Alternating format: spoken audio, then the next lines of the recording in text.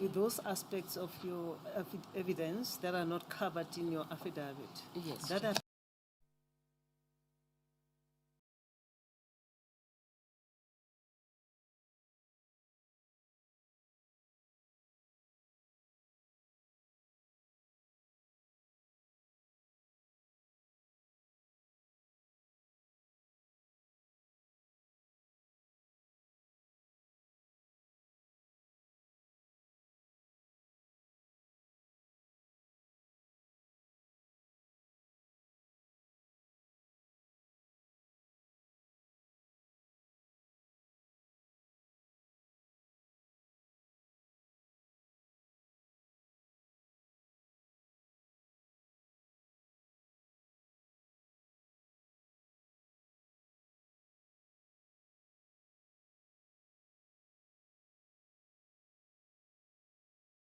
good morning, everyone.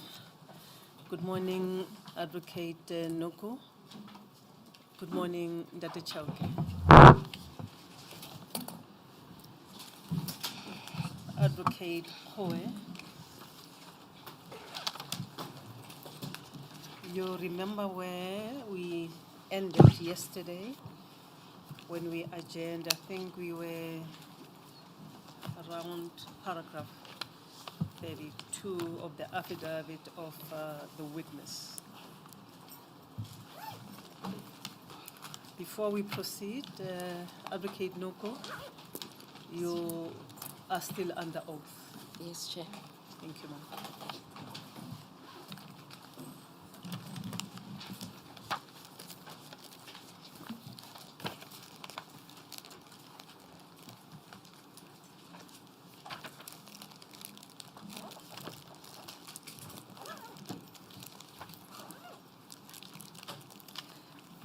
If my recollection is correct, we had just been dealing with MN3.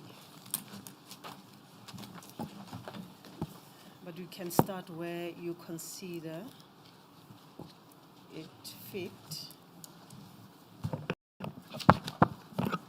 Reference to MN3 is at page 10, paragraph 32. You may begin, madam. Thank you, Chair. Advocate Noko, yesterday when we adjourned, you had just gone through paragraph 32, which is on page 10. We were dealing with annexure MN3, and the Chair had asked whether all the cases that you listed on page MN00005, MN3, were all relevant. And you had responded that not all of them were relevant. And for purposes of this inquiry, number 5 is Cato Manor. And in the document, if you go to page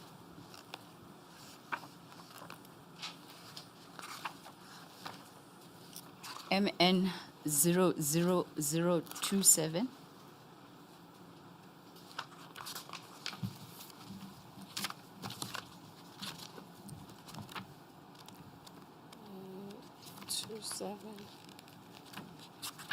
bold red. Oh yes, I have it.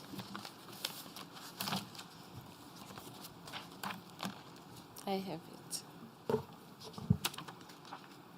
Can you read that into the record? Okay.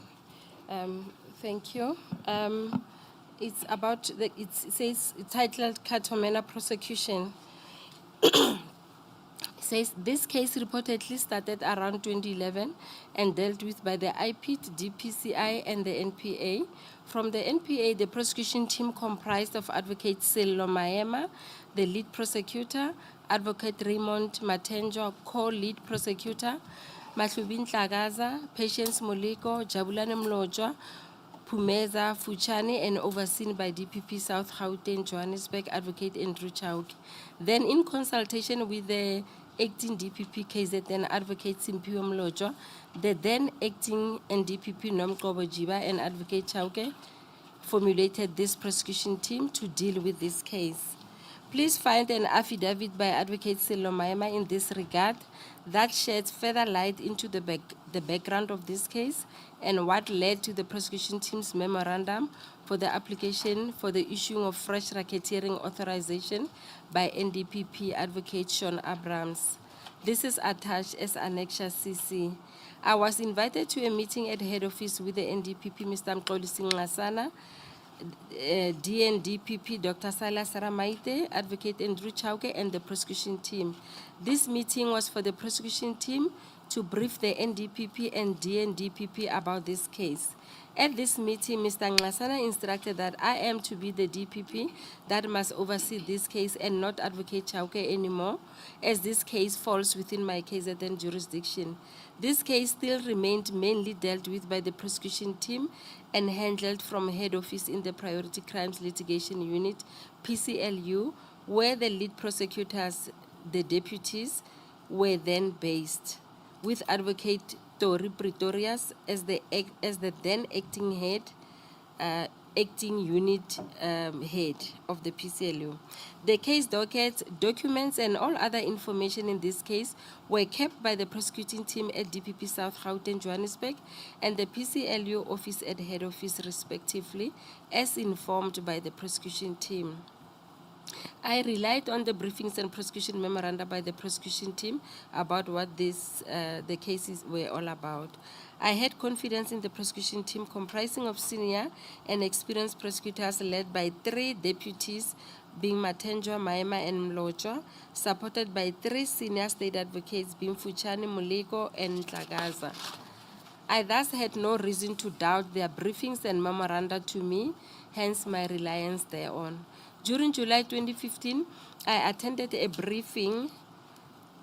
I'm sorry, Chair, to interrupt myself.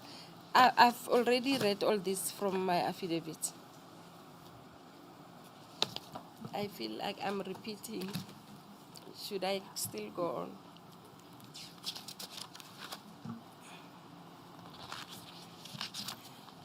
But maybe I would start with the cases, maybe. The reference to MN3 at paragraph 32 is covering part of what you are stating in your affidavit. Yes.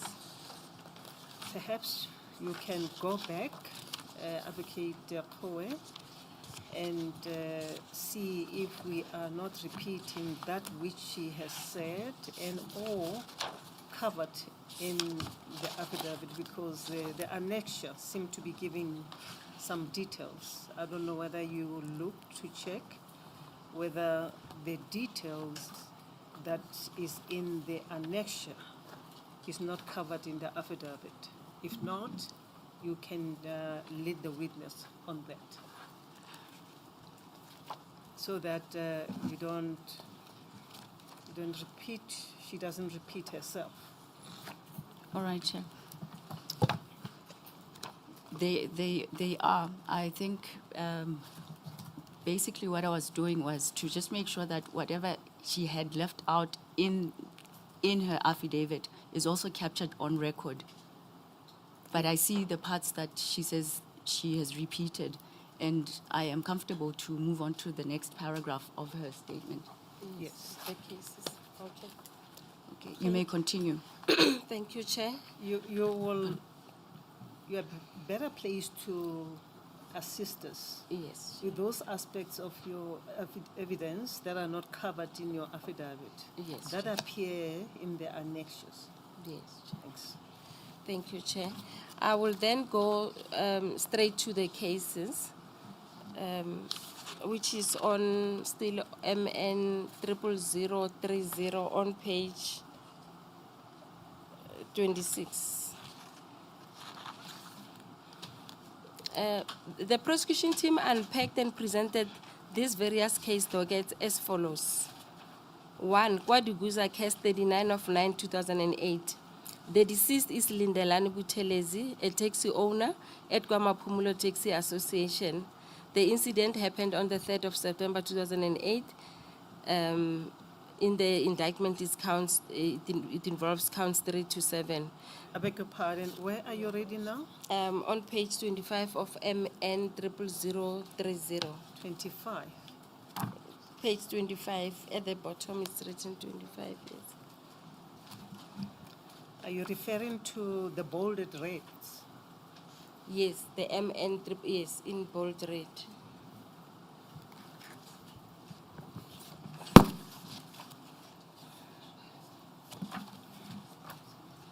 Can counsel assist us? Where is the witness reading? MN 00030. 30. Okay, Chair, can I help? I realize the report that was attached is dated 27 October 2020. As far as the cases are concerned, it's exactly the same as the 15 September 2020. So I can read from MN quadruple 05 then. I think that is what you have. No. The Sisi. counsel should lead you. I know that you are also an advocate, but allow her to lead you so that we know we are together. Yes, Chair. You are referring to the Cato Manor cases. Yes, Chair.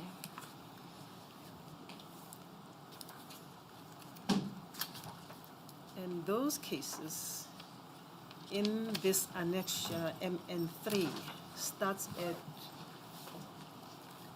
MN 000030. Am I correct? With the case of one Kwaduguza, case 39/09-2008 at that page. Yes, that is the one, Chair. That is the cases that we want to refer to. Yes, Chair. Do you have that, counsel? Yes. Perhaps we must stick to the document that we are all having here. That is the October document. Oh, yes. That is the one I have, Chair. Yes. Okay. Can I proceed? Yes, you can proceed Okay. with the cases. Okay. Number one, Kwaduguza, case 39/9/2008. In this case, the deceased is Lindelani Butelezi, a taxi owner at Kwamapumulo Taxi Association.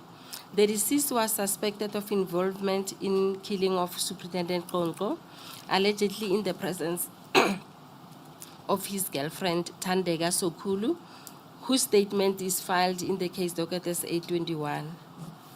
While asleep, accused 4, 8, 13, and 22 broke and opened the door, while accused 6 kept guard outside. The deceased lifted both his hands up. His girlfriend was placed in a separate room where she was assaulted with open hands and kicked with booted feet. And count 4 was opened for that assault. Accused had 7.65 millimeter firearm with serial number obliterated, and this firearm was placed next to the deceased to create an impression that the deceased was armed and or would have used the firearm to shoot and endanger their lives. That is just a summary of this case. Yes, I'm sorry to interrupt you, so that we recap and remember Yes, Chair. why we are here Yes, in Chair. respect of these cases. Yes, Chair. You were responding to the letter by Advocate Batoi. Yes, Chair. You said that letter was dated August 2020. Yes. Do you have a copy of that letter that requested you to report? I don't have it anymore. I don't have access to emails of the NPA anymore. And in this report, Yes. you were informing Advocate Batoi of these cases that involved the Cato Manor members. Yes, Chair. What appears from page MN 00030 Yes. up to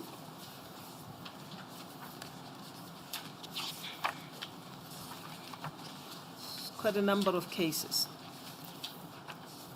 Yes.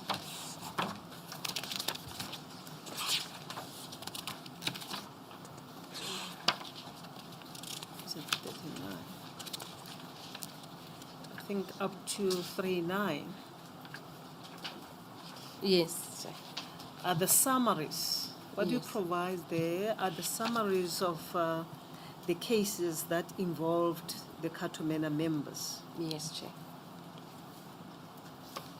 That is correct, Chair.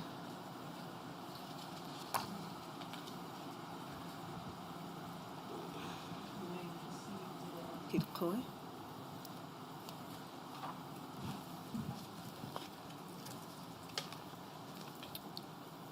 If I may, the second case is the one involving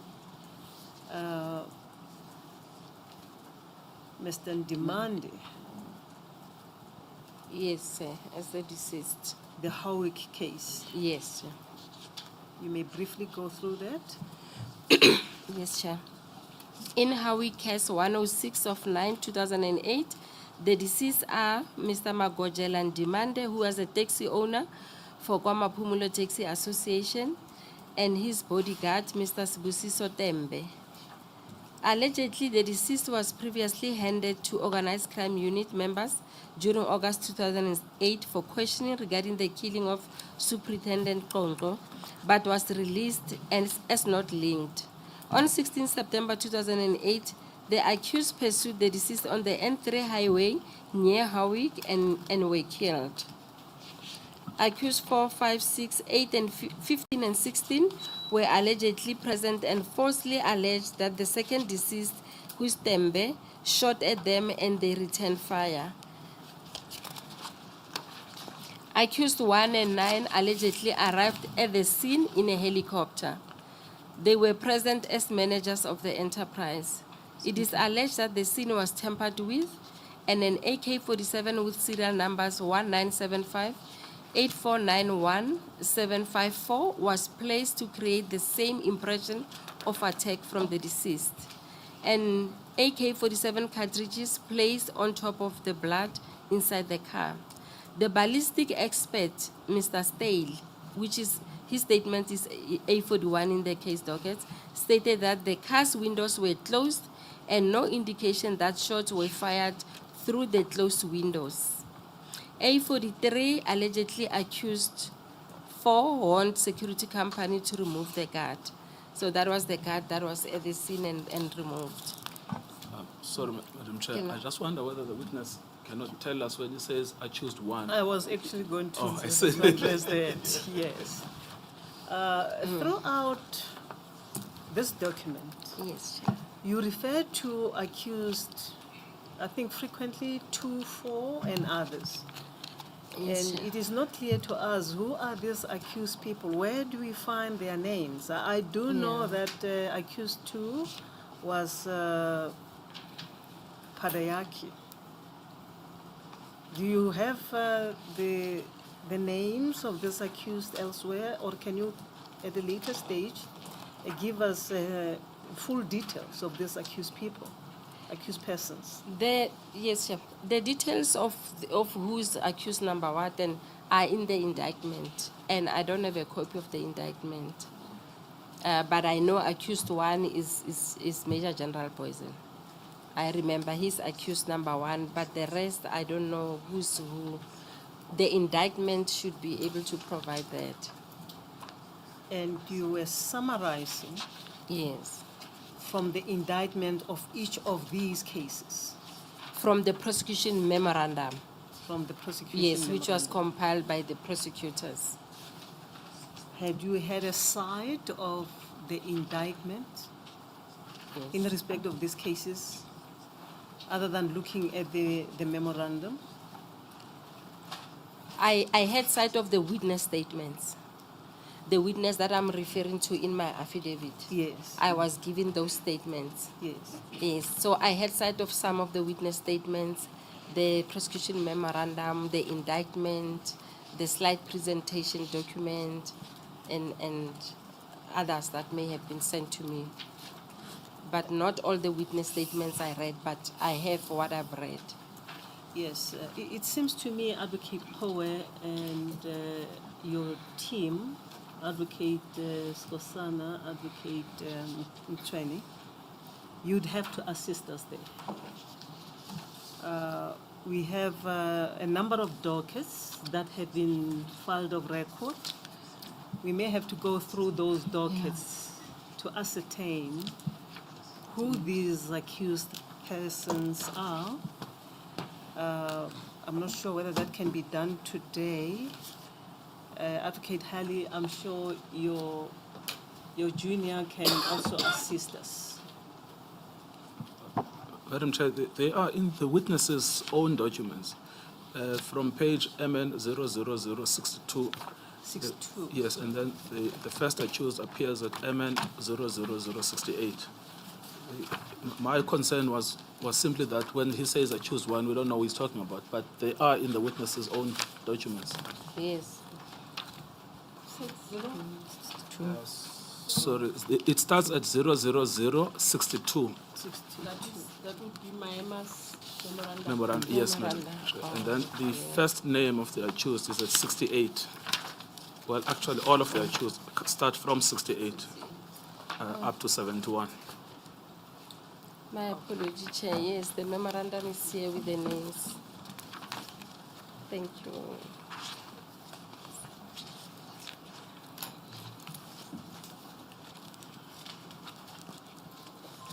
Oh, yes, this is helpful, Yes. Advocate Toby. Would you please, all of you, put your mobile phones on silence? Yes. Yes, indeed. Yes, it does. No, thank you very much. We will cross-refer, understanding that those accused that you are referring to are exactly the accused who appear Yes. from those pages, pages 68, as Advocate Nkabinde has assisted us. Yes. Yes. Yes, Chair. And my apology, yes, the memorandum is here with the names. Now I'm thinking only of the indictment. Whereas they are here, I apologize for that. Yes, thank you. Okay, so should I proceed to? Okay. And then number 3 is Mandini case 76 of 9/2008. The deceased are Mzameni Johannes Ntuli, Nkosinati Wilson Mtembu, they were both taxi owners at Komapumulo Taxi Association. And the incident happened on 18 September 2008 in respect of counts 13 to 18. It is alleged that under the pretext of intending to arrest the 2 deceased persons for killing Superintendent Nkonko, accused 3, who is Stoltz Adrian Jacobus Fick, and 4 and 13, who are Mr. Mostert Paul Johan, and 13 is Mr. Rubendran Naidu.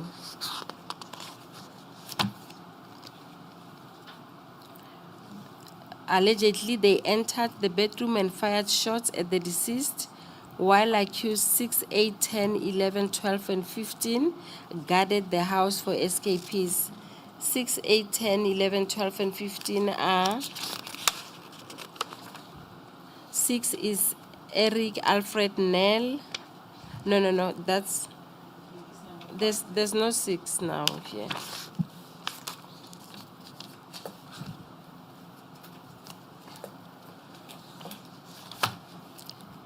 Don't know whether it's a typo or what. But then there's 8, 10, 11, 12. I don't know. 8 is Pumelela Makanya. 11 is Mdlalose Tata Ipi Enoch.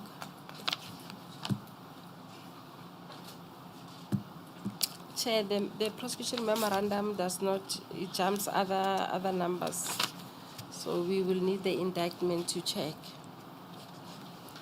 and verify the names I can also do that, verify and see whether I get all the names according to their numbers Yes, I and think provide them later. you can compile Yes. a list of those accused persons according to your understanding. Yes, Chair. And then provide it to the evidence leading team, Yes. because when you cross-refer like that, then you can at least have a list of those accused persons. Yes. And then compare them Yes, Chair. with the list that appears in the memorandum of Advocate Maema. Yes, Chair. Then if a need to correct, then you can correct from your list Yes. according to your testimony. Yes. Remembering that you speak under oath. Yes, Chair. Will that be helpful, Advocate Nkabinde? Yes, Madam Chair. I see also that 6, they're missing accused in the memorandum. Yes. So I Yes. think the witness is correct. Thank you. For instance, number 6 is not there. I will Let's do Chair. that Yes, Chair. later in the day. Yes, I will do that, Chair. Before we move on, if we go to paragraph 26 of your affidavit, in your quotation, we don't have accused number 6, number 12, 17 to 25. We don't have them in the quotation at paragraph 26 of your affidavit. That is page 8 of your affidavit. So when you listed, you said the state has evidence linking the entire members of the enterprise, including accused, and then you listed the numbers, but there is no 6, there is no 12, and 17 to 24. Oh. I will verify. However, now I think I remember some of the accused have passed away. They are deceased. And in the initial indictment, they had already been labeled like that. So even though some had moved out because of being deceased, the numbers allocated to the accused persons remained. I remember, but I will see how I verify this. Thank you. Yes, Chair. Can pause. My researcher tells me Yes, Chair. the bundle of Major General Boysons has a list of all the accused persons. Oh, And there we have number 6, that is Eva Neville deceased. He has passed away, yes. Yes. Yes. So when you prepare that list, you can Yes. do that list and speak to it later in the day. Yes, Chair. You will have this volume Yes, in Chair. respect of which the accused people are properly, Yes, Chair. and full details is given as regards those who are deceased. For instance, number 6, Yes. and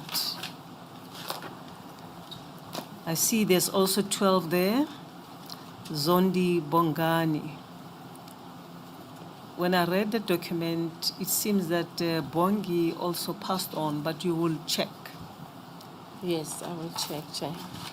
Maybe we should leave it there. You have the list, then you Yes. can speak to it later. Yes, I will do that, Chair. Okay. Should I proceed? Okay. And then the ballistic experts in that case, being Stale, who's 837, stated that deceased one was shot from the back whilst lying on the floor with exit wound on the carpet under the head. Deceased 2 was shot at 5 times while in a standing and lying positions. This negate any danger posed by the deceased. The case number 4, Mask has 325 of 10/2008. The deceased is Mduduzi Mkhize on 18 October 2008, and it relates to count 19. It is alleged that the deceased was arrested in Pietermaritzburg on a suspicion that he was involved in the killing of Superintendent Zetembe Tlonto and was then transported to Scottsbury for questioning. Allegedly, the deceased was willing to point out Nati Kumalo, and while en route to do so, whilst handcuffed at the back of a police sedan vehicle, the deceased was shot by accused 17 as he allegedly tried to grab a firearm of accused 18. The prosecution team viewed this as improbable. Case number 5, Durban Central Case 185 of 2009. The deceased is Bongani Mkhize, who was the chairman of the KwaMaphumulo Taxi Association, and it allegedly happened on the 3rd of February 2009, and this pertains to counts 20 to 24. It is alleged that after the killings of Lindelani Buthelezi, Chair, am I allowed to keep on elaborating as I read, or must I just read? I wanted to elaborate something here. I may. Okay, Chair. Yes. Yes, Chair. Okay. Okay. First of all, Mr. Bongani Mkhize, who was the chairman of the KwaMaphumulo Taxi Association, the deceased in this case, allegedly had made a high court application through his lawyers, Mr. Nkosinathi Shozi, after the killing of some of the members of the KwaMaphumulo Taxi Association. Allegedly, he made an application to the High Court for an interdict to interdict the police from endangering his life or killing him, because he had heard that he was next in line. Statements of witnesses that I've summarized and also attached here will also talk to the planning of the killing of Mr. Bongani. So apparently it leaked out to him somehow, and then he made a High Court interdict to say the police must not kill him, and if they need him for any questioning or even arresting him, they must inform his lawyers. And the police responded through Major General Boysen in his affidavit to this High Court interdict application, saying, yes, we will go through the lawyers, we will not endanger his life, things will be done properly as per the interdict. However, he was killed without the police having done that. So this is just one of the incidents. So Lindelani Buthelezi is one of those that the witnesses are saying their murders were planned, but that will be clear from their statements as we go to the witness statements. I just wanted to elaborate that. So it is alleged that after the killings of Lindelani Buthelezi, Magojela Timson Demande, Mzameni Johannes Ntuli, Nkosinathi Wilson Tembu, and Mduduzi Mkhize, who were all members of the KwaMaphumulo Taxi Association, the deceased approached the High Court on 14 November 2008 and successfully obtained an interdict against the police not to kill him, averring that he was the next in line to be killed. The attorney of the deceased made an undertaking to hand over the deceased if sought by the police. Nevertheless, allegedly, the accused, being accused 2, 3, 14, 19, and 20 on 3 February 2009, waylaid the deceased, thus contravening the court interdict. There was no warrant of arrest for the deceased. The deceased was shot in a rain of bullets while driving along Umgeni Road in Durban. Allegedly, a firearm with obliterated serial numbers was placed on the floor of the front passenger seat of the Lexus car that the deceased was driving to create the same impression of attack or danger. None of the cartridges found on the scene matched the firearm found inside the deceased vehicle. It is further alleged that the deceased's 2 cell phones were stolen. Those relate to count 24. Case number 6, Pinetown Case 668 of 5, 2009. The deceased is Sibongiseni Ndimande, who was a member of the KwaMaphumulo Taxi Association and allegedly took place on the 23rd of May, 2009. It relates to counts 25 to 30. Allegedly, accused 2, 3, 16 forcefully entered the deceased house while accused 9 and 13 guarded outside for escapees.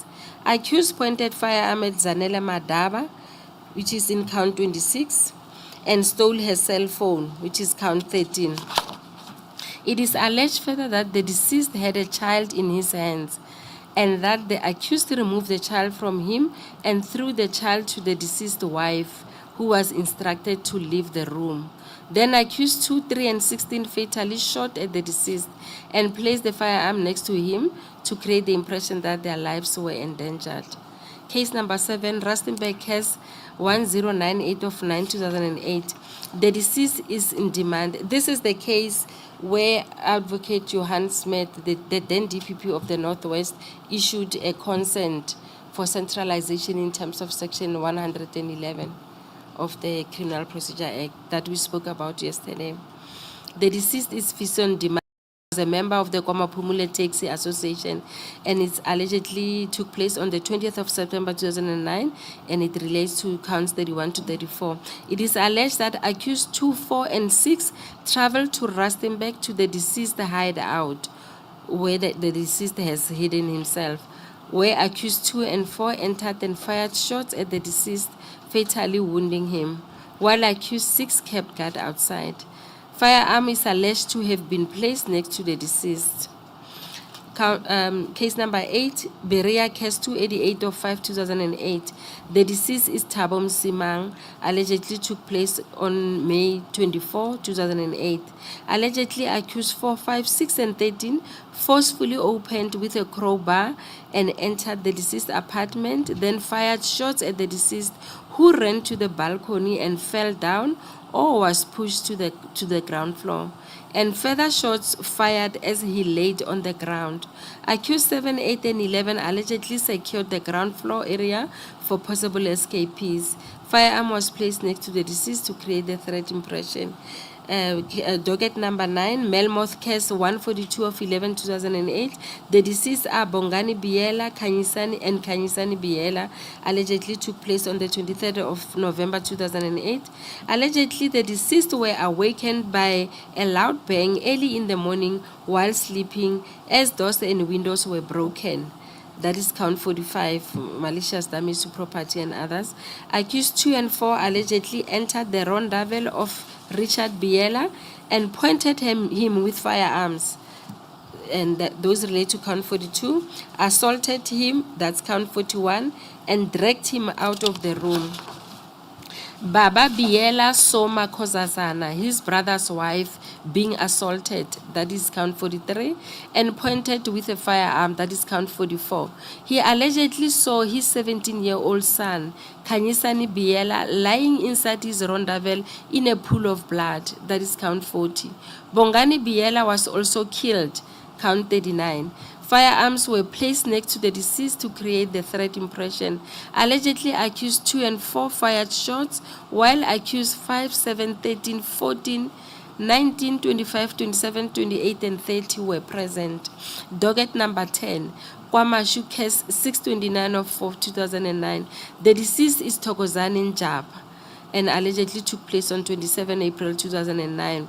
It is alleged that in the early morning of 27 April 2009, accused 2, 4, 5, and 6 forcefully entered the deceased premises at G section KwaMashu and fatally shot at the deceased in his bedroom.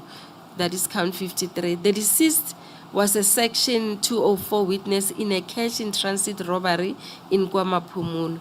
It is further alleged that the accused stole cash and cell phone of the deceased and his wife, those constitute count 57, and placed a firearm next to the deceased to create a threat impression. The deceased wife and son are eyewitnesses. The ballistic expert stated that the deceased sat on the bed facing the dressing table and the shooties was in a standing position to the left of the deceased, which dispels the notion that the accused were under attack. Docket number 11, Phoenix case 377 of 8 2009. The deceased is Lindo Gutlen Zuza, allegedly took place on the 10th of August 2009. It is alleged that the deceased was accosted by accused 4, 13 and 15 as he was driving along the M25 in Phoenix, who drove parallel his car and fired shots at him. Further, that the deceased car stalled, the accused alighted and fired further shots at the deceased as he lay defenseless. Then the accused placed a firearm next to the deceased to create a threat impression. Captain Mangena, whose statement is 822 in the docket, finding that the deceased was shot 4 times. It is alleged further that the deceased was first shot in the cheek, he became unconscious and fell back on the seat, then other wounds were inflicted whilst the deceased was lying backwards with his head on the headrest. That is according to the ballistic report. Docket number 12. Sorry.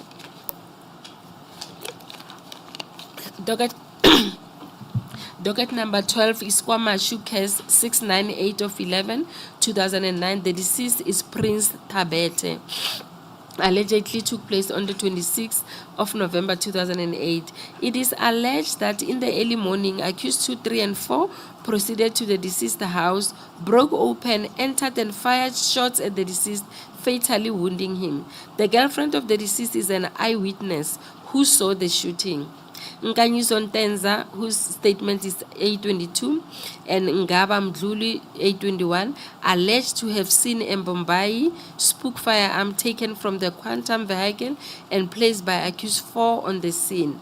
The accused placed the firearm next to the deceased to create a threat impression. This firearm, the revolver, was defective. That was according to the ballistic expert. Ballistic expert Staley, who's 826, found multiple gunshots and that the deceased was lying on the bed when he was shot.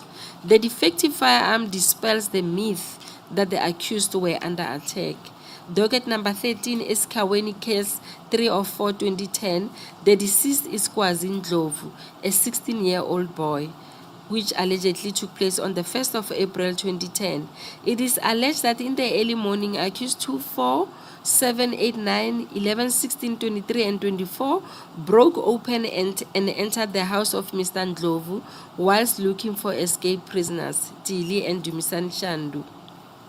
It is further alleged that the accused 2 fired shots with R5 rifle at the 16-year-old boy as he was asleep on the couch in front of a switched-on TV set. The deceased posed no danger at all to the accused. Ballistic expert Captain Mangena, who is 831, found that the 3 bullet wounds, the blood stain pattern, and bullet holes all confirmed that the deceased was shot at while in a lying position on the sofa. Firearm was planted to create the impression that the deceased was a threat to the accused. Docket 14, Becky Temba, case 44 of 5, 2010. The deceased are Musa Ngobo, Xolisane Ngobo, and Simpiwe Shozi. Allegedly happened on the 10th of May 2012. Allegedly in the early morning at J section in Begitemba, accused 6, 7, and 13 asked for the whereabouts of deceased 3. They kicked and broke open the door of the room where the deceased was sleeping. Deceased 3 was looked for in connection with the killing of Captain Reddy. Eyewitness is Sibongiseni Ngobo, whose statement is A6 in the docket. Docket number 15, Durban North case 67 of 7, 2011. It's 3 of them. Durban North case 69 of 7, 2011. Durban North case 71 of 7, 2011. It has 3 deceased people, Jabulani Bengu, Dumsani Mgobozi, and Boyiswe Mbonambi, which allegedly happened on the 4th of July 2011. It is alleged that the deceased number 1 was spotted driving around Durban North. Accused 4 fired shots at the deceased whilst he was outside the vehicle. Ballistic expert Staley, A43, found multiple gunshots. Deceased 1 was lying or bending when he was shot at whilst outside the vehicle.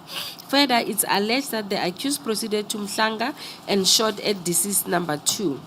Eyewitnesses are Tsepiso Mbonambi, who's A4, and Wandile Mbonambi, who's A6, who allegedly saw deceased 2 raising his hands asking Ngenzeni, which means, what did I do?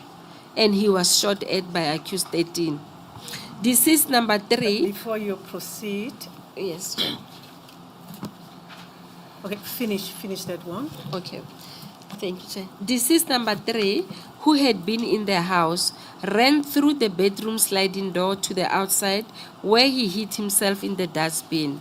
The eyewitnesses saw the deceased jumping into the dustbin and alerted the accused. She witnessed the accused, shooting the deceased a number of times through the dustbin. Firearms were allegedly planted at these 3 scenes to create the threat impression. Ballistic expert Stale, whose statement is A57 in the docket, said that in respect of deceased number 2, 2 gunshots, there were 2 gunshots. Deceased 2 head must have been on the floor or close to the floor when shot. Deceased 2 was falling or lying on his back when shot. Blood spatter on skating showed that the firearm was not there at the time of firing, confirming the subsequent planting of the firearm. And then number 2, in respect of deceased number 3, 4 indirect gunshots entered the dustbin, irregular entry. Yes, Chair. Yes, but when you look at the case of Isikaweni, CAS 3-4 2010, in respect of deceased KwaZulu, Yes, Chair. what were the alleged offenses that had been committed by KwaZulu? Do you know? According to what I found from the prosecution memorandum was that they were looking for somebody who had escaped from prison. Tili, Dumisani, something like that.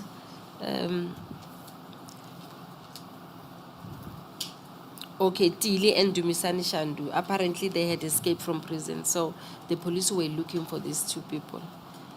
And they erroneously, from the look of things, entered the house of Mr. Ndlovu and found Kwazi on the lounge. Yes. Is it safe to say Kwazi was mistaken as one of those people or escapees? I don't think so, Chair, because according to the facts, KwaZulu Ndlovu was sleeping. So even if it was an issue of mistaken identity, why start by firing shots? So I don't know. If it was indeed a mistaken identity, why fire shots at somebody who's sleeping? And then the firearm is found there at the scene, and it shows the deceased did not fire any shots at them, and it shows the deceased was shot at while lying, sleeping on the sofa. It shows the deceased, whoever he is, was not posing any danger to the deceased, to the accused, for them to have returned fire. So mistaken identity or not, according to me, I don't think the killing was justified. But the point that I'm making is they were looking for those 2 escapees. Yes. And they entered Mr. Ndlovu's house. Yes. They shot at this young boy who was lying on the sofa. Yes. Could they have mistaken Kwazi to have been one of those people? We don't know whether at that time they formed the view, but because they were looking for the escapees. Yes, so sir. why would then, if they are looking for the escapees, would they just shoot at the young boy? Exactly. Why would they shoot at the young boy, Chair? That is what we are saying. Even if it was the people whom they're looking for, Tili and Dumisani, they were not under those circumstances still allowed to shoot and kill at them because they were not yes, under that's any attack. I beg your pardon, that's a different matter. Oh, I'm just trying to understand why, if they were looking for somebody who would have committed an offense of escaping, yes. would they enter this specific house and then shoot this young boy? You remember in all the cases, almost Yes. all of them, Yes. the deceased people were alleged to have done something. For instance, in respect of a number of them, including Mr. Mkize, the allegation is that they shot at Superintendent Konko. Chonto Yes.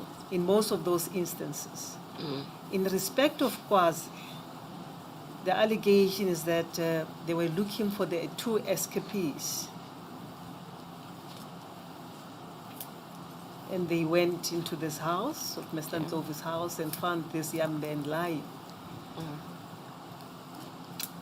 Could they have mistaken him to be one of those people? Under the circumstances, I don't think so. Why couldn't they verify that? I don't know, really. They may say so, Yes. but yeah. In your view, it could have just been a rampant killing or shooting. Yes, based on the history of all these cases. And with regards to the killing of Superintendent Konko, the witnesses are saying something else about who really killed him. We will hear from their statements. Yes. In respect of case 15, the Durban North case, you're referring to at page MN 00036, Yes, Chair. those deceased people, Yes, Chair. what were the allegations against them? I don't see any such allegations made against these people. There were not allegations like highlighted in each of the cases. Some were apprehended for, we don't know. For example, the witnesses, the eyewitnesses who were there, said they saw one of the deceased two raising his hands and asking, "Ngenzeni, what did I do?" Well, he may have said that anyway, but then there's nothing that is being said to mean these are the reasons why we were seeking these people or arresting them. So it's not in all cases where it's indicated that this person was sought for this reason. Although most of them is in respect of the killing of Superintendent Zetembe Konko, but the witnesses are saying allegedly the Cato Manor group knew exactly who killed Zetembe Konko, but that was used as a reason to apprehend people like that, to say you killed Konko, you killed Konko. That is what the witnesses are saying. Could these deceased persons, Bengu, Ngobozi, and Bonani, Yes, also have been part of those people who were killed during the rampant shooting? From the facts, yes, it appears so, because there's no reason indicated to say they were sought in connection with this crime. Yes, thank you. You may proceed. Yes, thank you, Chair. Docket number 16, Esikaweni case 50 of 9/2011. The deceased is Qinisani Gwala. Allegedly happened on the 4th of September 2011. Allegedly, accused 4, 8, 11, 25, and 26 went to the community hall looking for Pilani Ba Ndlovu. Despite mistaken identity and witnesses who confirmed that the deceased was not Ba, the accused handcuffed him and took him to the residence handcuffed. Accused 8, 25, and 26 alleged that they entered the room to search, uncuffed the deceased, and the latter went ahead of them and took a gun from the bed.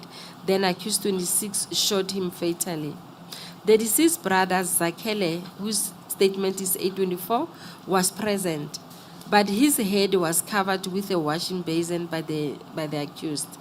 Ballistic expert Captain Mangena, 826, found one gunshot wound on top of the head, which meant the shooter was standing in front of the deceased, who was in a seated position when shot at.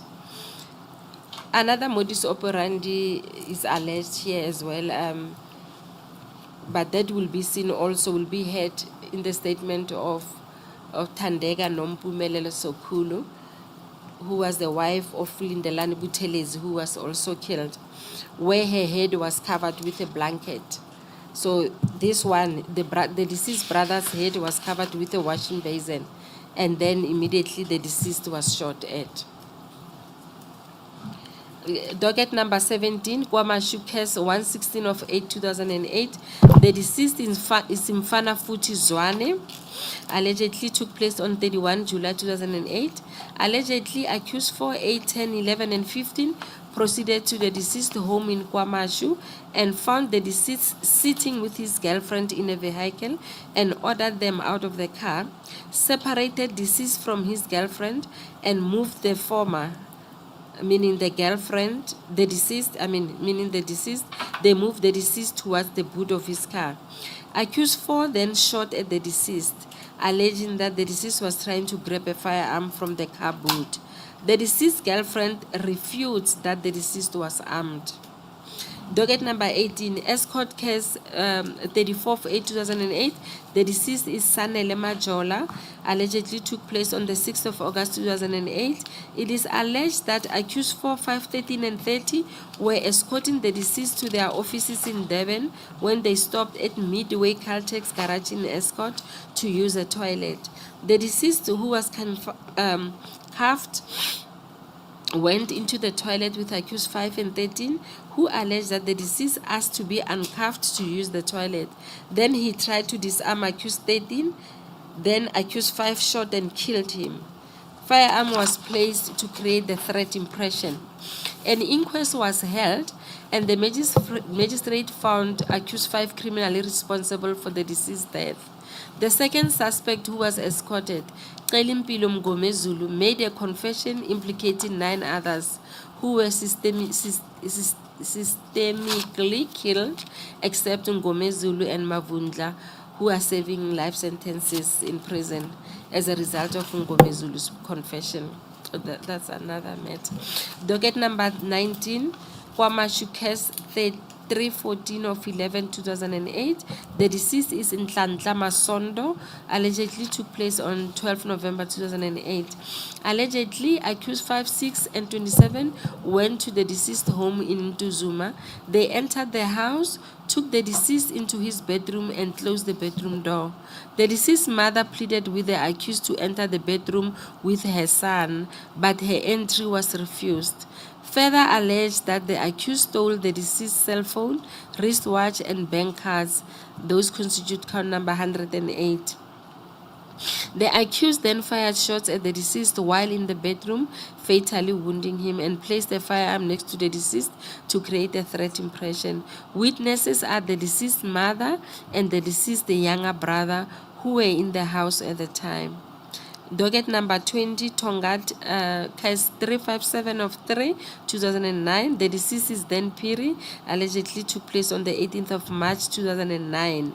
It is alleged that accused 5, 15, and 25 spotted the deceased motor vehicle and cornered it along Nuremberg Road in Tongat.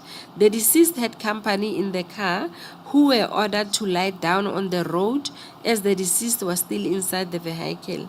Accused 5 then allegedly shot and killed the deceased whilst the latter was inside the motor vehicle, then placed the firearm next to the body of the deceased to create the threat impression. Witnesses are Mavundla and Skumbuzo Zikali, who were later killed by the Cato Manor unit.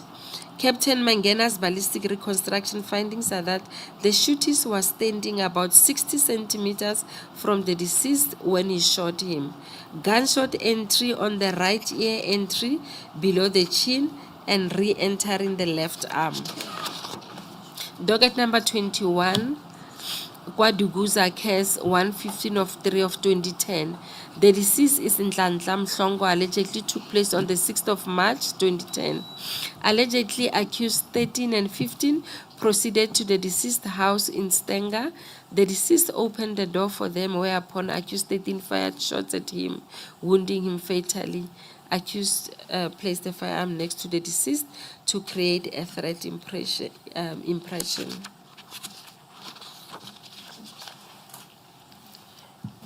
If you may pause there. These summaries, the summary in your memo dated 15 September 2020, Yes, Chair. which you directed or sent to Advocate Batoi in response to her letter, Yes. are almost the same as the summaries which you provided in your memo directed to all your colleagues dated October 2020. Yes. Save with regard to few of those summaries, most of them are detailed. Yes, Chair. Some of the September summaries are quite brief. Do you agree? Yes, yes, Chair. I'm expanding more in the October 2021. Yes. But they do set out sufficient details. And do correct me if I'm wrong, Yes. which informs Advocate Batoi of what this Cato Manor team is alleged to have done. Yes, Chair. Actually, as far as the Cato Manor and all the other cases are concerned, the details are the same. The October 2020 doesn't have more details in respect, for example, the Cato Manor case than the 15 September one to Advocate Batohi. The only further details that are there in the 27 October 2020 report is with regards to other matters that I was just venting on. But with regards to the Cato Manor one, it's exactly as it appears. Yes, that's the point I'm making. Yes. Which then means as at September 2020, Advocate Batoi was aware of the relevant contents of the dockets in respect of the Cato Manor cases. Yes, she was, and I also attached annexures. It was not only my report, yes. Witness statements as well. I asked you this question because Advocate Batoi testified before this inquiry that she never read the dockets. Yes, Chair. Nonetheless, if she was made aware of the contents of those dockets in summarized form, as far back as September 2020, she would have been in a position to form a view whether a prima facie case existed, in respect of which the Cato Manor members could have been prosecuted. Definitely, Chair, and she could have verified from the dockets. My report was clear as it is now, yes.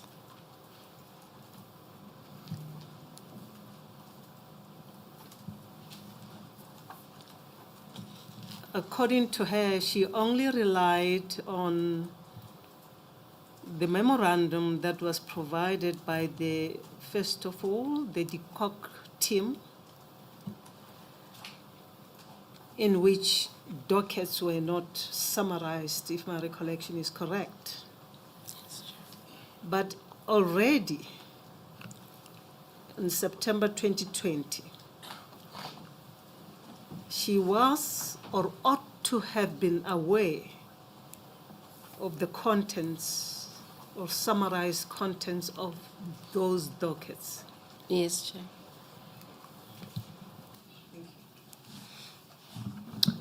May I through you, Chair?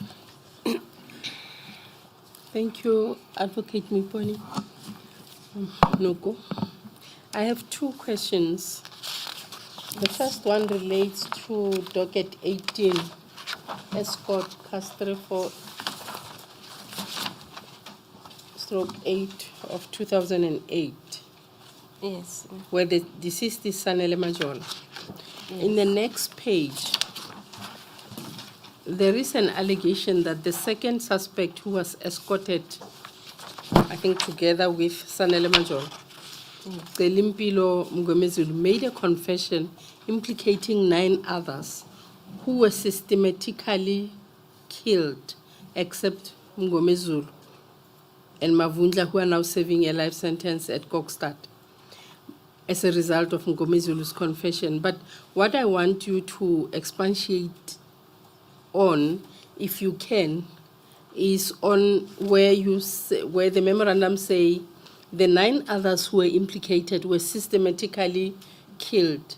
Do you have information on who killed him or what happened? Was it the Cato Manor? I am not sure. The prosecutors will have more information on that, really. It seems so, but I cannot assume, really. I'm not sure who killed them. Meaning that the death of these 9 people were never investigated? Yes, because I think so, yes, because none of them are mentioned in any way in the case. Like it was a separate thing. I'm not sure about that. But as it is put here, we can assume that they did not die naturally. They were killed. As it appears as they were systematically killed. It's alleged like that. Okay, thank you. Then let's go to docket 20, Tongat, Yes. CAS 356 Yes. /3 of 2009. Yes. You also say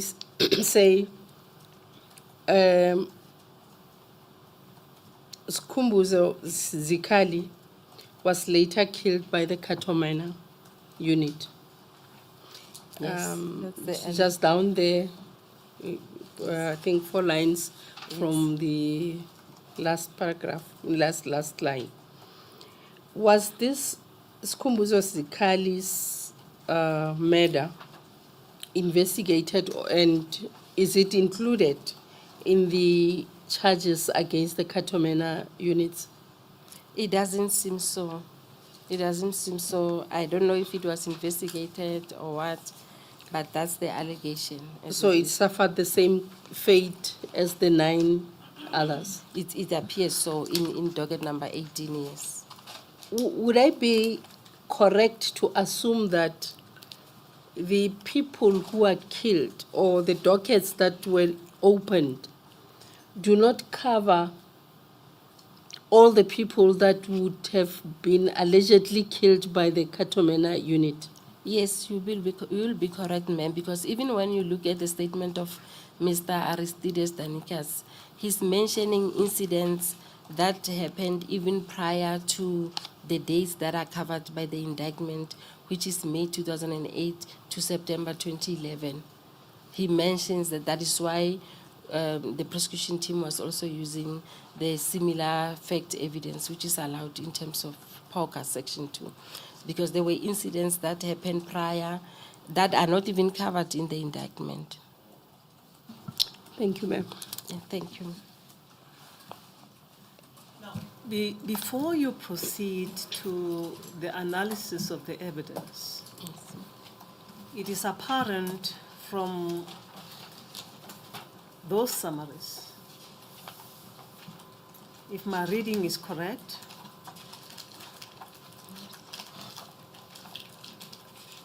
Major General Boyson is not directly implicated.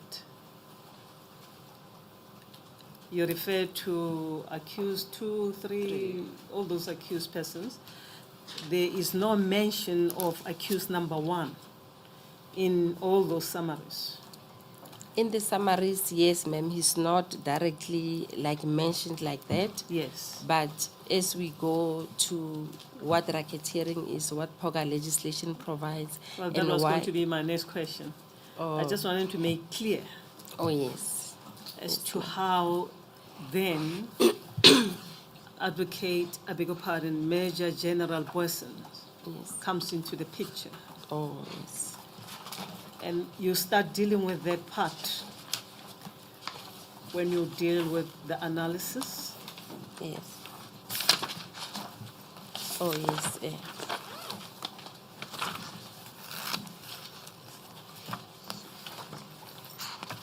The Chair, I think I've analyzed the statements better in my affidavit. Should I read them from my affidavit than from the report? Yes, you are testifying. You can guide us what is best in the circumstances. Yes, I will do that. Take up those paragraphs. Okay. If we have questions, we will ask you because we have Yes. also read those memorandums. Oh, yes, Chair. Okay. Thank you, Chair. It's on page 10 of my affidavit from paragraph 34. I'm saying there, some of these statements were of Mr. Okay, maybe can I start on paragraph 33 so that it gives context? Paragraph 33 is, apart from the prosecution memorandum and other documents, I was also provided with statements of some of the witnesses as per a memorandum from Advocate K.R. Matenjwa, a deputy DPP who was a member of the prosecution team in the Cato Manor case. The memorandum signed by the lead prosecutor, Advocate Sello Maema, is attached here to and marked as annexure MN4. In paragraph 34, That will be your MN 00062, which you will include as one of the exhibits. But for now, it is marked MN4.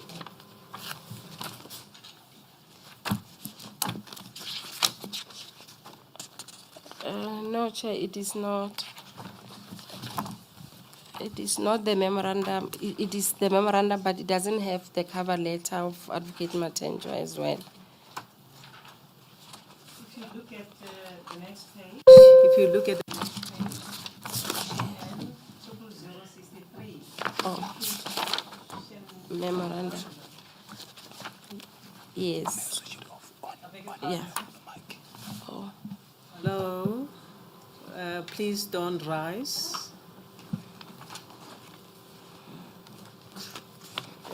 What are you telling the witness? The mic was off. Yes, the people who are standing there, you are an officer. They said when they rise. You are an officer. Yes. So just sit there, don't go closer to the witness, because the witness is under oath. You can't say anything to the witness. The people who are sitting over there, if we are making mistakes, do come down, or any one of the lawyers will assist, but don't rise. Yes, thank you. I was referring to 000. Yes. I was referring to 00063. Yes. Yes, Chair. And that is the memorandum of Advocate Maema. If you look at 00113, MN 00113. Yes. Even if it is not, it doesn't have the covering letter, it is clear to us that that's a prosecution memorandum under the signature of Advocate Maema. Oh, yes, Chair. Yes. Yes, Chair. Okay. Okay. Then paragraph 34. Some of these witnesses. May I just come Oh. in? I thought the chair was still busy. Yes. Yeah. we have been told by Advocate Batohi that prosecutors, when they assess the evidence before them in order to decide whether to prosecute or whether to continue with prosecution or whether to stop prosecution, they look at the quality of evidence before them. And she spoke about, or she indicated that sufficient evidence is required for one to decide to proceed to prosecution.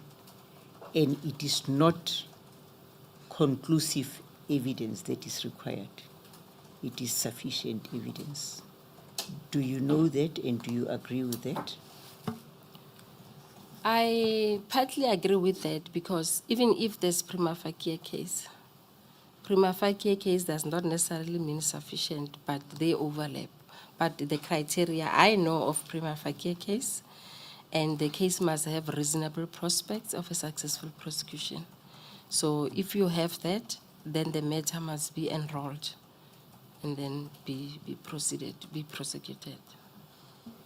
Right. Looking at these Cato Manor cases, you say you are the prosecutor that signed a recommendation that was made to the NDPP that racketeering charges should be preferred against the particular police officers. Yes. It is you. Yes.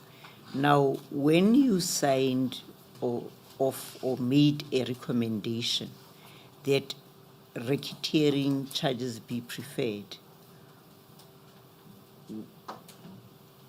what was your understanding of the evidence? Or rather, let me put it this way. Were you satisfied that there is sufficient evidence on which one can charge or not?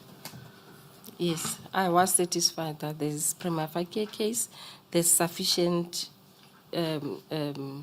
evidence that was provided, because I had sight of the witness statements, I had sight of the prosecutor's memorandum. They briefed me even verbally. I had sight of their slide presentations. They were explaining to me that this is the case. I read the statements that I had sent by Advocate Matenjwa, and this memorandum, I was satisfied. I still am. Now, based on your recommendation and maybe other information presented, then Advocate Sean Abrams then signed the certificates in 2016. Yes, February 2016. February 2016. Yes, he also satisfied himself the same way. Right. And then you continued to occupy the position of the director, KwaZulu Natal, Yes. until Advocate Batohi became the National Director of Public Prosecutions. In 2019, yes, February, I think she came in, but I left to be the DPP for Northwest I left in May, acted there, but permanently appointed in July 2019. Okay. According to your knowledge about these dockets, between the time when the certificates authorizing charging the police officers with racketeering and the time that Advocate Batohi took or got appointed to the position of the NDPP, yes. Do you know as to whether there are any further developments that took place that could have brought about the need to revise or to review the decision to issue the racketeering certificates? My understanding was that Advocate Batohi revised and ended up withdrawing this case based on the concerns in the media that was there about the case, General Boysen complaining that he's been targeted and all of that. I'm not aware of anything, or perhaps they send her representations.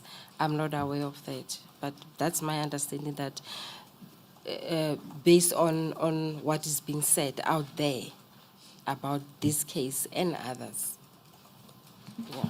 Now, at the time when you were requested to furnish more information to the NDPP, that request that you responded to on the 15th day of September. Yes. And the focus of my question is just the Cato Manor cases. The rest don't be concerned about them. Yes.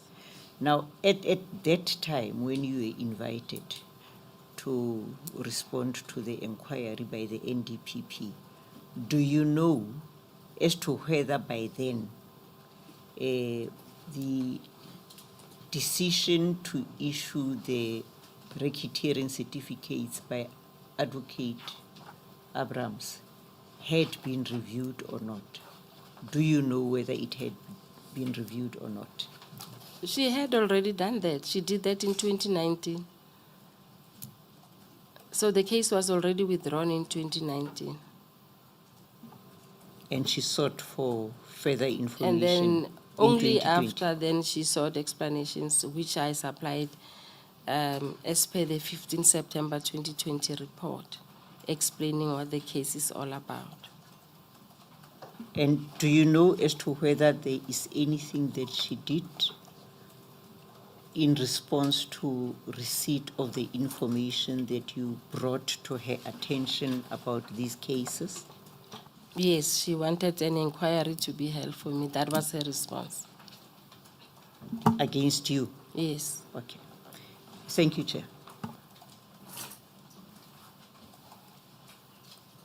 Yes, I think when we interrupted you, you were then, in addition to the summaries in relation to the dockets, you referred to the further statement that bolsters the evidence provided for in the dockets. Yes, Chair. And you start in your affidavit with the summary of the statement of Mr. Danikas. Yes, yes, Chair. I think it is at page 11 of your affidavit. Yes, Chair. Oh, I can read it.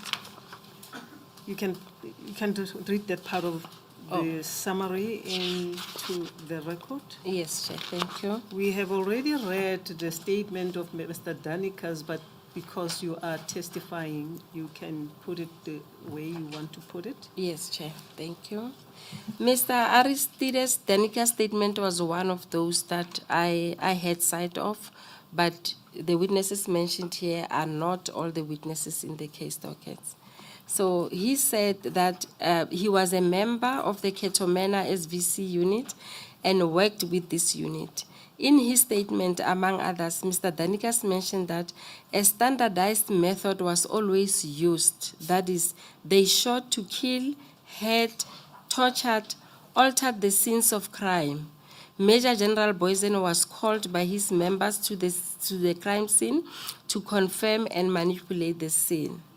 He further stated that, I'm quoting him, I was present in some of the cases I mentioned earlier when I was accompanying Major General Boysen to the crime scene, and I think there's some grammar error here, but I didn't want to change it because I was quoting, and ordered Major General Boysen in front of me to his members to collect all the spent police rifle cartridge casings and hand them over to the responsible officer investigating the case. This usually happened after Major General Boysen had arrived at the scene of crime. Mr. Danikas further mentioned that in one of the incidents that he went to in Malvern with Major General Boysen and Adele Sonekas, who was a police officer and secretary at the Provincial Organized Crime Unit. They found several members of the Cato Manor unit at the scene, and 2 African men were in the garage of a house. One of them was shot and killed in the car, and the other was injured and still alive, but was in great pain and bleeding heavily. Mr. Danikas mentioned that Major General Boysen said to him that they would call the ambulance and the Independent Complaints Directorate only if the second suspect died. So everyone waited around the second suspect to succumb to his wounds. Then the suspect died after a few minutes. He mentioned that he had requested Major General Boysen 3 times before the suspect died to call the an ambulance. His statement is attached here to and marked as Annexure MN5. The second witness statement that I also read is of Mr. Begingo Simtiani Dlondlo. He was a taxi owner and chairman.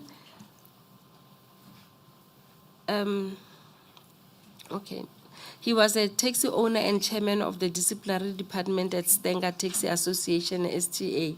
He stated that he knew every secret and would always have secret meetings with other members of the association, even sensitive meetings to discuss the person who must be killed. He mentioned Inkosi Zondi, who was a police officer working for the Cato Manor unit, and to whom information about the Mapumulo Taxi Association, MTA, having killed Mr. Noko was taken. Then Inkosi Zondi arranged with his unit Cato Manor and also Boysen, his commander. Then members of MTA were assassinated, the first being Lindelani Buthelezi, killed by the Cato Manor unit. He stated that he was present when a lot of money was arranged to pay the Cato Manor for the job well done. People who became next to be killed by Cato Manor unit were Kopolo Tantuli and Natim Tembu, killed in Mandeni in a house. Him and 4 others, being Mr. Kanyile Ngobo, Sanele and Bongizwe, took out a lot of cash and tasked Sanele and Bongizwe to go pay the Cato Manor for the job well done, which payment he had took place at the Tonga Toll Plaza. He mentioned that the person who was killed next by the police was Mdum Kize, and money was paid to those police officers. He said that the 4th incident was the killing of Mr. Ndimande by the Cato Manor unit in the Hawik area.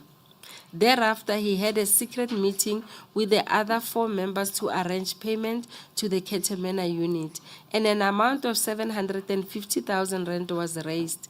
This money was given to Sanele and Bongizwe to go pay Cato Manor, and the former, being Sanele, would tell them that the money was going to be given to the boss, referring to Mr. Boysens. He further stated that the last person to be killed from the MTA by the Cato Manor was Mr. Bongani Mkhize, who was the chairman of the MTA, and they raised about 1 million rand and gave Sanele and Bongizwe to pay Cato Manor. He said that Sanele told them that that money would be paid to Boysen, big boss of Cato Manor unit. His statement is attached here too and marked as Annexure MN6. The third witness statement was of Mr. Bongani Mandla Mkhize. He stated that he was employed by a company that was providing security service to the members of STA. He was always assigned to be a bodyguard of Mr. Bongizwe Mhlongo, a PRO at STA, and whom he was close to.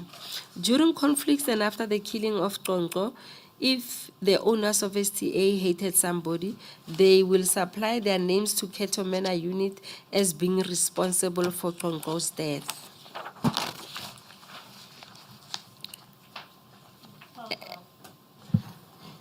Paragraph 35.8 refers to annexure and N6. Whose statement is that? Paragraph 35. 35.8? It's a statement of the previous witness, which is Mr. Begingo Simtiani Dlondlo. Yes, thank you. Yes, thank you, Chair.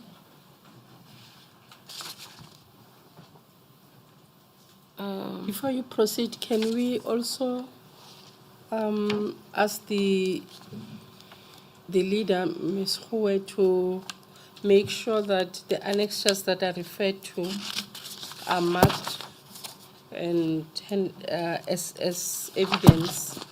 You have already referred to a number of annexures up to annexure MN6.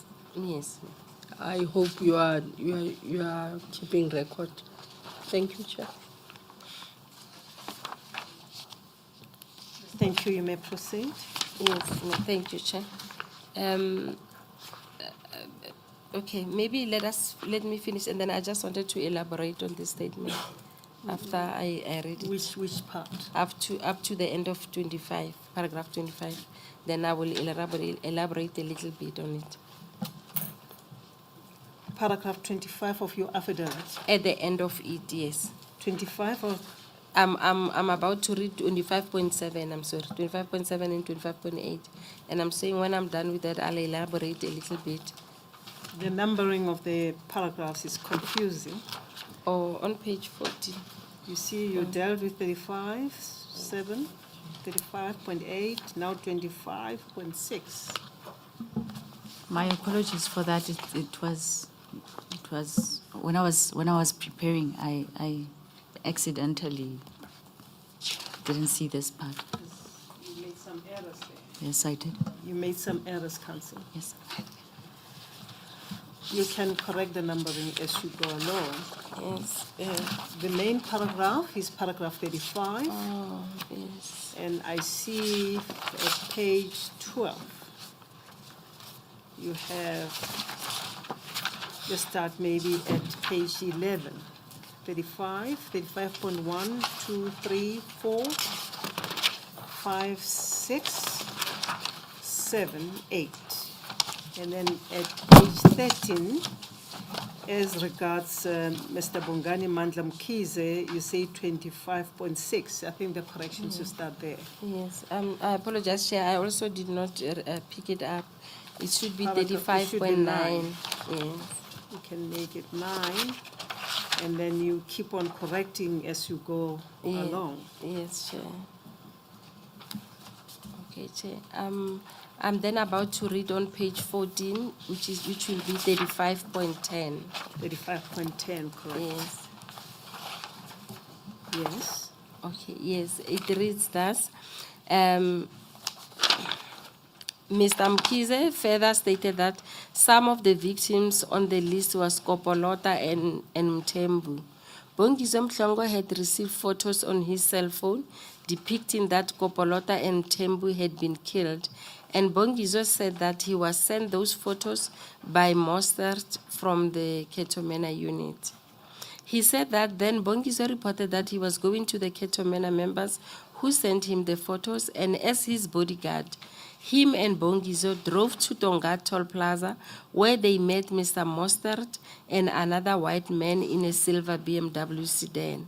There, Bongizo took out a transparent plastic bag with a lot of money in banknotes from his car's boot and got into Mr. Mostert's car. Later, he came out of Mr. Mostert's car without that plastic of money. His statement is attached here too and marked as annexure MN7. That paragraph will be 35.11. Yes, Chair. Yes.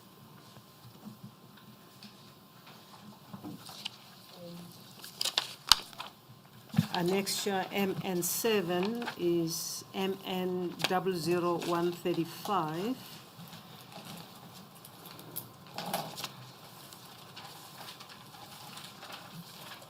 Which I suppose will be properly marked MN7. It is not marked Advocate Kowe. And you will later then provide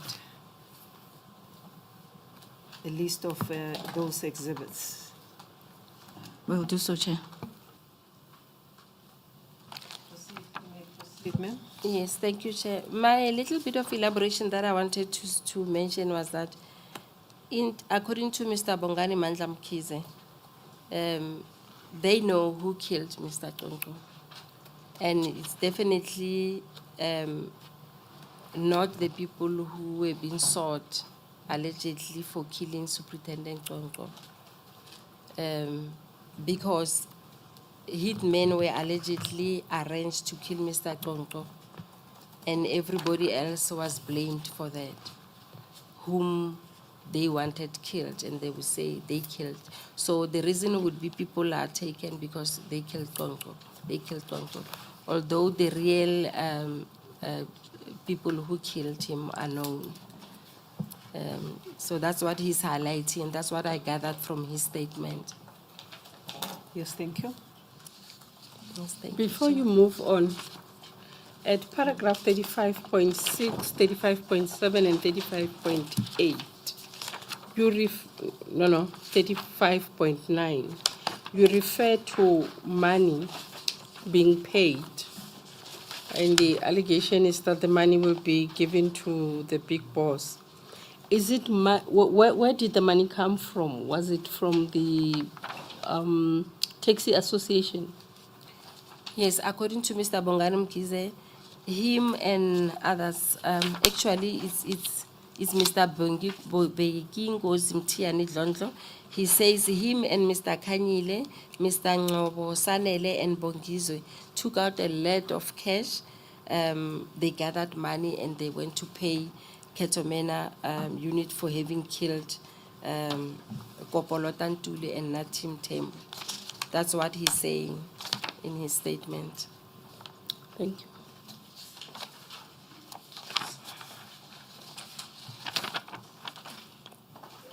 Please just give me a second.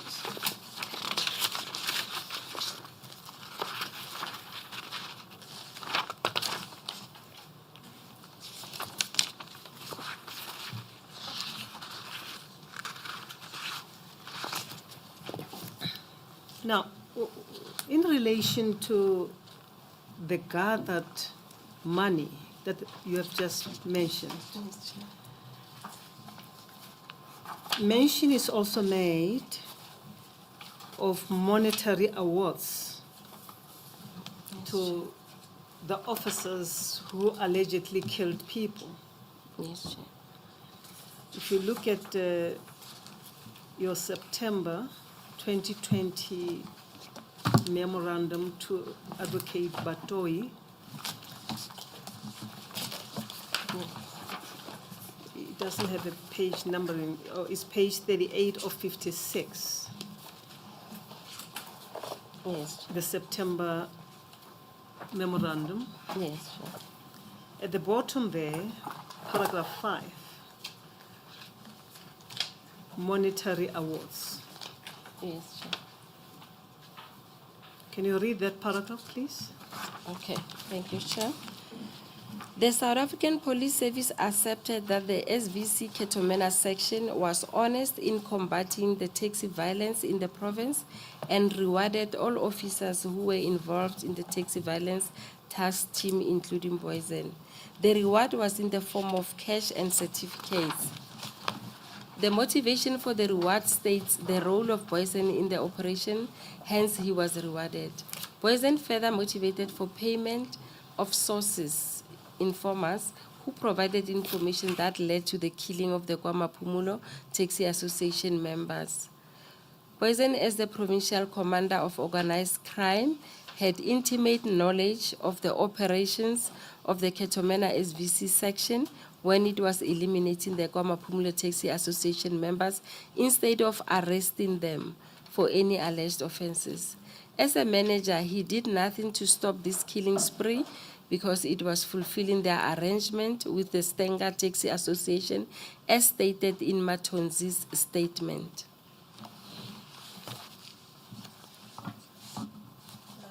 Advocate Kowe and your team, perhaps you can assist here. In our records, the document that we read last year, the records are voluminous, but there is an annexure that shows that members of the Cato Manor unit were paid a certain amount of money. If my recollection is correct, it was 10,000 rand per head Would you remember where in the records would we find that? You can look into that so that I can ask the witness about it. If not, we can pack it and deal with it later, after my researcher has picked the page.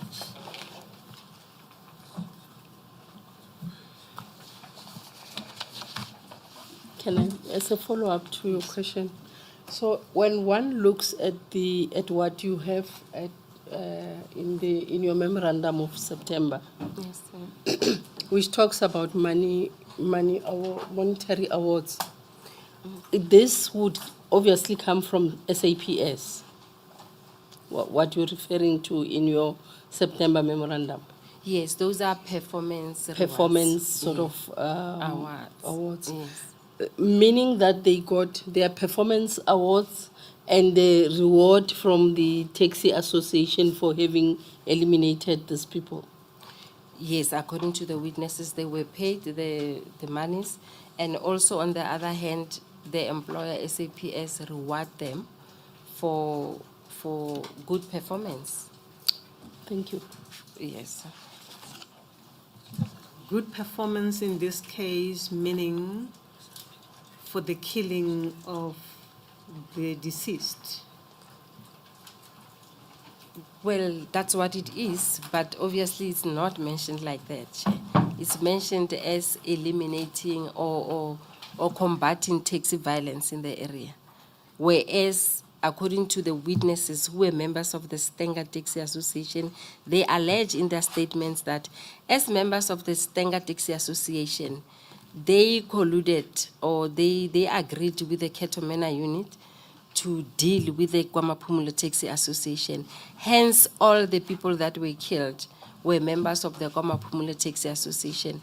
However, to the employer, it appears to have been portrayed as having quelled taxi violence in the province. Hence, the employer rewarded them for that. Thank you. Just give me a second.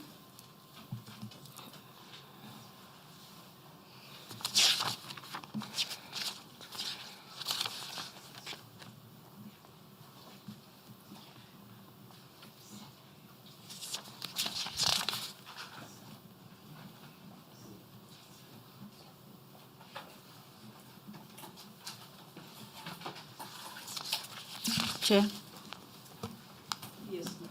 I'm told it's on page SB 1A. SB. 1A at SB 1A 082.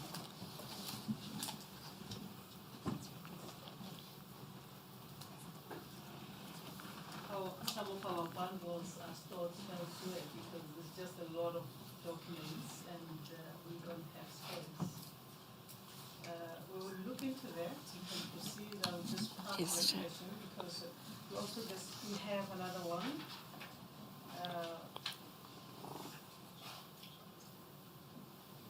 I beg your pardon. Thank you. Yes, our bundles are kept elsewhere because we don't have a space here. They will bring those documents. We have the Boyson's bundle 1 of 11. In that bundle, there are pages B00014 to B00015, 16 and 16. Those 3 pages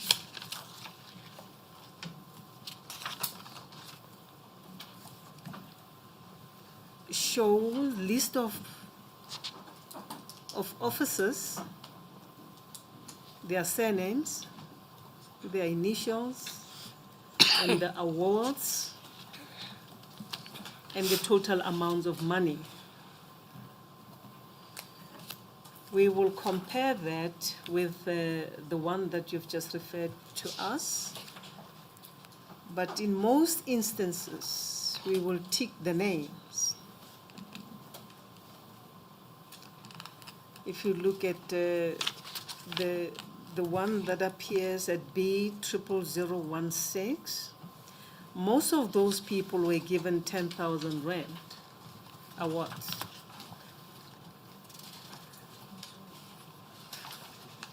And they are officers.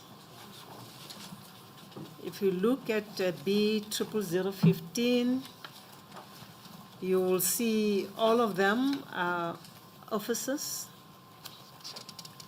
Some were given 10,000 rand awards, in fact, most of them, and others, few of them, 15,000 rand. On the first page of that award list, B00014, the first one there is Major General Boyson, then Brigadier, JW, 10,000 rand. Warrant Officer Padayachi, nothing. And the list follows. But most of them were given higher amounts.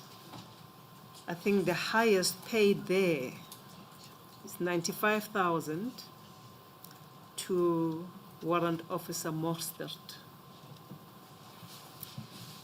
What I want to ascertain regarding these monetary awards that you are referring to is whether the money that was collected, the 750,000 and the million rand, is the money that was used to pay these awards, which I've referred to in these 3 pages. If you know, if you don't, we will understand. Yes, Chair. No, my understanding from the reading of the witness statements was that the 750,000 for the murder of Kopolotan Tule and somebody else, and the 1 million rand for the murder of Mr. Bongani Elfas Mkize, who was the chairman of the Stenga Taxi Association, those are separate.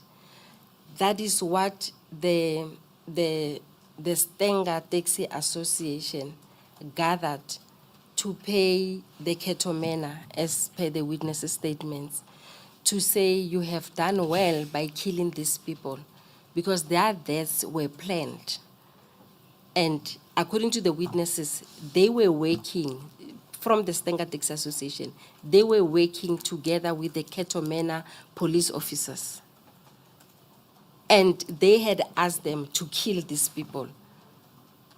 After killing them, they paid them to say thank you. That is why one of the witnesses here, I don't know whether it's Bongizo Mkize, he says he was even sent photos.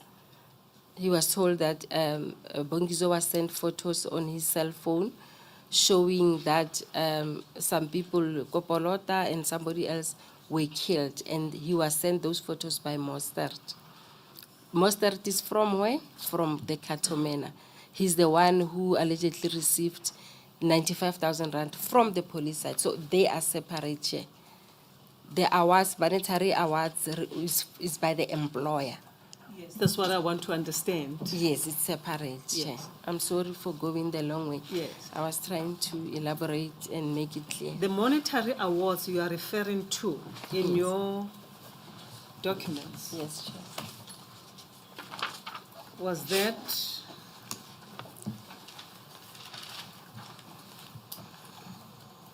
awards in respect of the killing of those people, the 10,000 rand each per head, or separate from the employer awards? The 10,000 and other amounts from the employer, SAPS, was the awards to the employees, the Cato Manor unit members, for having quelled, combated taxi violence in the province, because that's how they presented to the employer, to say they have dealt with taxi violence in the province.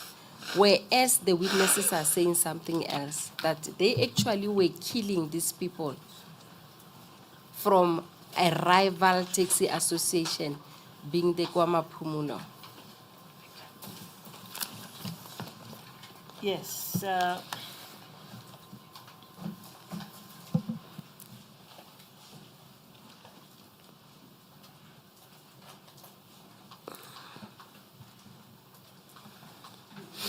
We have a file here containing the statement and attachments to the statement. Yes. The statement of Advocate Batoi. Okay. Now, one of the annexures in the statement, to the statement,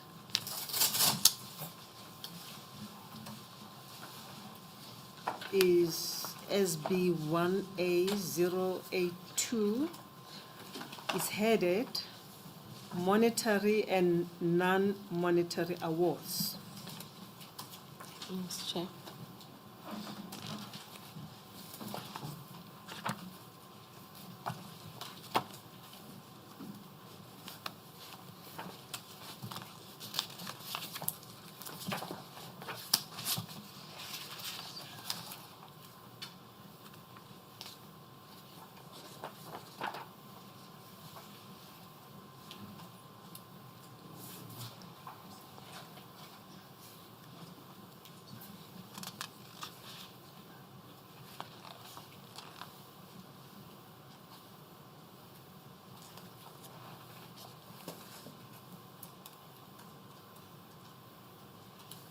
Yes.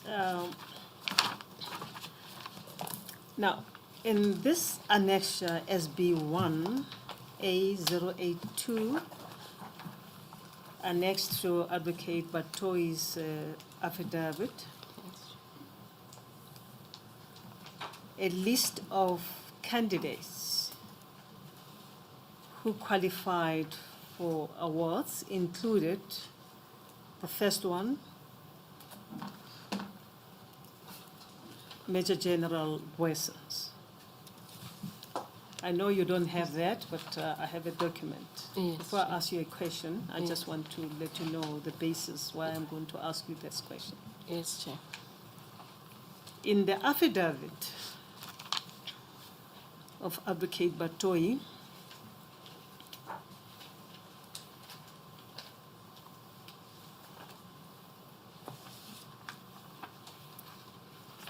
she refers to the affidavit of Advocate Jiba.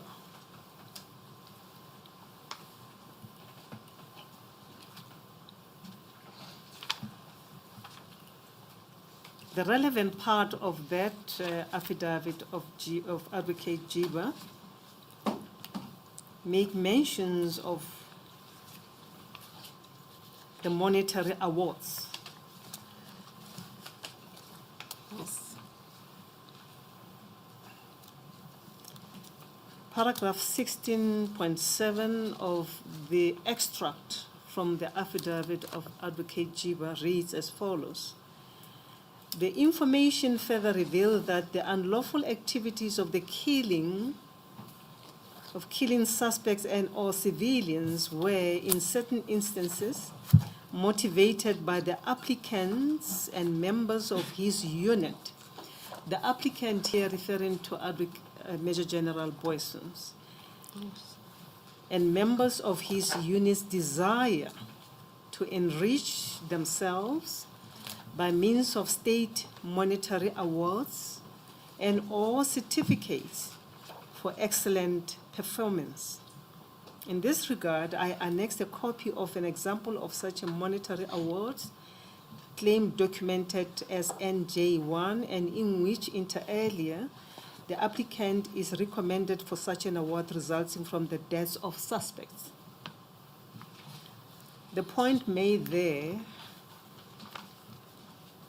refers to that SB1A 082, where Major General Boissons and others are listed as candidates who received the awards. Yes. Now, these awards, in relation to this paragraph, are not the employer's awards that we read in those 3 pages earlier in the Boissons document. This, if my understanding is correct, are the awards for the killing of those people. Is my understanding correct? Or if you know, if you don't know? Yeah, I don't know, Chair. I ask this question because there seem to have been two separate awards. One by the employer for having subdued the criminality Yes. in KZN in those areas. The second part of the award, as I understand the statement Yes. by Advocate Jiba, referred to by Advocate Batoi, which they call trophies, in respect of the monetary payment for killing the suspects or the civilians. Okay, Chair. What I understand is the payments from the Stanger Taxi Association rewarding or paying the Cato Manor unit as per the witnesses for having killed certain people whose deaths were planned and the names given to Cato Manor to kill under the pretext that they had killed Superintendent Zetembe Tongo. That's the 750,000, the 1 million rand. I don't know if there's any more, but from the statements, it's only those two. And the second monetary rewards or payments was from the employer under the pretext that they have quelled taxi violence in the province of KwaZulu-Natal. Then they gave them monetary and non-monetary awards, the 10,000, the whatever, different amounts, and the certificates for excellent performance. That's how I understand. And I have seen the copies of those monetary awards and the certificates. I've seen them. Those were provided to me as well. I just don't have them now anymore as I don't have access to those documents. And those, the monetary awards for killing the suspect. Thank you. I beg your pardon. The monetary awards for killing the suspects would be in relation to the few listed people, not the long list of the employer, the 3-page document, because here, the monetary and non-monetary awards, which would have included a certificate, were in respect of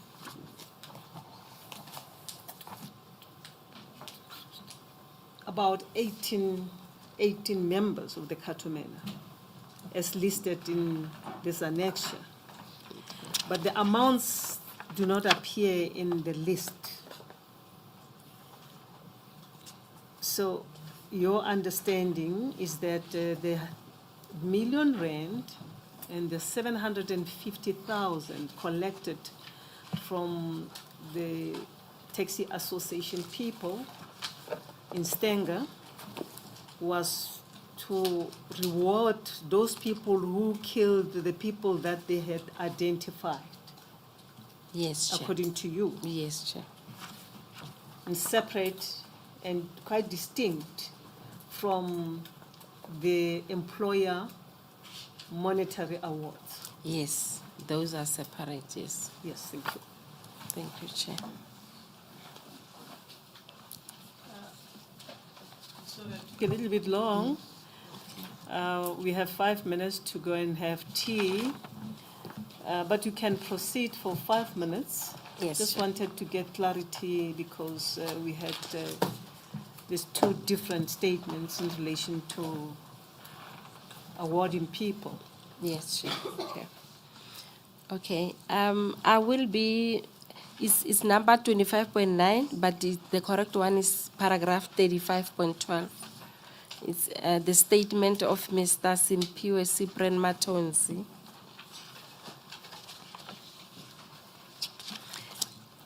It's on page 14 still. He stated that he was a bodyguard of the vice chairman of the STA. Vice chairman of the Stanger Taxi Association was Mr. Bongizwe Alphas Mkhize, whose death was allegedly planned. As per this witness, as per Mr. Mutiani, Mr. Bongani Elfas Mkize's death was planned by the Stenga Taxi Association, and after he was killed, he alleges that they paid the Cato Manor 1 million rand for his death. So here, Mr. Matonzi was the bodyguard of the vice chairman. Oh no, the vice chairman is a separate one. This is Mr. I'm sorry, I'm confusing the record now. Mr. Bongani Elfas Mkize was the chairman of the KwaZulu Taxi Association. It's a different one here. I apologize for that.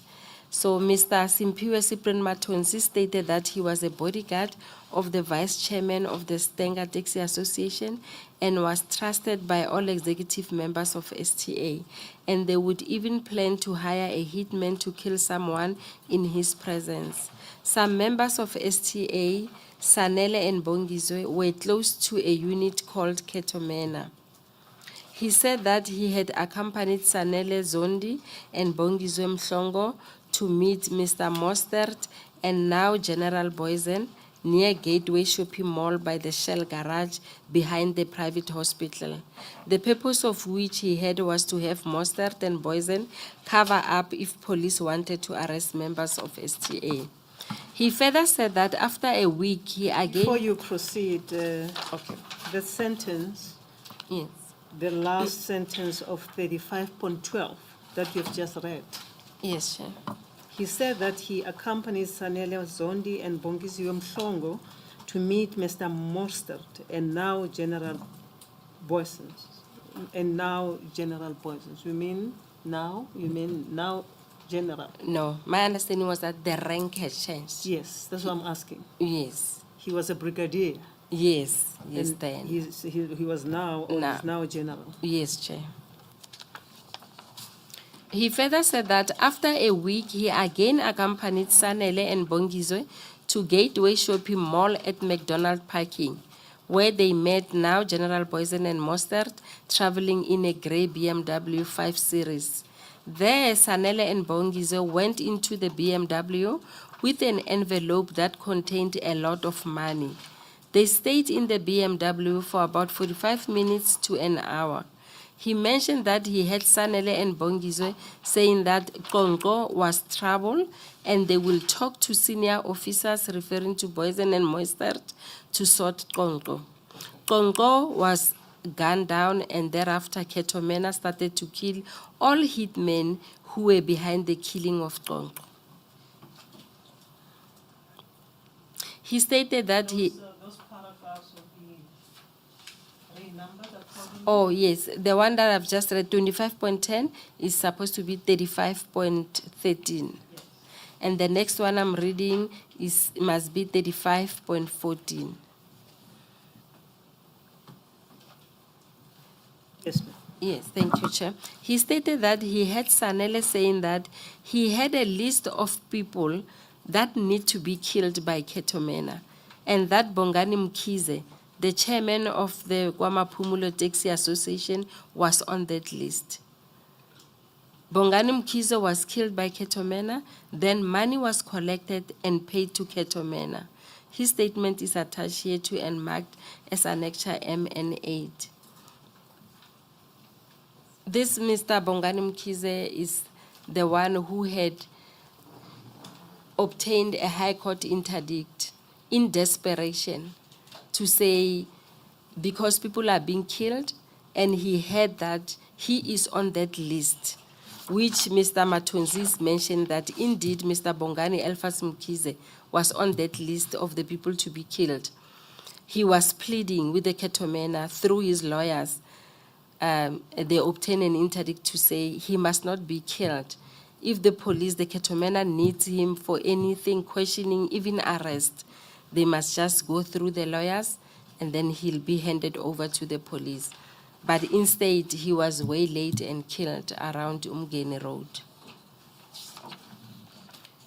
And General Boysen had deposed of an affidavit wherein he stated that Mr. Bongani Mkhize must not worry about anything, and if they seek him for any reason, they will contact his lawyers, meaning that they will comply with what the High Court interdict mentioned, that whenever they need him, they must go through his lawyers. His lawyer statement is there as well, Mr. Nkosinati Hopewell Shozi of Hlapani Attorneys. He's the one who launched the interdict.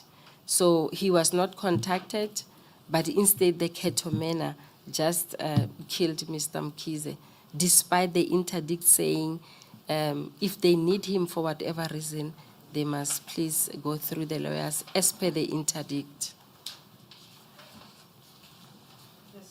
The statement of the attorney, Mr. Shozi, is it attached to your affidavit or referred to in your memorandum of September 2020?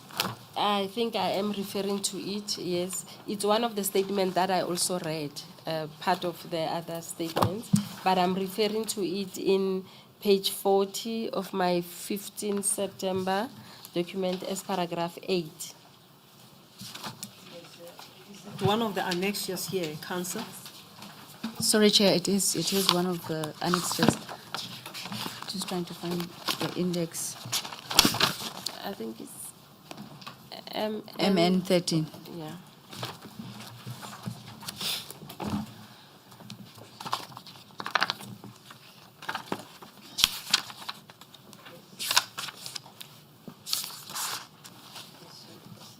Okay, thank you, You Chair. may proceed. Thank you, Chair. Paragraph, I beg your pardon. Where are you now?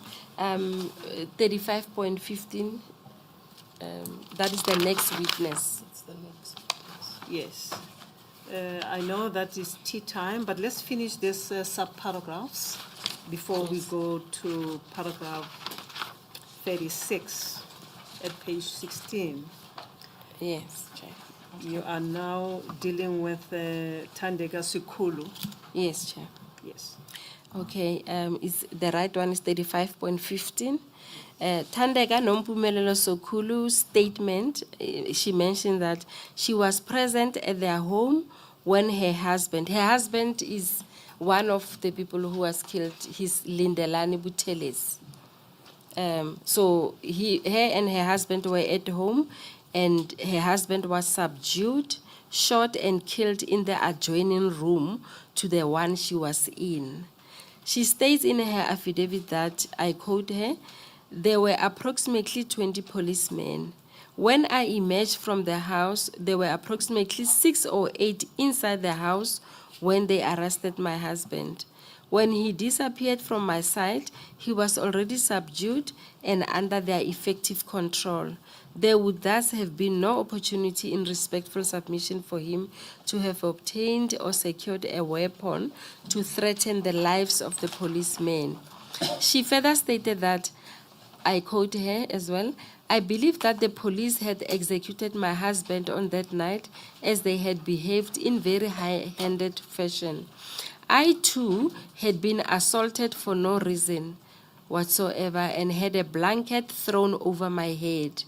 I verily believe that this was done by the police in order to make double sure that I did not witness the unlawful actions. There is no other explanation why a blanket would be put over my head immediately prior to the sound of a gunshot and it being removed immediately thereafter.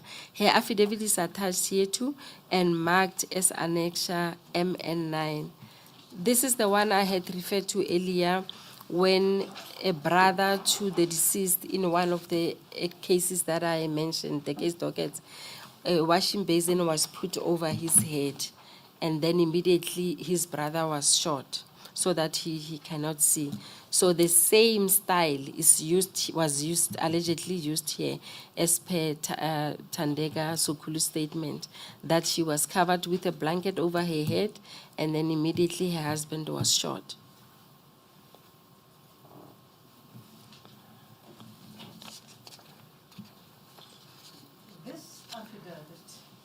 Yes, Chair. This affidavit of Mesikulu Yes, Chair. is actually a replying affidavit in the High Court proceedings in respect of the matter of Mr. Mkhize. Yes. It I is. think it is that application where he sought an interdict. Yes, it is, Chair. But my understanding is that there's another statement, the initial statement that she made to the police after the killing of her husband. Please wait a and- minute. Oh. Let me finish because sorry, you're Chair. confusing me now. I'm sorry, Chair. The reply affidavit of Ms. Tendega Sikulu, annexure 9, MN9, Yes. is at page MN 00171. Yes, Chair.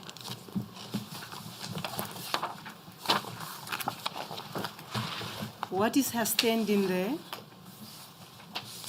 She's deposing to this affidavit in her capacity as who?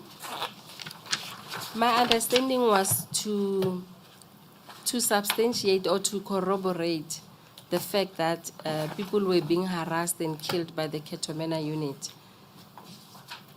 and that her husband, Lindelani Buthelezi, had been killed because Mr. Bongani Mkhize launched an affidavit application after Mr. Lindelani Buthelezi and others have been killed, and he had heard that he's also on the list. So she was a witness in the matter of Lindelani Buthelezi, and she was making this affidavit to support the interdict by Mr. Mkhize, as I understood.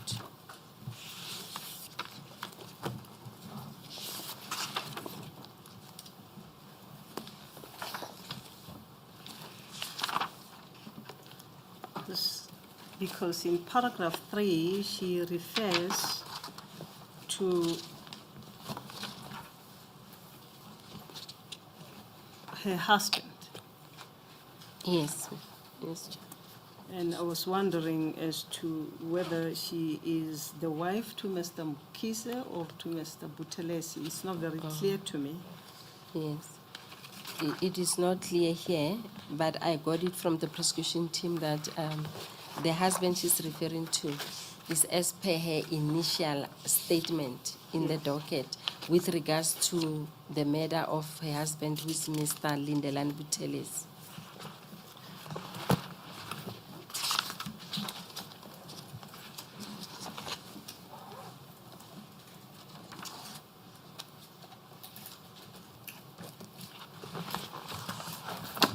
Proceed with the last paragraph, subparagraph. That was the last That was paragraph. the Chair. last Yes. paragraph. Subparagraph. Yes. The next paragraph is erroneously marked as 26. It should be 36. Yes. And the numbering will be corrected accordingly up to the end. Yes, Chair. We will take a T adjournment.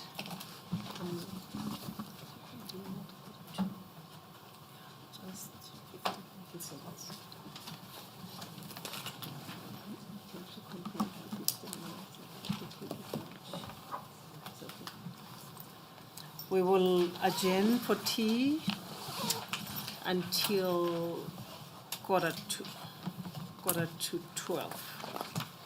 We adjourn now.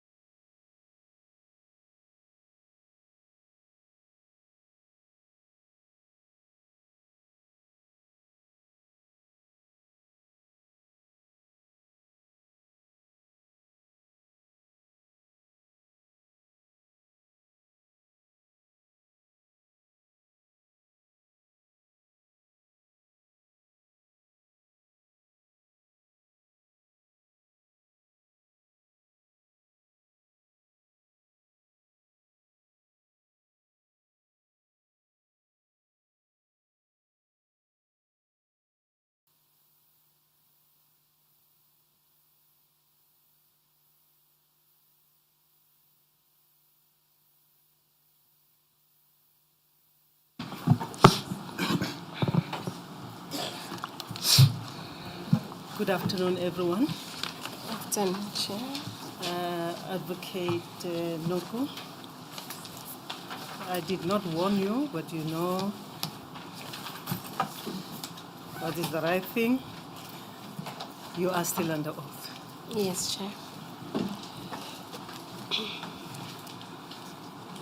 Jen, you were to begin with paragraph 36 at page 16 of your affidavit. Yes, Chair. May I please, before I go to this, because these are not extracts from statements or anymore, answer your question, the previous question about the direct involvement or so, or something along those lines of General Poison, Major General Poison, in the dockets. Yes, okay. Chair, when this... Sorry, Chair. Can I have an audience? I just wanted to mention that Mr. Harley asked to be excused for a moment. He's busy attending to certain evidence that the witness is currently testifying about. He's still in the building, but he's just stepped out to attend to some aspects of the evidence. Relating to what she has testified about, Correct, Chair. in particular? He didn't convey what it is.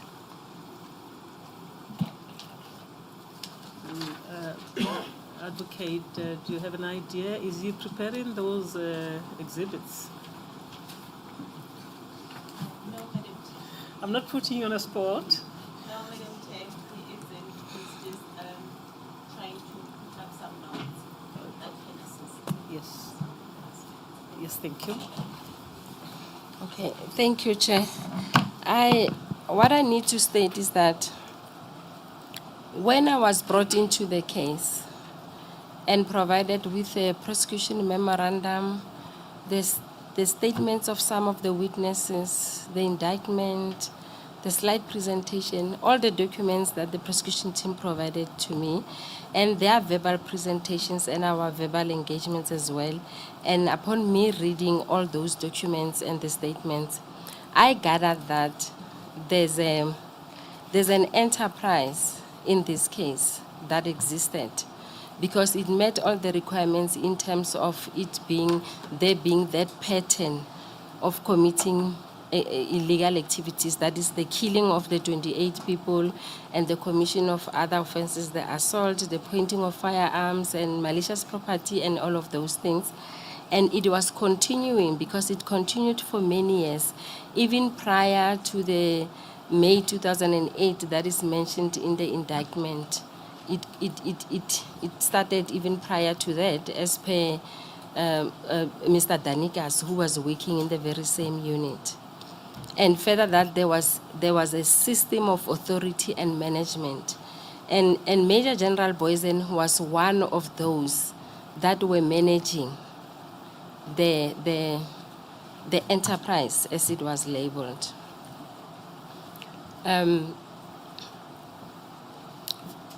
So there was that pattern of racketeering.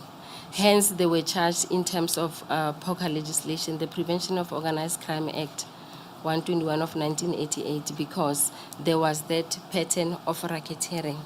And POCA legislation, as we all know, Chair, is that it was promulgated to deal with matters like this, where some people are not directly implicated, but it's induced from the circumstances. Hence, the POCA legislation permits circumstantial evidence to be used. It also permits similar fact evidence. In this case, with regards to similar fact evidence, we can go to the statement of Mr. Aristides Danikas. For example, in one of the incidents, he says, during 2007, which happened, it's outside the indictment. It was prior to the indictment. He says, for example, in one of the incidents, he mentions in his statement that during 2007, when he was having lunch with Major General Boysen in one of the cafes, cafe or restaurant in Musgrave. Mr. Boysen told him and showed him a picture of a person on his cell phone whom he said his name was Jabulani, and allegedly he had escaped or whatever and had done some wrong things, I don't know.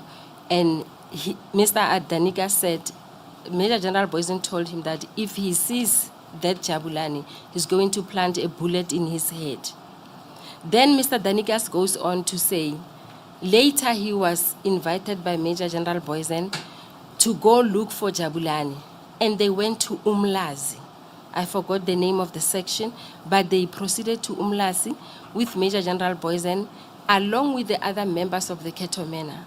And Mr. Danica says when they got to Umlazi, Major General Boysen remained in the car that had parked where all other members had parked their cars. He stayed in the car while everyone else, including Danikas, they alighted from their cars, and he said they went into a house which was just there by where they had parked. And then one person who was called Jabulani, whom they were looking for, was dragged out. It was raining. He was outside in the rain wearing only a dark underwear. And he was assaulted and kicked, handcuffed, lying on the floor, and he was shot and killed there. So Major General Boysen was not there with them, but he was in the car, according to Mr. Danikas. And according to Mr. Danikas, Major General Boysen had told him that a bullet will be planted in this Jabulani's head. And indeed it was, because they went to that scene, but he remained in the car. So when you check in all these dockets, he is not there physically, but he knows about these incidents. And that's what the POCA legislation provides for. You want, it's hard to really pin someone to say you took this bottle and put it here. But circumstantially, it can be induced that this person knows. So he apparently, he knew about all these incidents because Mr. Danikas further says he would go to this, he gets called after the incident is like the murders are committed. And according to Mr. Danikas, then the scenes will be altered. Cartridges removed or swapped or whatever, but the murder scenes will be messed up before the forensics and the IP and all of that are called. That's what Mr. Danica said. So that is what the similar fact evidence, which happened, just one incident, he mentions more, just one incident that happened in 2007. So that is a similar fact evidence that is allowed in terms of POCA legislation to be used in racketeering offenses. Then we put the similar fact evidence. We go to hearsay evidence. There is hearsay evidence here as well. In terms of, for example, some of the witnesses who have deposed of statements and affidavits have passed away. But the Criminal Law Amendment Act 45 of 1988, it allows the prosecution to use statements of deceased people, as long as they meet the criteria, of course, of being reliable and being in the interest of justice. So when I looked at these statements, according to me, not being a presiding officer, of course, but in my prosecutorial discretion, they were reliable, and it was definitely in the interest of justice because so many people have been massacred under similar circumstances. A blind eye can be turned onto this. People are all killed under similar circumstances. What does that mean? They don't even arrest any one of them. All of them are killed. I do not deny the fact that police are being killed, threatened by people who are being sought for criminal offenses. But it can never be the position that in every case, 28 reported and clearly there is more. All of them are killed and all of them are were allegedly trying to endanger the police's lives, even where it doesn't make sense, according to ballistic reports, experts reports. So all those. So that is circumstantial evidence. It can be inferred from that one. And also, when we look at the murder of Mr. Bongani Elfas Mkhize, who was a chairperson of the KwaMaphumulo Taxi Association, whose murder was planned, according to Mr. Mutiani Zondo.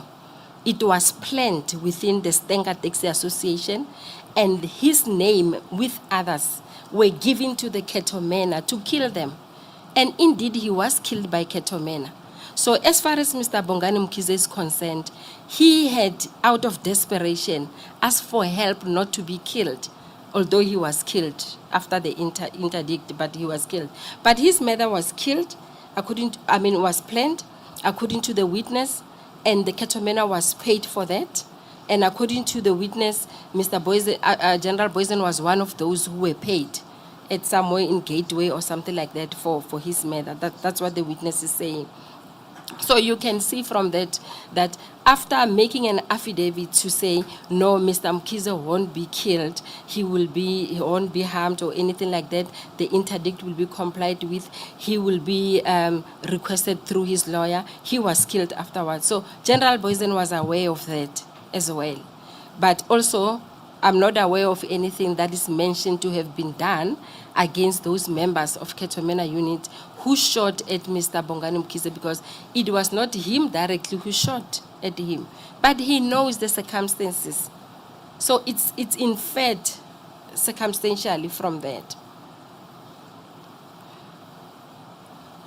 Yeah, so that is what I wanted to illustrate, to say I was convinced on that basis that there's a pattern of racketeering in this case, and these people are linked like that. So Major General Boysen is charged in terms of Section 21F of the POCA, which is managing the operations, because he was the head of the serious violent crime in Cato Manor, and he was managing its activities. And those activities, unfortunately, included the murder of these people, because he was aware that these people are being killed and all of that, but nothing was done, one after the other, 28 in number.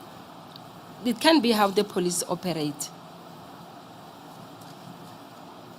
Yeah, that's what I wanted to elaborate on, sir. Chair.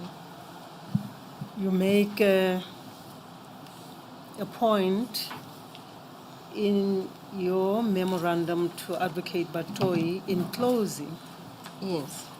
At page 39 of 56, under that rubric, monetary awards, the last paragraph, the next page. You can read it again. I know you read it into the record, but it tallies with what you're saying.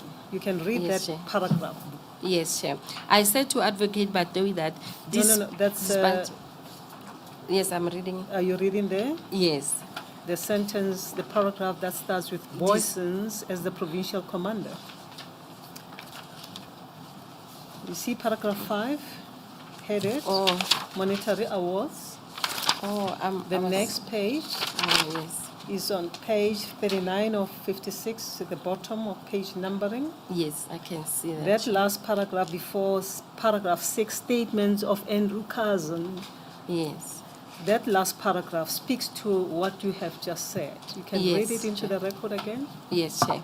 It reads thus: Boysen, as the provincial commander of organized crime, had intimate knowledge of the operations of the Cato Manor SVC section when it was eliminating the KwaZulu Taxi Association members instead of arresting them for any alleged offenses. As a manager, he did nothing to stop this killing spree because it was fulfilling the arrangement with Stenger Taxi Association as stated in Matonzi's statement. Among others, according to you, what you are reading then links General Boysen's with those activities by virtue of the POCA provision, section 2, 1F. Yes, Chair. Yes, managing the operations.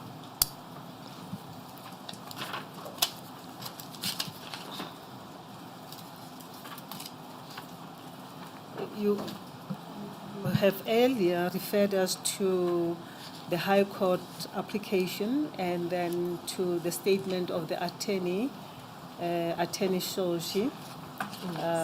We found it in the record. Do you want to add anything? Or you just referring to them as forming part of the record? You also make a point at paragraph 6 in relation to the one who was flying General Boysen's to the scenes You can read paragraph 6 of 39 of 56. Yes, Chair. It's statement of Andrew Carson Cochrane, dated 16 May 2013. He will state that he was a crew member to the pilot who flew Boysen to the scene where Magojela, the Kwamopumulo taxi boss, was killed. It is the prosecution team's view that this helicopter was on standby to carry Boysen pending the notification by his foot soldiers that the execution of Magojela has been fulfilled.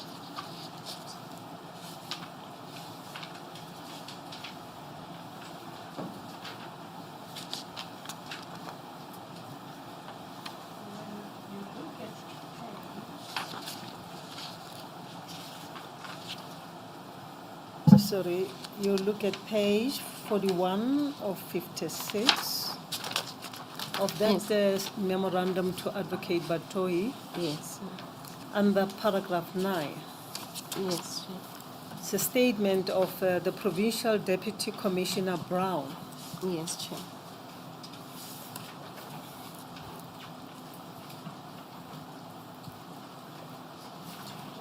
The last part, the hanging paragraph, after the last bullet. Can you read those few lines? Yes, Chair. It reads as thus: during the daily crime reports at the province, when crime intelligence would present crime reports, Boysen would confirm the contents of the shooting incident reports and provide additional information.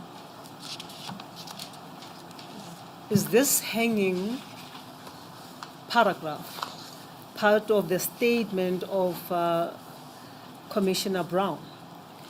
No, it is the analysis by the prosecution team from the prosecution memorandum. It is the analysis. Yes, yes, Chair.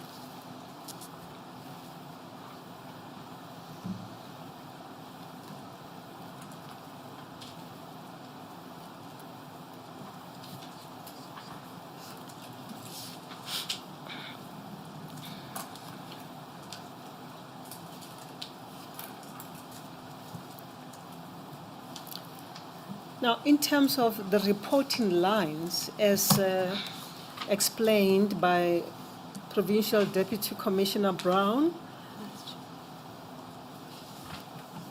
who was the head there? I see he's referring to Captain Van Tonde, Colonel Olivier, Colonel Ayer, Director Boysens. Who was the head? My understanding was that Colonel Ayer, Rajendran Ayer, was the head, and the other members were reporting to him. However, there was sort of an impasse or something like that, as I was made to understand, and then Major General Boysen was the one to whom members who supposed to report to Colonel Ayer reported directly to in relation to Cato Manor. And in 10, he reported to Commissioner Brown. Yes, Chair.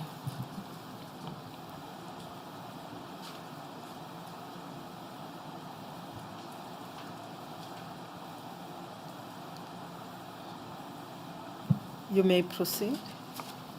May I just come in here, Chair? Yes, yeah. Advocate Noko, for now, the purpose of my questions will be to deal with the delivery and receipt of the exchange of information or request for information between yourself and Advocate Batohi. Yes, ma'am. Now, you say that you received a request for information from Advocate Batohi in August.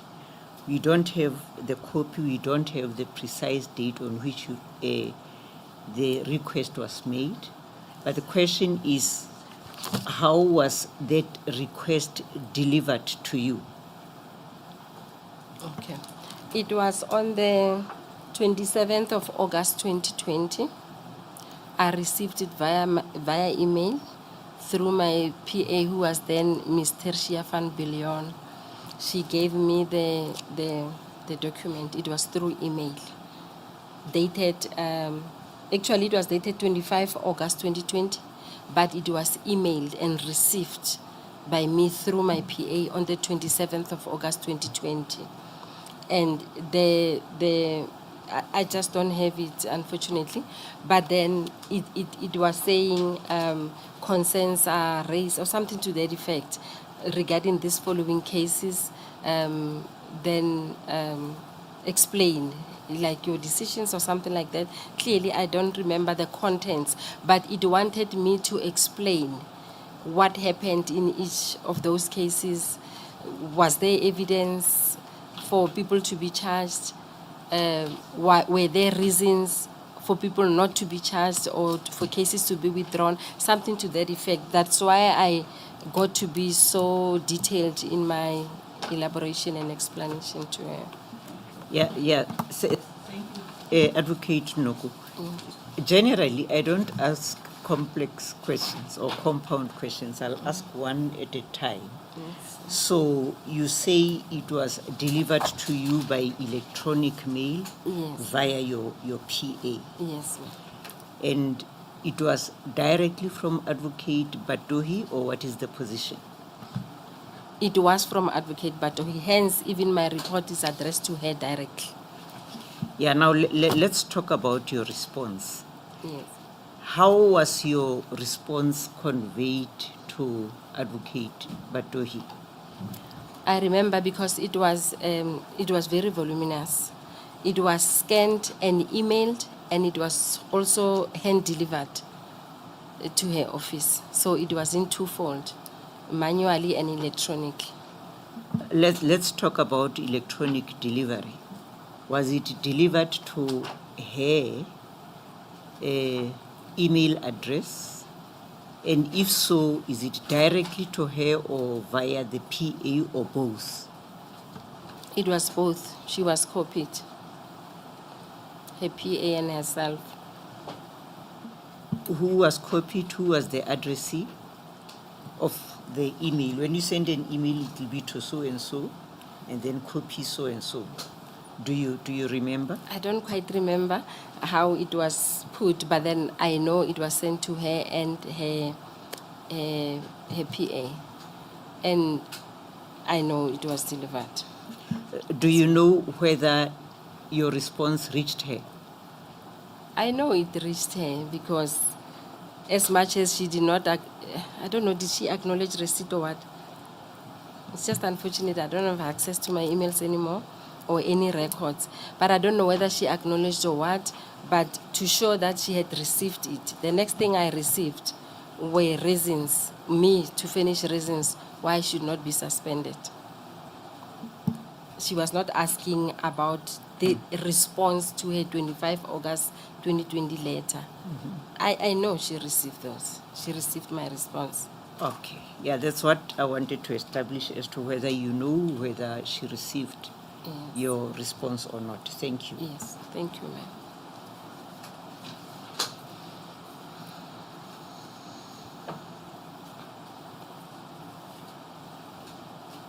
Six 36. Okay, thank you, Chair. The above are just extracts from some of the witness statements, ballistic experts' reports, the prosecution memorandum, and other relevant documents that I had access to from the prosecution team, explaining the commission of various crimes, including the killing of 28 people. A prima facie case and reasonable prospects of a successful prosecution exist in this case. It is on this basis that I do not agree with the decisions to withdraw charges against the accused persons in the Cato Manor cases by Advocate Shamila Batohi, Advocate Elaine Harrison, who was formerly Zungu, her team, the DPP panel, and all others who were involved in the withdrawal of charges against these people. I further disagree that any prosecutor who supported the prosecution of this case as it stands, or any case like this one, has acted improperly. Furthermore, Before you proceed, yes, am I correct that the charges against Major General Boyson was withdrawn in 2019, somewhere there? Yes, Chair, because it was Section 21E and 21F, which are racketeering authorizations that can only be issued or withdrawn by an NDPP. So those two, yeah. And the others, I think it was later, whether in the same year or 2020, I'm not sure. And the request was made in August 2020. Yes. The racketeering charges were already withdrawn. Yes, my understanding, because it was in the previous year, 2020, 2019, around June or so, yes. Are you in a position to explain why then were the charges, why then was the explanation sought post the withdrawal of the charges? Chair, it was clear to me. The seeking of explanation and clarification from me was just a formality, because nothing was done about it as far as maybe reinstating the case or anything like that. It was just a formality to follow processes, to have an inquiry or a disciplinary action against me, because nothing was done about that. So that is my understanding. It doesn't make sense to make a decision. You don't seek clarification, you don't seek explanations from the people who were involved in the case. You withdraw it, and after that, you want explanations. They give you clear, detailed explanations, and you still don't do anything about it in the interest of justice. You do nothing about the case. So it was clearly a formality that was just being followed to follow the processes that she wanted to follow against me, that she wanted to pursue against me. But why do you think that she wanted to pursue you with an inquiry? Chair, there were a lot of things that were happening. I don't know whether to say it or not to say it, and how I'm going to prove it, but it was something that was said to my ears, not what I heard somebody saying, somebody said, somebody, no. I was told to my face when I was still DPP in KZN. That was 2019. I went for an interview for NDPP, so did Advocate Chauke, and others as well. And then I was told there in KZN that Advocate Batohi will come and will deal with me, Advocate Chauke, and the other people. And I asked why, and I was told no. One of the reasons was that I came all the way from Pretoria. I landed in KZN. I shouldn't be there. They don't agree with some of the decisions I made. Like I don't know, like it's a lot of hearsay politics that you can even call gossip, that I wouldn't even have put in my affidavit, because it's not something that I can prove, but I was told. I know I was told. And the treatment that I got from her confirmed what I had when I was in KZN. And the reason why I even wanted to move from KZN, I wanted to leave KZN to the KZNers and come back home in Gauteng. It's just that there was no relevant or same position as DPP in Gauteng. So the closest I asked to go to the Northwest.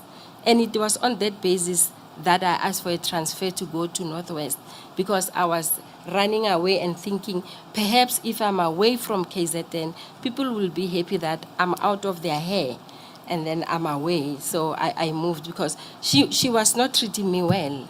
That is something I know, and she knows it. But it's not something that I can tangibly prove. For example, one day there was this conference, I think it was in Irene Centurion or something like that, where DPPs, we volunteered to say, okay, I will do this task, I will do this task. I also volunteered to say I will do a particular task. I don't remember the task, but it was coordinating some project countrywide. And so were other DPPs as well. Okay, so we did that. So one day after that, one day now we were at head office, we were in a meeting. During lunchtime, I was sitting in the boardroom. It was in the AEF, okay, I think it was in the Asset Forfeiture Unit boardroom, which I think was on the first or second floor of the VGM building in head office. Then she came to me and she said to me, no, I don't want you doing that project. I will take it away. I'll give it to somebody else. And I asked her why. And that is just one of the incidents. She was not treating me well. So I realized she was not okay with me. And So I maybe don't we know can why. pause there. Yeah. Maybe we can pause there. It shouldn't be like you are testifying against Yes. all these people, including Advocate Batoi, Yes. because probably you are bitter. Maybe we shouldn't get into those nitty-gritties of your relationship that became sour. Yes. Let's focus on the matters we assist with. Yes, But Chair. we hear you. You had just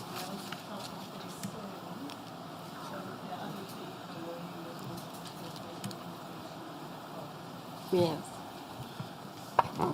Advocate Noko, you say in your opening sentence on paragraph 7 that you do not agree with the decision to withdraw charges against the accused person in the Cato Manor cases Yes. by Advocate Batohi and Advocate Harrison and the COG team and everybody else. Yes. Can you just quickly maybe run through your reasons why you do not agree with that decision? As elaborated earlier, that there is a prima facie case, and there are reasonable prospects of a successful prosecution. There is direct evidence in relation to other accused. There is circumstantial evidence in relation to the other accused, like Major General Boysen. There is circumstantial evidence. There is evidence of similar fact. And hearsay evidence can also be used in respect of the statements of the deceased people and all of those. So meaning that there is a case that the accused must answer to. And I do not agree with the withdrawal of this case because there is a prima facie case. So it is wrong, according to me, to have withdrawn it. It's not in the interest of justice to have done so in a case like this. You earlier on testified that you were overseeing these prosecutions. Yes. Now,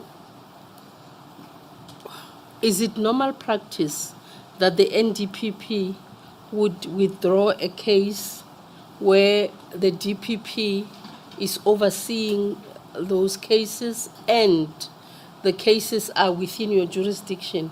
Is it normal for the NDPP to withdraw?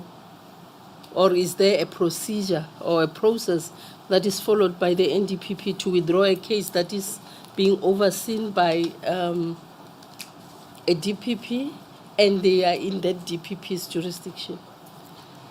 Okay, thank you. The NDPP can withdraw any case within the NPA in any division of the country, in any province, because the NDPP is a national director.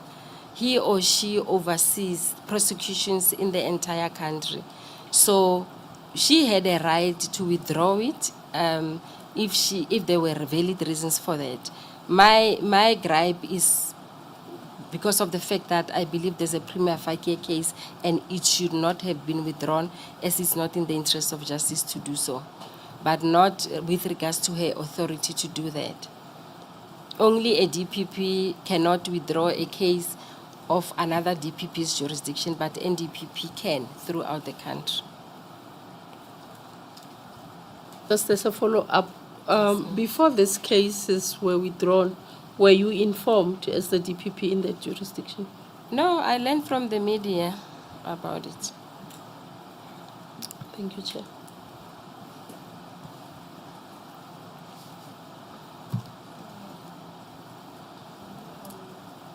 I'll reserve this question towards the end Okay. of your testimony. Paragraph 38. You seem to have alluded to poker. Oh, yes, I have. I must go to 38. Okay. Read it into the record. It's Okay, part of your thank you, statement. Chair. Furthermore, with the available prima facie case and the east burden of proof by the Prevention of Organized Crime Act 121 of 1998 in poker prosecutions, due to the fact that evidence that would ordinarily not be admitted in ordinary prosecutions are, however, admitted in poker prosecutions, like similar fact evidence, hearsay evidence, joining in, etc.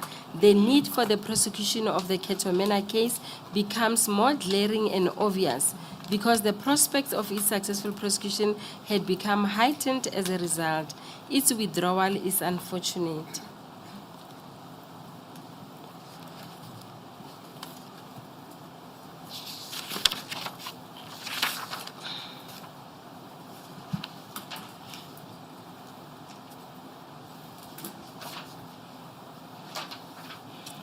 That part takes you to the point that I asked you earlier in relation to the Zondo Commission.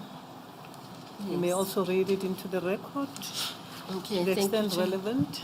Yeah, thank you, Chair. During early 2019, I was contacted by one of the evidence leaders at the Zondo Commission of Inquiry into State Capture regarding a document that had been compiled in my name and my office letterhead of DPP KZN. This document was then emailed to me by the said evidence leader. Upon receipt and perusal of that document, I gathered that it was a memo or covering letter that was for an application for racketeering authorizations during 2012 in the Cato Manor case. The evidence leader asked me if the signature at the bottom of that document was mine. In response, I informed the evidence leader that it was not mine because it was not. The evidence leader asked me if I knew whose signature it was, and I answered that I think that the signature looked like that of Advocate Andrew Chauke.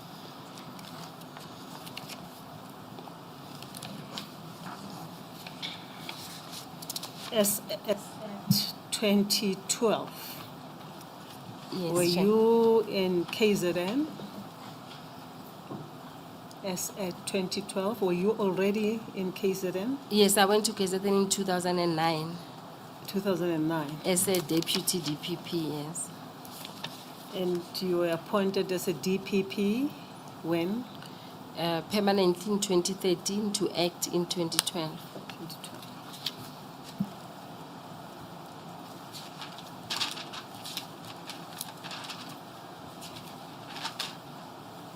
The signature that you identified as that of Advocate Chauke Yes. was on the application for racketeering authorization certificate Yes, Chair.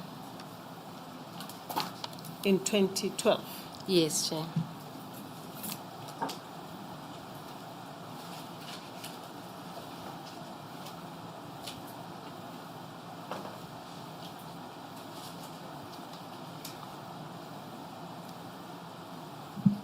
Who was the DPP then?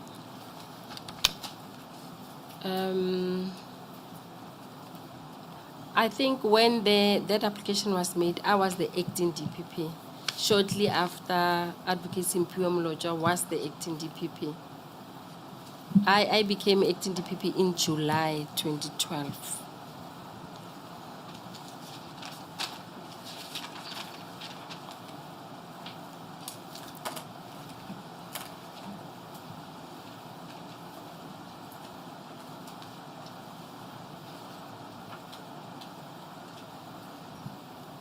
You may proceed. Thank you, Chair.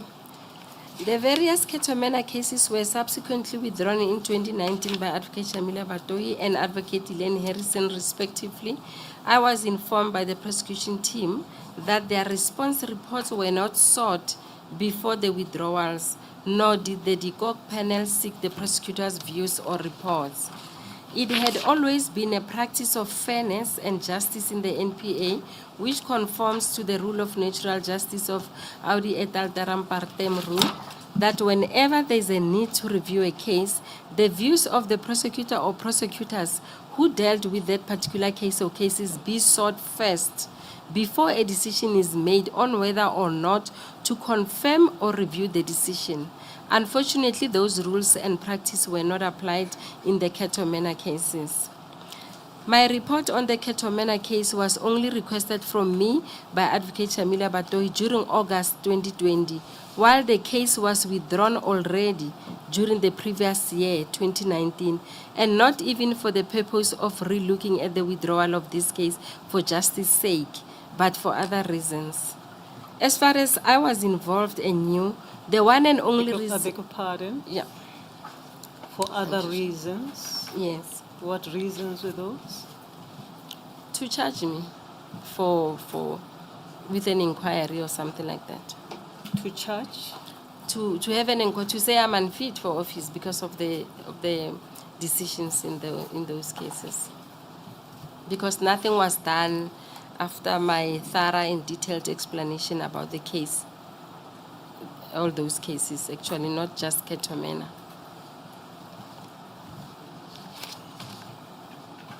Proceed, ma'am. Thank you, Chair.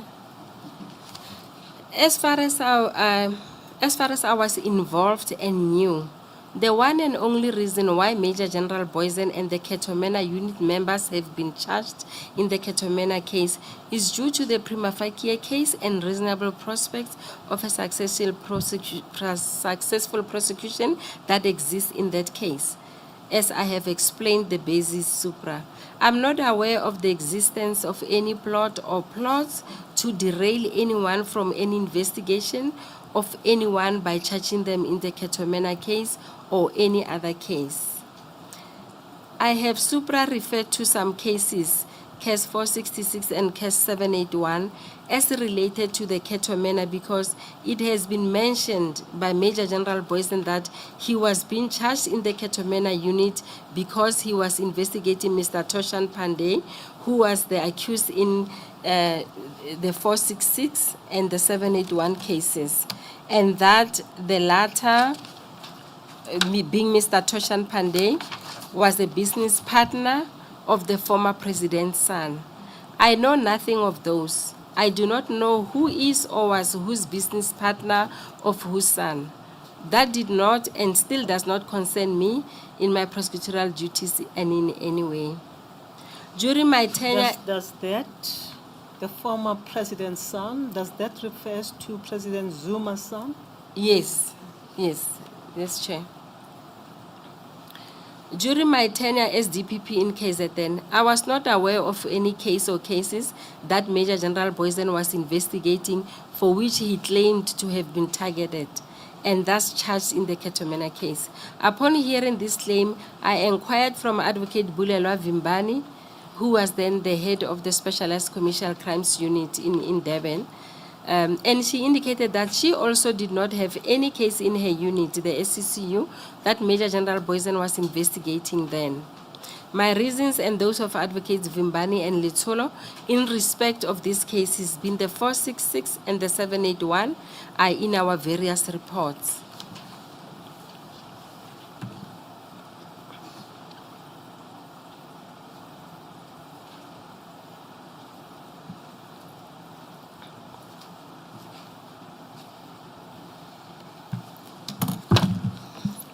In your report or memorandum addressed to all colleagues,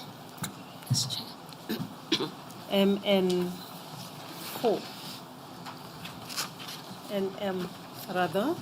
NM3. Yes, sir.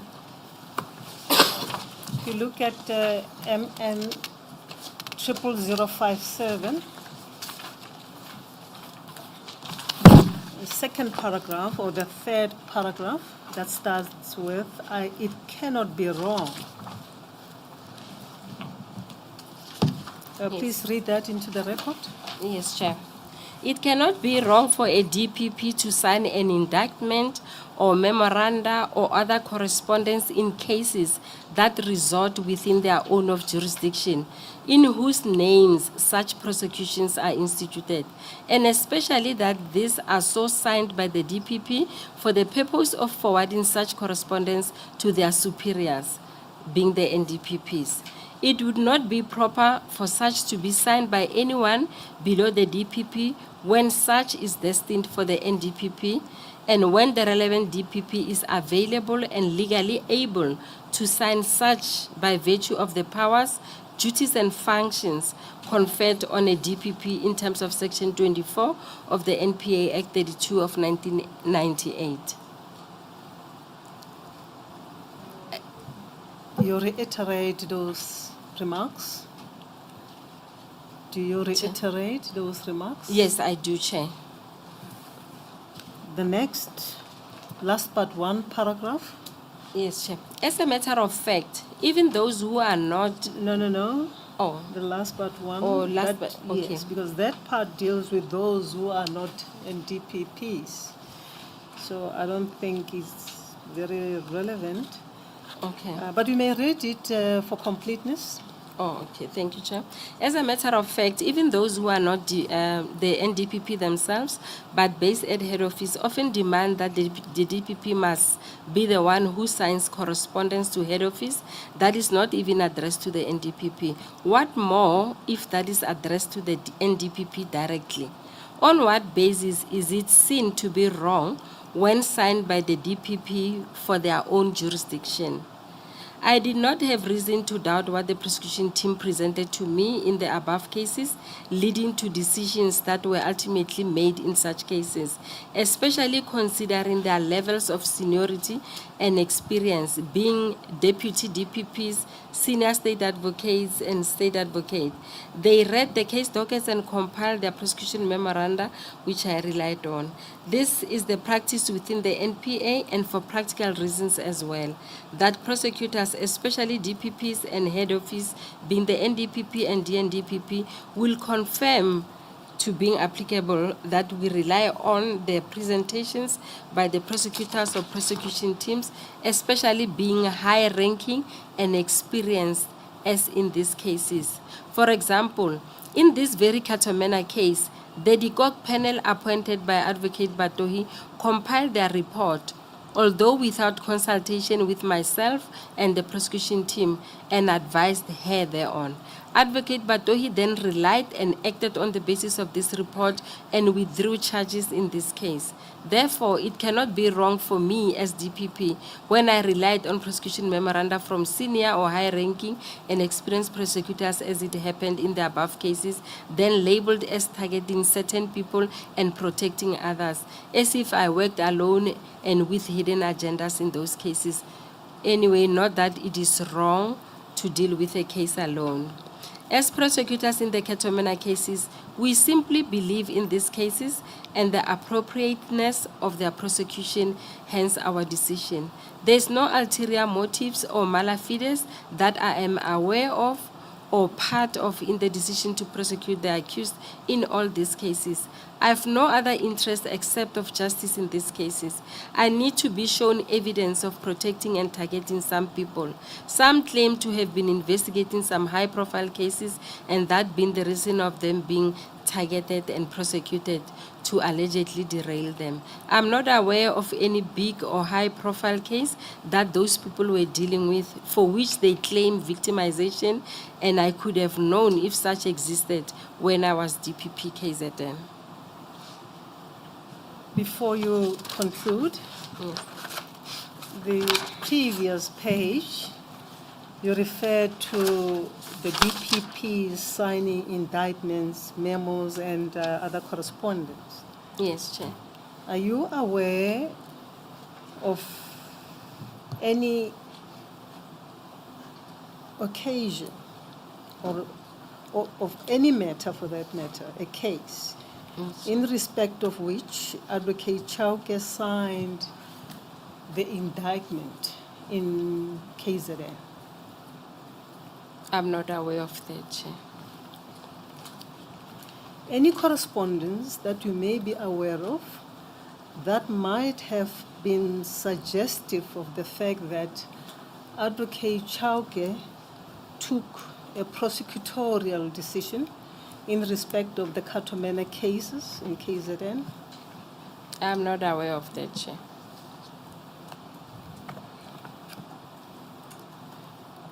What role, if you know, did Advocate Chauke play after being asked by Advocate Jiba to organize a team of prosecutors? I heard from the... To coordinate a team, if the word is correct? Yes. No, I heard from the prosecution team that they would brief him the same way they did to me. They would brief him on the case, what is happening, update him as the DPP who was overseeing or coordinating the case. And furthermore, other than the meeting that we had with the judge president for requesting a judge from outside of KZN, and this memo that was shown to me by the evidence leader in the Zondo Commission, which was a covering memo for request for authorization for racketeering certificates in 2012, which I also did in 2016. Then I'm not aware of any other really role that he played.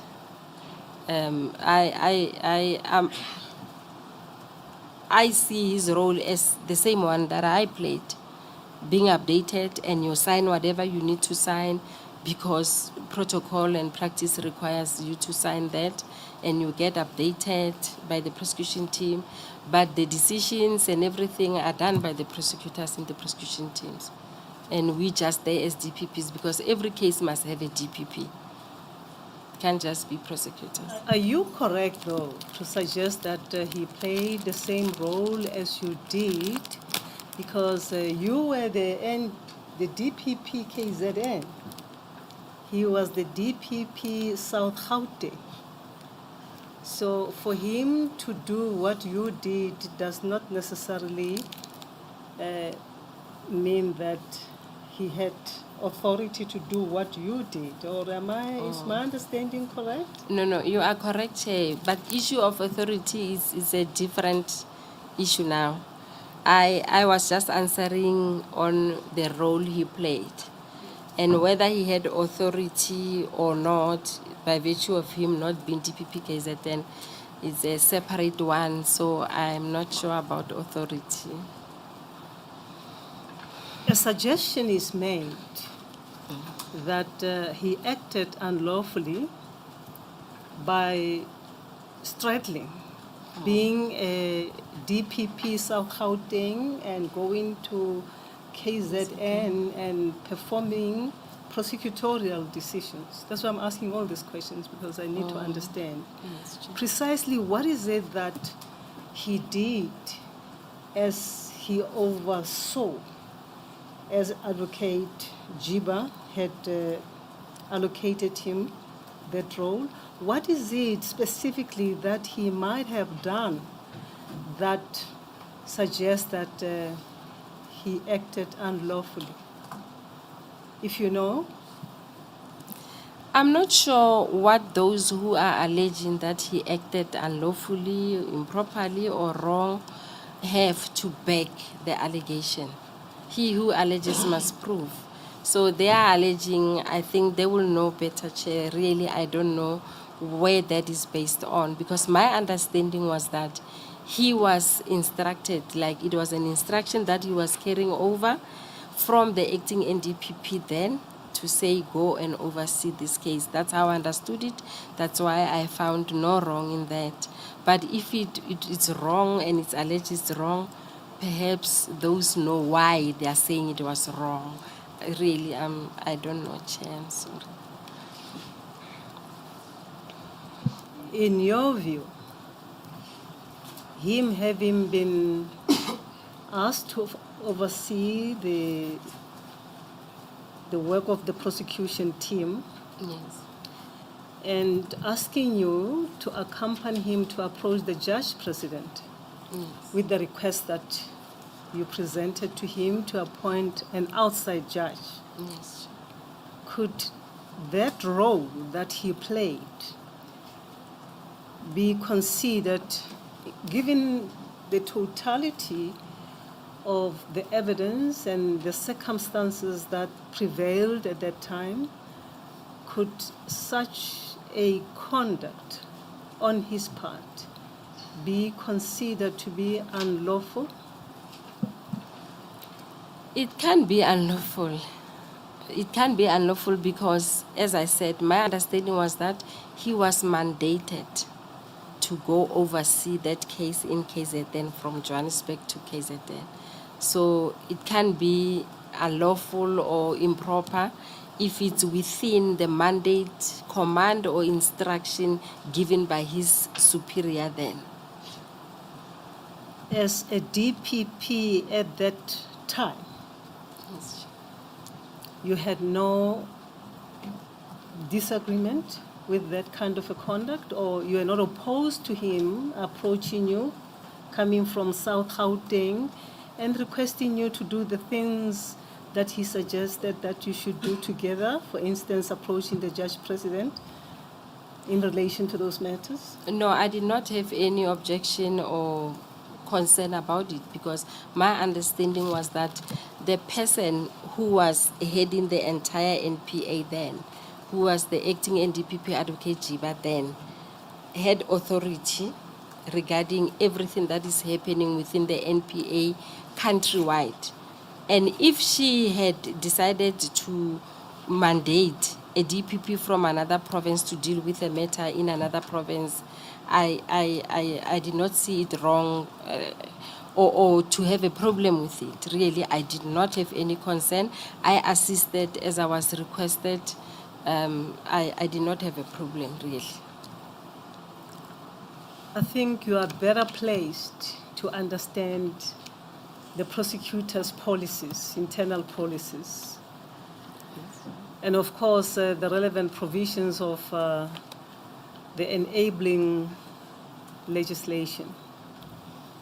As far as the law is concerned, is there any legal provision, or even policies for that matter, that would have made Advocate Chauke's presence or whatever he did in KZN following the request by Advocate Jiba to be illegal or unlawful?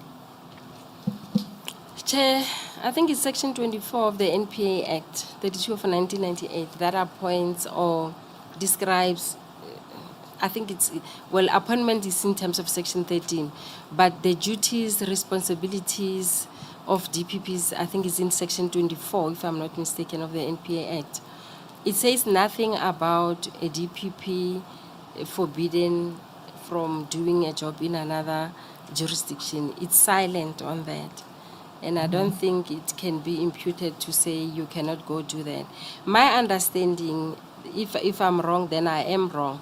But even now, my understanding is that as much as I'm appointed to be a DPP in Pretoria, I do conduct my duties as a DPP in Pretoria, for example. It does not mean that if my superiors say I'm tasked, that's what we call ad hoc duties.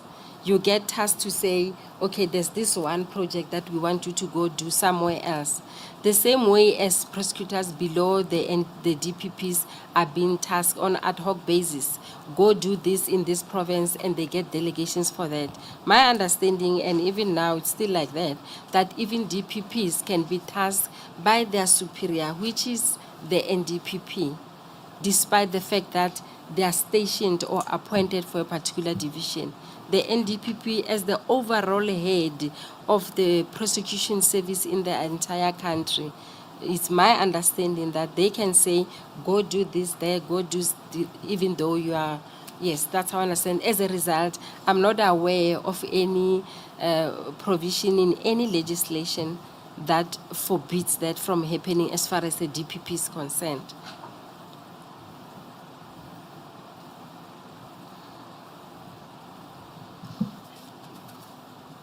Yes. Now, the concluding paragraph of your memorandum to all your colleagues, and I suppose what you read earlier, Yes, Chair. you read it as incorporated in your affidavit. This is a statement Yes, that Chair. you just read in, and it was not written under oath. It was not commissioned, so you are repeating those in your evidence. Yes, under oath. Yes, And the Chair. conclusion, if you are minded to read it, it is long, but it may just be relevant that you read the entire part. Yes, It says Chair. that in the record, if it is of relevance.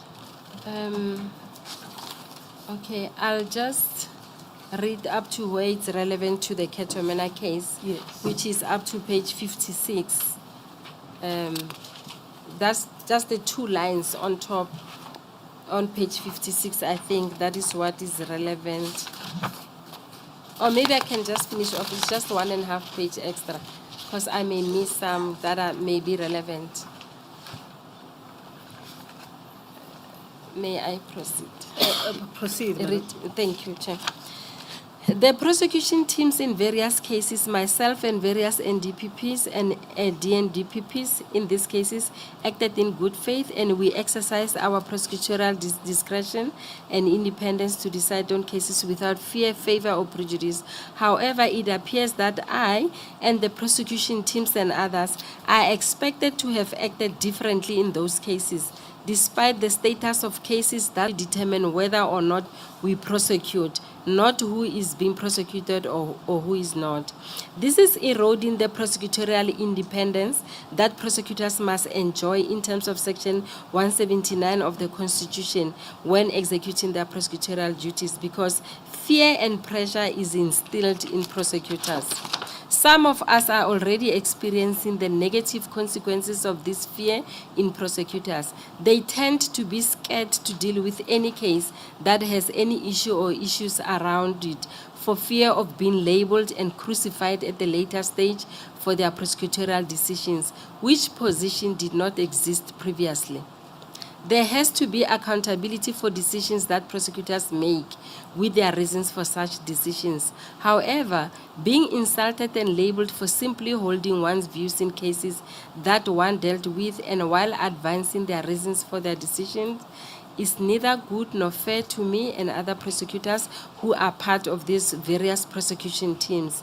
Neither is this good, nor does it augur well for an independent prosecution service that has to execute its prosecutorial duties without fear, favor, or prejudice, as the Constitution requires.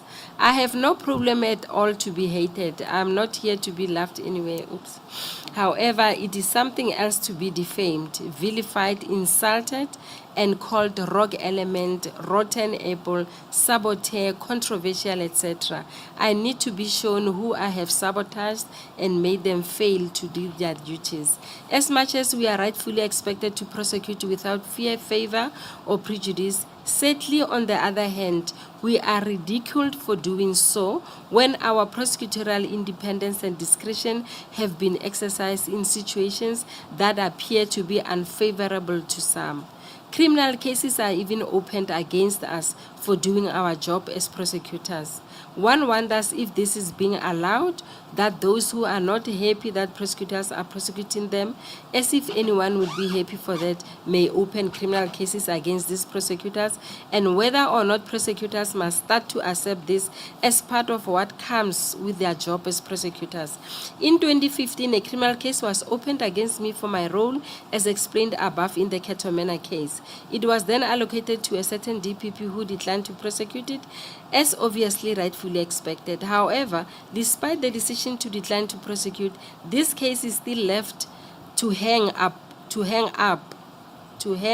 now, unfairly so, over my head, like I'm some criminal and is still being decided upon, even though a DPP has already decided and declined to prosecute me for executing my prosecutorial duties without fear, favor, or prejudice.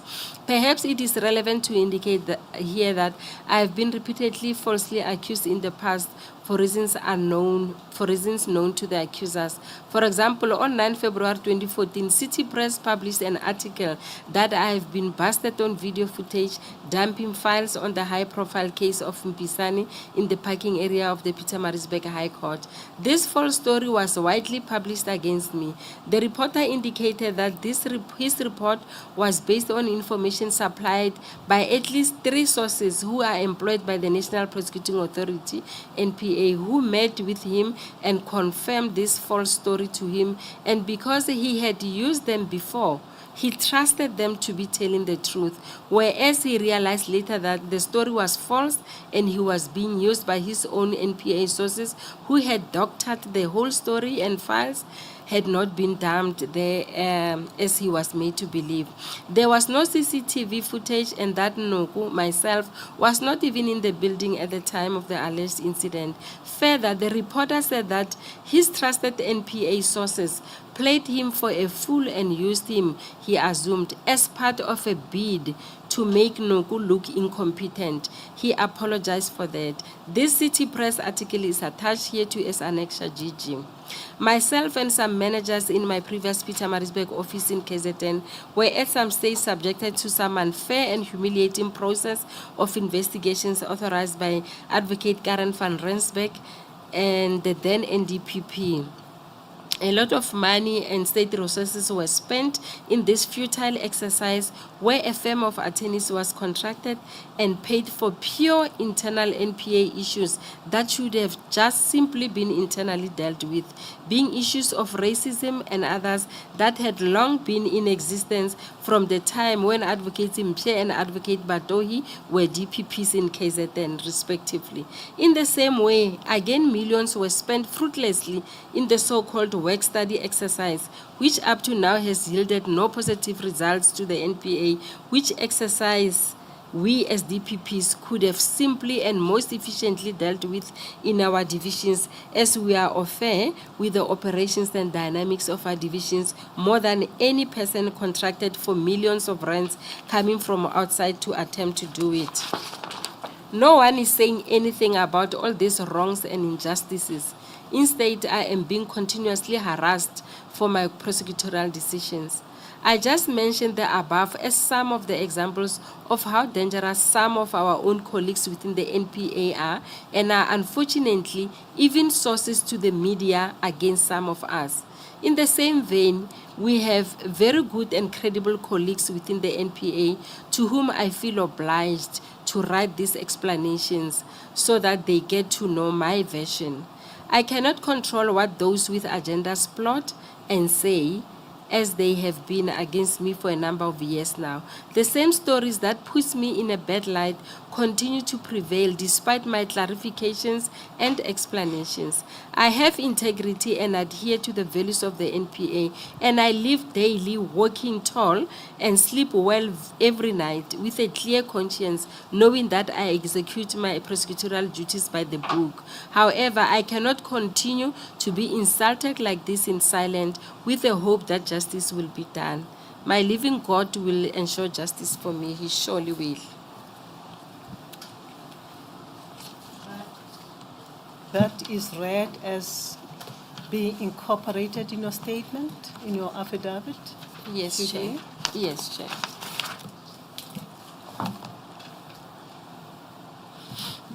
Thank you, Chair. Advocate Noko, I want to take you just 1 or 2 steps back. Yes.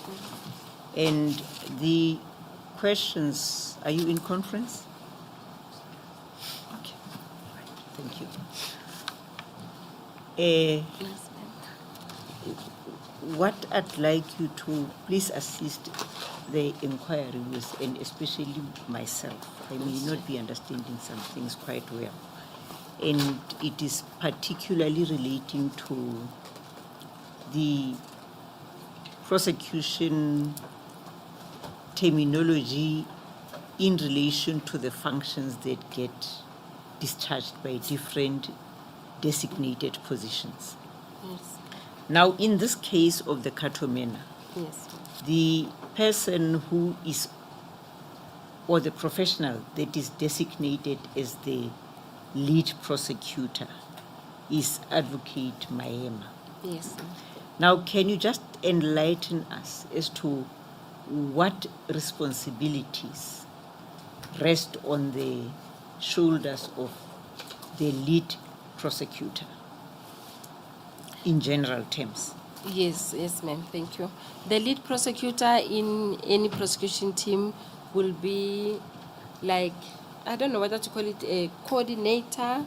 Even let's say, for example, the matter goes to court. He or she is the one who will be speaking mostly, yes, and the others are mostly supporting team. So he or she will be the one talking, putting the charge, but then they can also share the roles. Others may lead other state witnesses, things like that. But the lead prosecutor does most of the work. And when you want anything in that case, you go to the lead prosecutor. That is why Advocate Maema here, for example, in the Cato Manor case, he's the one who even signs the prosecution memorandum. And that would happen with the concurrence, with the prosecution team having discussed, looked at the case, read the docket and all of that. They compile a prosecution manual, but it gets signed by the lead prosecutor. So he or she is the go-to person in the prosecution team, because otherwise, if there's no lead prosecutor, you don't know who to go to in that case. You go to this one, you talk about this issue, things fall within the cracks. So there has to be a particular person that you know as a DPP, whatever I need in this case, Yeah. I go to this person, yes. Right, thanks for that explanation. You know, I think your focus or focal point has been more of what happens at court. But we know that about prosecution, the road is longer. Yes. There's a lot that has to be done before a matter is ripe for prosecution, Yes. or even where you need to make some reconsiderations whether to proceed or request to stop the prosecutions and so forth. Now, Yes. at that point of the investigation of the matter, maybe let me ask this first. Is it correct that once a matter, it has been decided that there should be prosecutions, but the investigation at times continues beyond that decision to prosecute? Yes. Is that correct? That's correct, yes. Yeah, thank you. Now, in the event that in cases where there is investigation that is taking place, Yes. what is the role of the lead prosecutor? Yes. Can you enlighten us about that as to whether he plays any role, and if so, what is the role? Yes, ma'am. The lead prosecutor plays a more active role there. They will be arranging with investigating officers to bring witnesses for consultation. They'll be the ones directly giving instructions to investigating officers, go do this, 1, 2, 3, 4, things like that. They'll be liaising with the attorneys or the legal teams for the accused in writing or verbally in meetings. Yeah, all those. They do everything as if they are the only prosecutor in the matter. Physically, they get to be the ones doing that more. However, there's coordination and working together as a team from the entire members of the prosecution team. But yes, that's what the lead prosecutor does. Would it be correct to describe the lead prosecutor as actually the accounting officer I would. who would have to see that everything is done well, and if there is accountability or accounting to be done, it must be done by the accounting officer, and in this case the lead prosecutor? Would that understanding be correct? Yes, it would be correct. Yes. Right, thank you, Chair.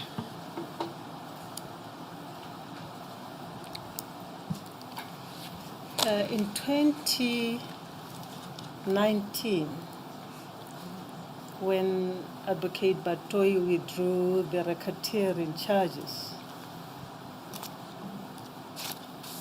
she had not had a side According to her, she had not had a side of the dockets. Do you know that? I had that from her, yes. I don't know that. When did you hear from her? When she testified, Che.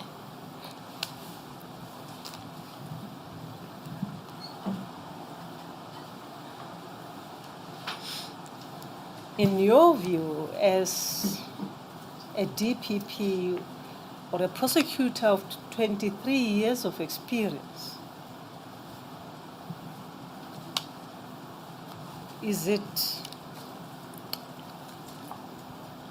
normal or is it acceptable for the leader of an institution such as NPA to make decisions without herself or himself reading the dockets in respect of which he makes decisions?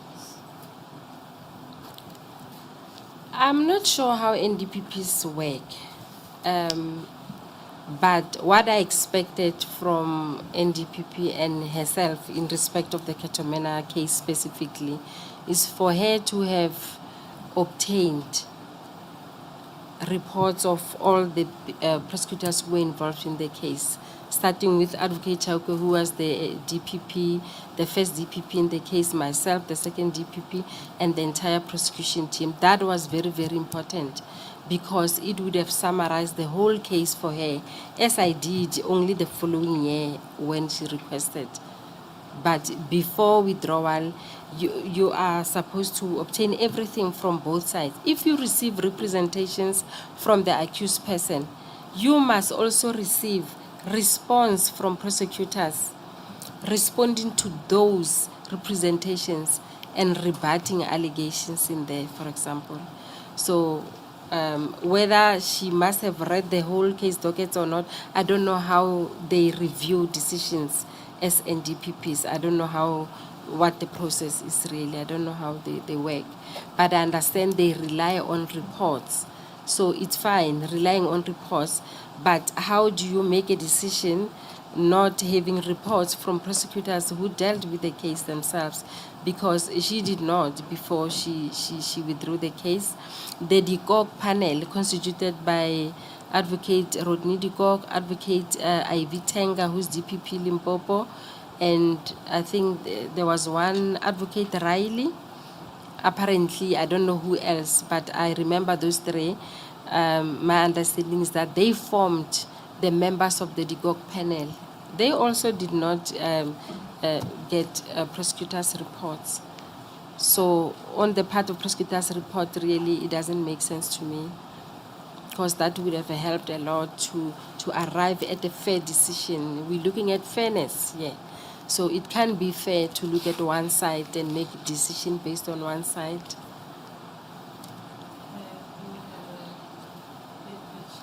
Have you had a chance to look at the DCOG report? Those two reports by Advocate DCOG?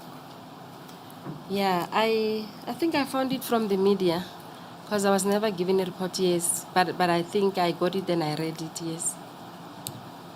As you read the reports, did you see any summaries of the dockets as you have done in your memorandum to Advocate Batoi? No, not at all. Not even referring to what the cases are, maybe trying to crash what is, nothing like that. There was no mention of the dockets and what they say, evidence per se, no. We know, as we were made aware by Advocate Batoi, that there were 23 dockets Yes. in relation to the Cato Manor case. Yes. Correct? Yes. And those dockets were not summarized as you did in your memo of 2020 by the DCOG team. Yes. It wasn't. Correct. Yes. Thank you. It wasn't.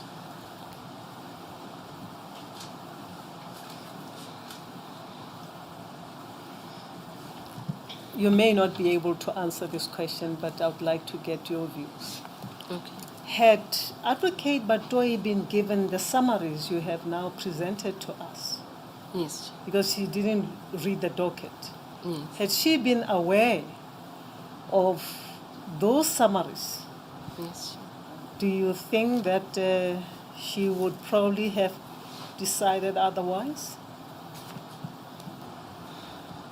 I think so. Any reasonable NDPP, DPP prosecutor would have decided differently had he or she had sight of summaries of case dockets and the witnesses' evidence and all of that. But I don't know whether she had it somewhere or not. Yeah. I myself, if it was me, then I would change, I would reconsider my decision of withdrawing to realize I was wrong. Then no, let us reinstate this case. Now that she received, and I assume that she did receive your memorandum Yes, of September 2020. 20. Yes, Chair. What would have been the appropriate step to take in those circumstances? To reconsider her decision and realize, in the interest of justice, she made a mistake and she must re-enroll the cases and withdraw her withdrawal of the section 21F and 21E, the two racketeering, because those are the ones she withdrew. The withdrawal of the racketeering authorization charges or certificates, as it were, means you can later reinstitute, correct? Yes, you can. Withdrawal in prosecution environment means the case is taken off for whatever reason, but it can be reinstituted whenever the situation changes complexion. So if, for example, the reason for I withdraw this case because there are insufficient reasons, and later more information comes that gives me more evidence, then I can reinstitute it again. So she could have done the same as well. If her reasons to withdraw the racketeering certificates was based on lack of prima facie case or lack of prospects, reasonable prospects of a successful prosecution, then having had sight of what she had later then, at least from me, then I expect her then to have reconsidered her decision, to say, no. Interests of justice do not allow this kind of injustice to just be left like this. Because now she was made aware of what is happening in these cases. If she withdrew without understanding and she thought there was no evidence, I tried my best to show her that there's evidence in this case.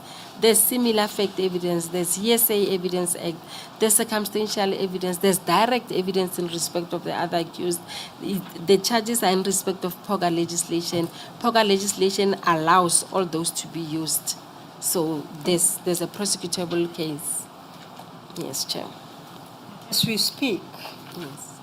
the position is still the same, the charges are still hanging there as they have been withdrawn. Yes, Chair. Are they capable of being reinstituted? Yes, definitely, Chair. They have just been withdrawn. It's not an issue of outre for acquis.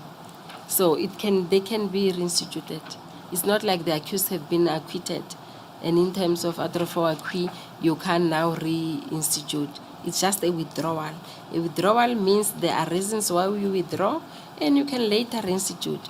Plus, most of the cases are murder. Murder don't lapse.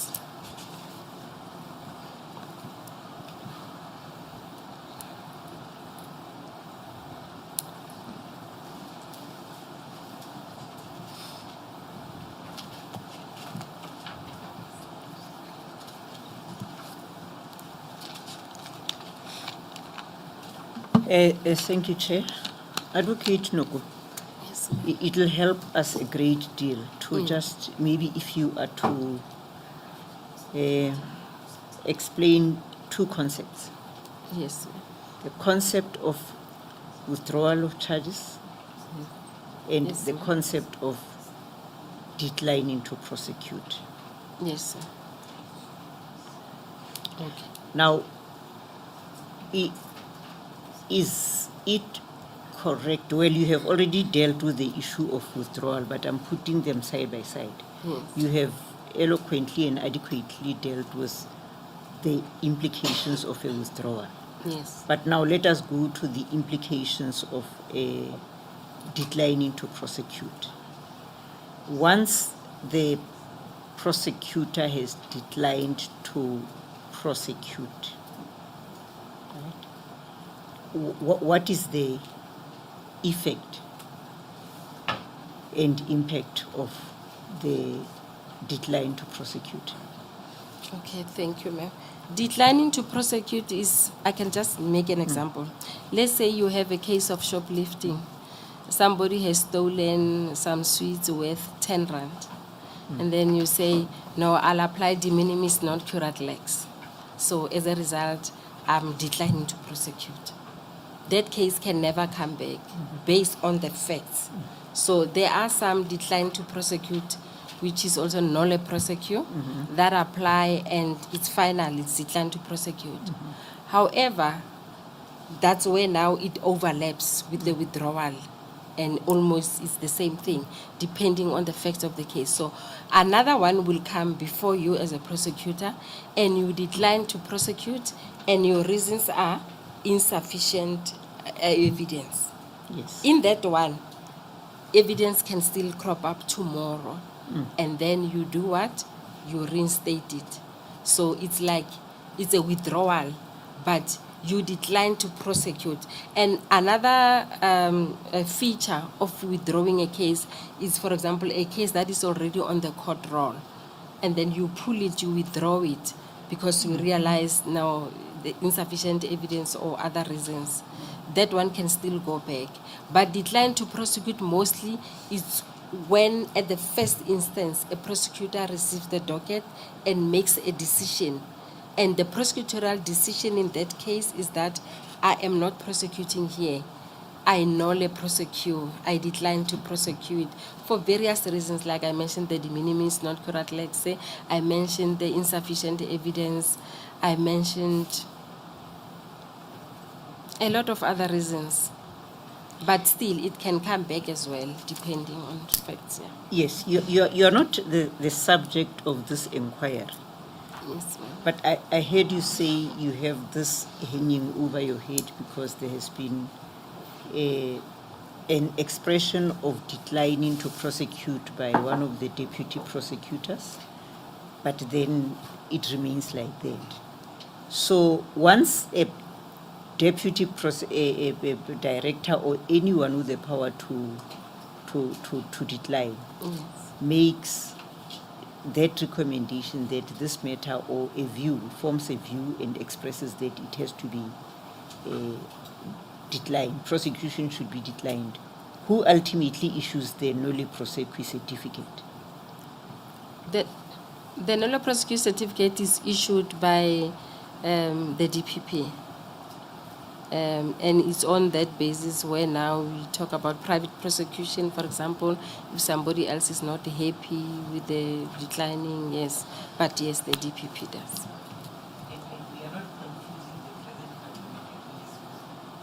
Was declining to prosecute, it's clearly just a withdrawal. It's a withdrawal. Thank you, yes. ma'am. Thank Thank you, ma'am.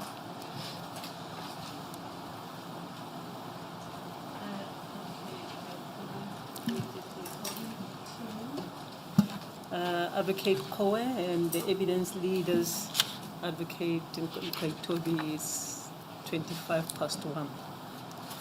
I think it's, Madam, it's time to pause Yes, Chair. and just to stretch our legs and go and have lunch. Yes. I'm not sure whether there is lunch, but I'm told one of the officers is celebrating a birthday. So you'll have a birthday cake for lunch. I've been asked to invite all of you family. You remember we are a family, so we are going to share a birthday cake at lunch. We will again advocate Gaitobi and ma'am. We will afford you an opportunity to proceed, and thereafter, if the time will be ripe, for Advocate Gaitobi to cross-examine. Let's take a lunch break for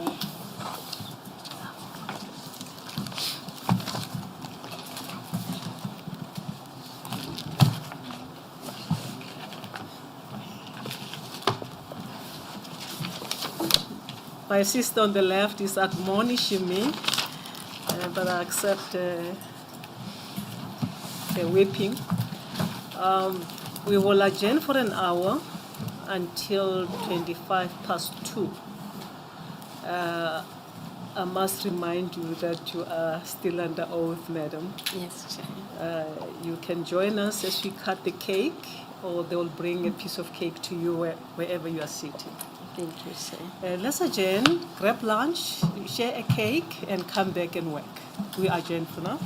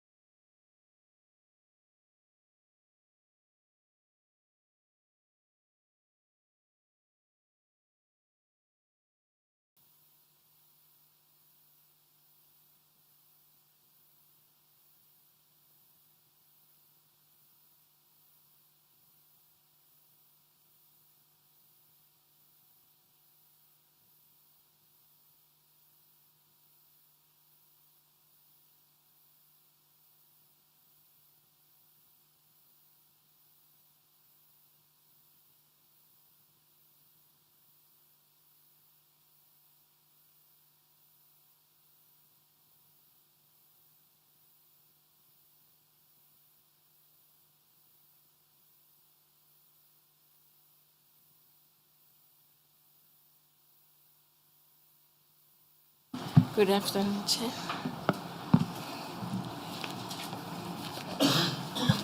Good afternoon, everyone. Once again, Advocate Noko, Advocate Chauke,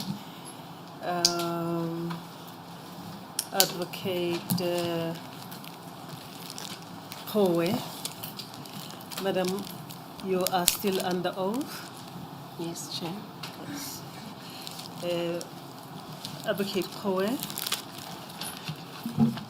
Thank you, May Chair. proceed where we interrupted you.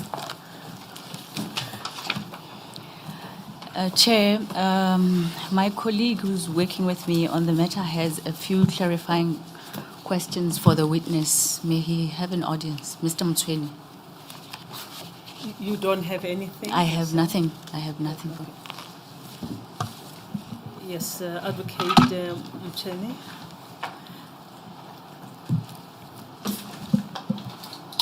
Thank you, Chair. Madam Noko, I just want us to go through your app.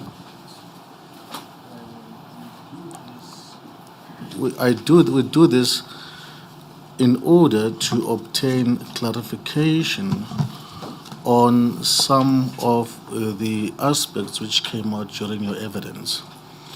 And you would recall during the course of your evidence yesterday, Madam Ramakaka took you particularly raised the question of what amounts to prosecutorial decisions or acts vis-a-vis oversight. Do you recall that? Yes, I do. And I just want to get your comment on Advocate Chauke's conduct so that you are not criticized in future that you have not dealt with that. Okay. And I think the starting point would be in relation to the consent between Advocate Chauke and Smith. Do you recall that? Yes, I do. And you testified that in terms of section 111 of the CPA. Madam Chair, if I'm too fast, please do alert me. I think you asked Daddy. Yes. You testified that that kind of consent is usually done between two DPPs. Am I correct? Yes.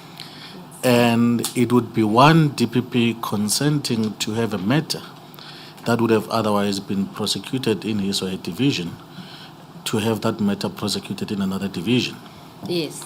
So basically, would one classify that kind of conduct as a prosecutorial decision or as an oversight act? That is a prosecutorial decision.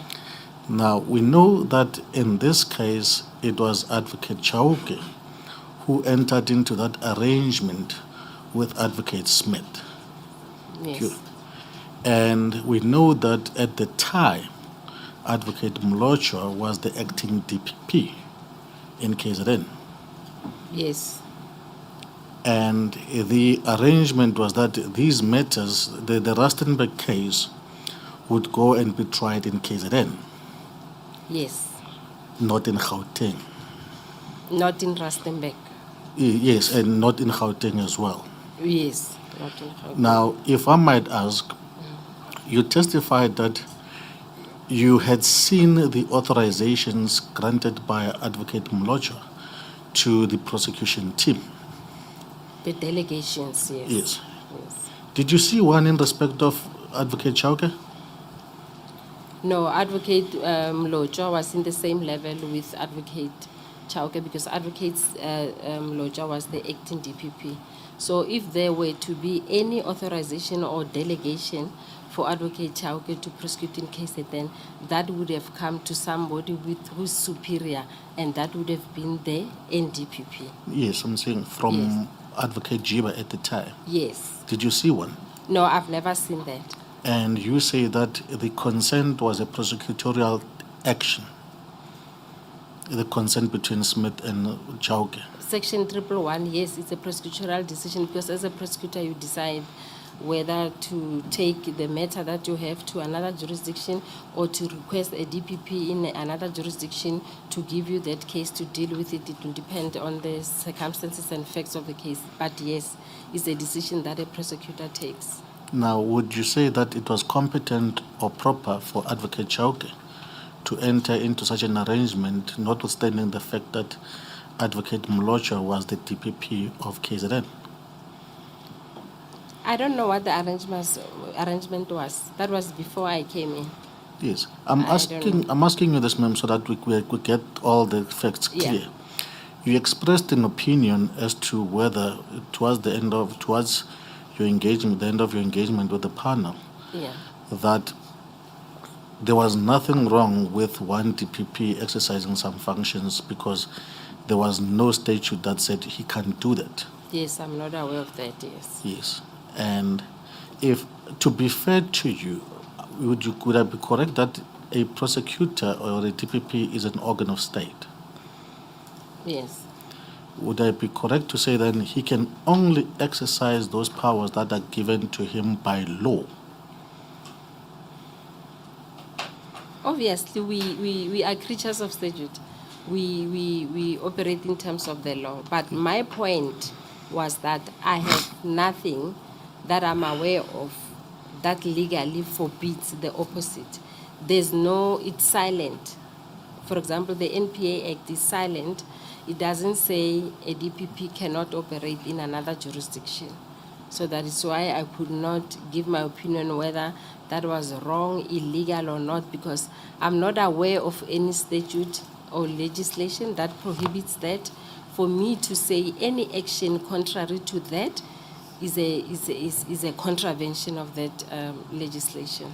Hence, I could not say it was illegal Yes. or unlawful. I'm not sure whether you would have the bundle or whether, I'm not sure what the witness bundles would be, but I wanted us to also examine Advocate Chauke's involvement in the matter in his own words, so that I also get your comment whether was it part of oversight or was it a prosecutorial action. Okay. Madam Chair, I think it would be in the LO bundle. You would not have it.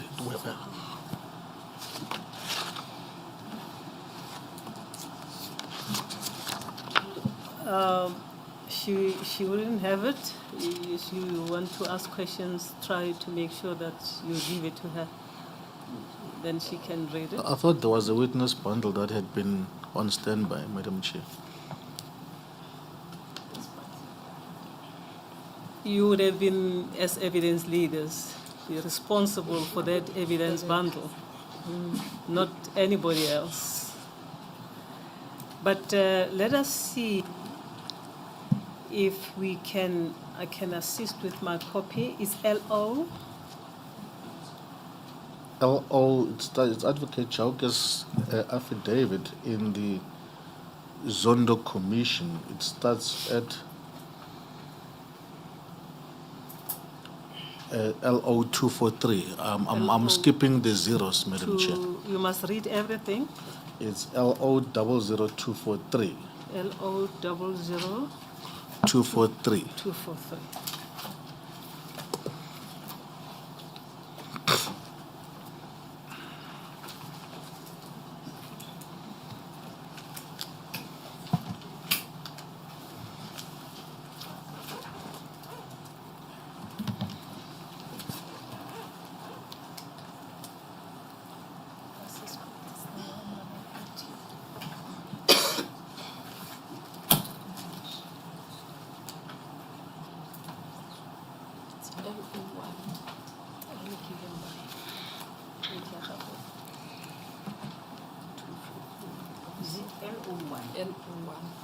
Unfortunately, yes, 243. I'm not sure whether it's LO1 or not, because I've got it in electronic format. It should be Advocate Moipone. It's LO1, then 00 something. Thank you, Madam. Thank you, Madam Chair. Yes. We will borrow you a copy.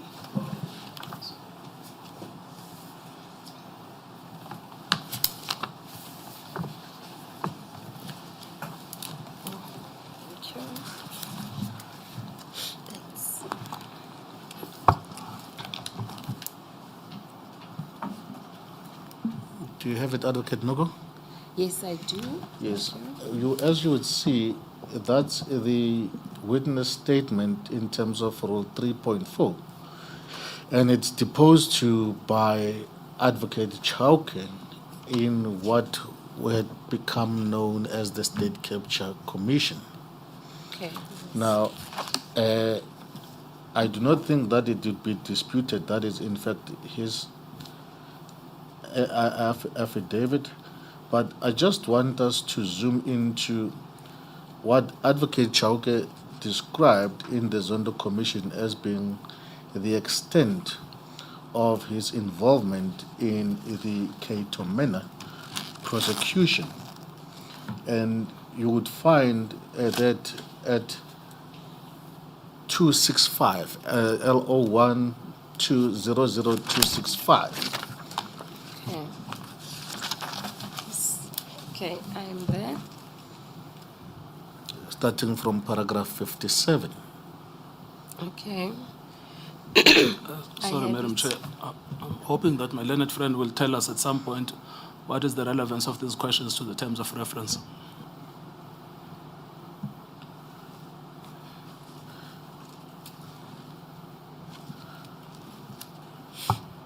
Yes, Advocate Moipone, you are clarifying questions with the witness.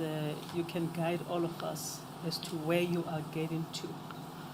Madam Chair, is to simply, you would have recalled that Advocate Batoi testified that Advocate Chauke's involvement amounted to, was beyond an oversight. Yes. And you would have recalled, although there's no response from the President on the amendment, but you would have, in your report to the President, in your ruling, you had foreshadowed that this was not a new event. It is apparent from the can't recall the exact part in your ruling. If That, you can speak louder, oh, it will help me. okay. Where you, in your ruling, where you did not support the amendment, the request for an amendment, that this aspect has always been there. And it would Which be aspect? the issue of Advocate Chauke traversing, acting out of bounds, of his statutory bounds. But I will just get to the terms of reference where I can point you exactly. I'll just ask my colleague to assist me. Yeah, it will be helpful, Counsel. You are now referring to the ruling. And you mentioned aspects that I don't remember are written in that ruling. It might have appeared in the application. So it's helpful if you can give us the context and then we can look at all the documents. I will do so, Chair, later on. Yes. If maybe that aspect might just be, if I can just have made note of what If a need arises, we can adjourn and get the copies of the ruling. Because you are referring to it and we don't have it here. And what you are mentioning, I don't remember that part being mentioned in the ruling itself. But give us the context, and so that you can then proceed with the question. Then we can at least follow as to why you are pursuing that line of clarification.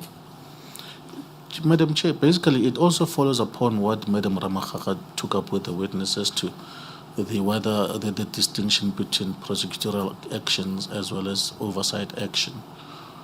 It simply follows upon that. But if it's regarded as not being relevant, Chair, we will know, we can abandon that. Advocate Moipone, you asked that question earlier, and that was followed by further questions. Yes. You sought the response of the witness in relation to those concepts, and he answered, and then you followed that with further questions, and then Advocate Nkabinde says, but where are we going to? And I'm saying to you, I'm not sure what the context of this is. You can just maybe tell us, you seek to clarify something with regard to that. And if it falls within that distinction, make it clear to us so that we can... That is basically the concept to say whether was Advocate Chauke's conduct an oversight or not. That was just simply on that basis. You may proceed. Yes.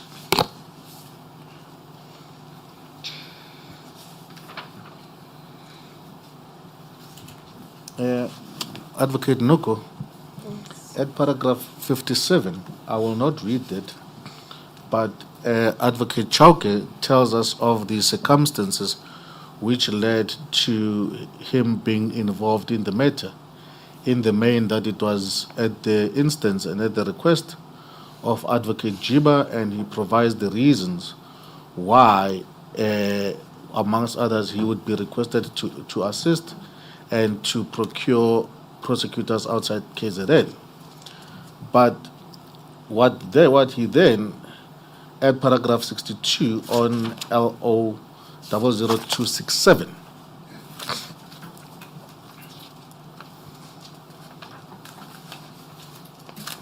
at paragraph 62, he outlines what his role as the team coordinator was. And in the nutshell, he says, was to deal with logistic and administrative matters of the prosecution team, ensuring the coordination between various stakeholders, and then that he was not involved. 62.3. My involvement excluded taking prosecutorial decision whether to prosecute or not. And then at 62.4, it says feedback and briefing on the team to Jiba, including submission of documents from the prosecution team to the NDPP. And then he then, moving forward, at paragraph 64, he then tells us what then started to happen. He says, on the 3rd May 2012, I attended a briefing meeting with Jiba, during which it was arranged that the prosecution team brief her on the Cato Manor on 18 May 2012. And on 15 May 2012, I attended a meeting with the prosecution team for the preparation of advocate for Jiba's briefing. Now, again, within the context, just to underline whether that conduct amounts to prosecutorial action or oversight. Well, how would you classify that? You mean the briefing? Yes, what he says on paragraph 64. The briefing are actually done by DPPs in every high-profile cases. Now, which DPP would do that? The DPP who's in charge of the case. In charge of the case, would it be in whose jurisdiction the prosecution will take place, or the oversight DPP? It depends on which under which DPP that case results. So in respect of Cato Manor, then it was resulting under Advocate Chauke in terms of the instruction from the NDPP, acting NDPP Advocate Jiba. But then it was under jurisdiction of Advocate Simpium Loja, then myself afterwards. Yes. So you're saying that briefing ought not to have been done by, ideally, it ought to have been done by Advocate Mlocha? If he was overseeing the case. But if he was not overseeing the case, he could not have been expected to be the one briefing the NDPP, but the one who's overseeing it. Whether he's doing so rightly or wrongly, it's something else. But the one who's in charge of that case then, overseeing it, is the one who's supposed to brief the NDPP. Yes. And then he goes on paragraph 68. He says, on the 24th May 2012, he attended a briefing meeting with Jiba together with the prosecution team, where Matenja did the briefing. And the briefing entailed possible charges against the suspect, the security of the prosecution team, delegations of the prosecution team, and Part 8 of the Prosecution Manual and Section 17 of the Inquest Act. Do you see that? It's on... Yes, I saw paragraph 68, yes. And you still maintain that the briefing still has to be done by the DPP overseeing the matter? Advocate Msoni, the point here is that Advocate Chauke was overseeing the case. Yep. And he had to be the one doing the briefing. It's a different point whether he was overseeing the case rightly or wrong. But if we talk about the briefing, he's the one who's expected to do the briefing. No other DPP was overseeing the case, but he was.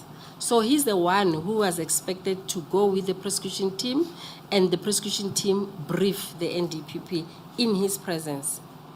That's how it worked even with me. And in all other high-profile cases, we had a lot in KZN and we would go with the prosecution team, and the NDPP is briefed by the prosecution team, and the DPP will add here and there wherever is necessary. But the fact of the matter here is, with regards to the briefing, he was overseeing the case. No one else had to brief the NDPP except him. Yes. And then we go on, thank you for the clarification. Yes. Then at L01, Before you proceed, Council, paragraph 68, were you focusing on the second sentence that says Matenjwa did the debriefing? Were you making that point? yes, as well as the in relation to the charges, where the possible charges are being discussed.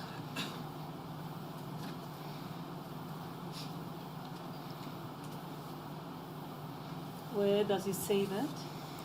He said that this briefing entailed charges against the suspect, the security of the prosecution team, delegation of the prosecution teams, Part 8 of the Prosecution Manual and Section 17 of the Inquest Act. Yes.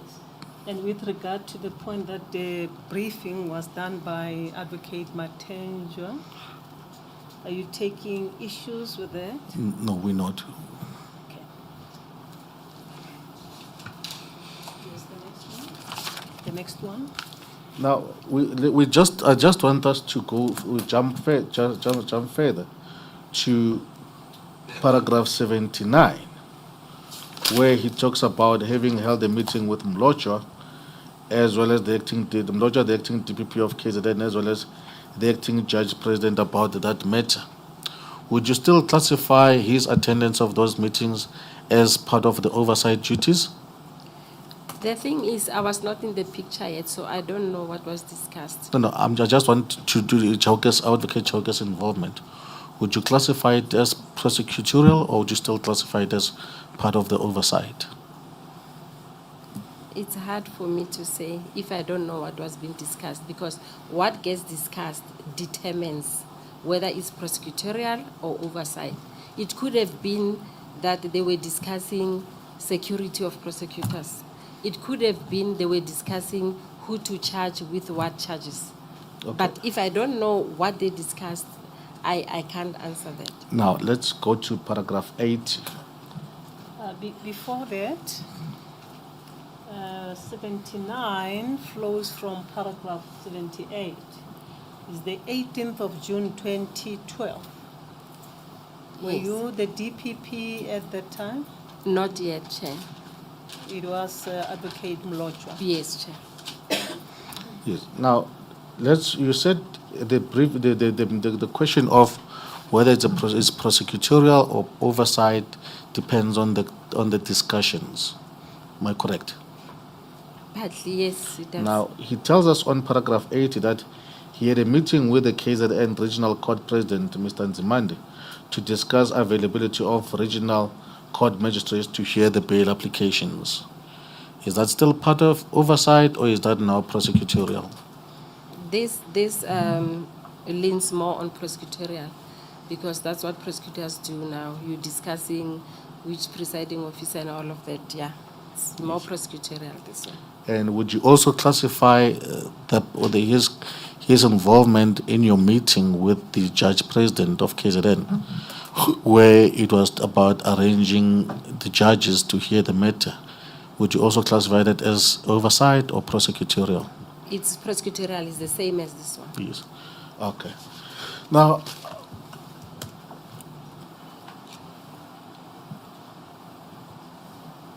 Before you move on, Advocate Ntweni, can I, the situation that is described on paragraph 80, that on 19 June 2012, I had a meeting with the KZN Regional Court President. It differs to a certain extent with what happened when Advocate Chauke took you along to see the JP for the allocation of a judge outside the province. Yes, ma'am. And you've just said this situation described on paragraph 80 leans more on prosecutorial. While you say you didn't answer the same when in your situation when you went with him to see the KZN JP for the allocation, to request the allocation of a judge from outside the country. Would you care to enlighten us what is the difference? Okay, thank you, ma'am. I remember being asked whether the request for section 111 for the consent of Advocate Johann Smith was prosecutorial or otherwise. Not about going to meet, unless I'm mistaken, but not about going to meet the JP to request for a judge out of KZN. But, okay, It was not asked. yes, Then I'm asking it now. yes. Was it prosecutorial or oversight This is on the part of Advocate Chauke? It was prosecutorial, the same with the judge president and the regional court president.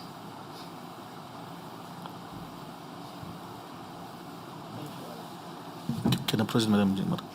Now, Perhaps whilst you are there, in these instances, when I look at the paragraphs that the council has referred to, 68, 79, and also in respect of that part where you indicated that Advocate Chauke approached you and you both approached the Judge President KZN.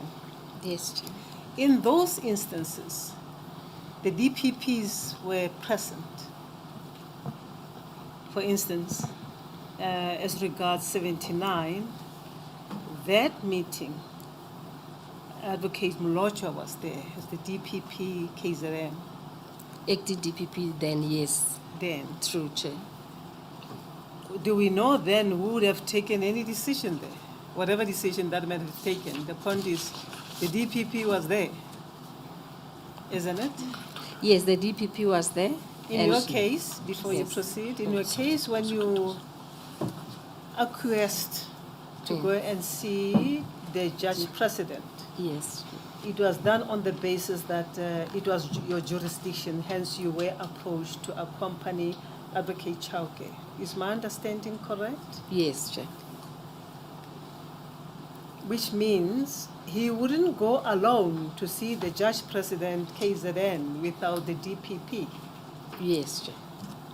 In respect of paragraph 79,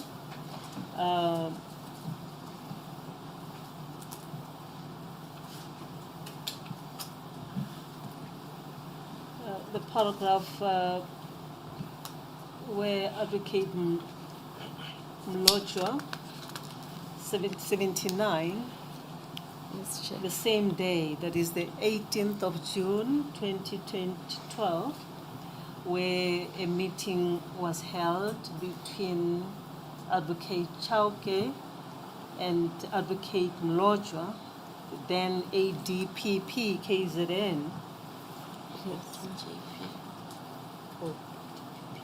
to go and at the AJP of KZN. The Yes, point that sir. I'm trying to make there is that in those instances, Advocate Chauke was accompanied by either the acting DPP or the DPP. Yes, Chair, as far as I'm aware, yes.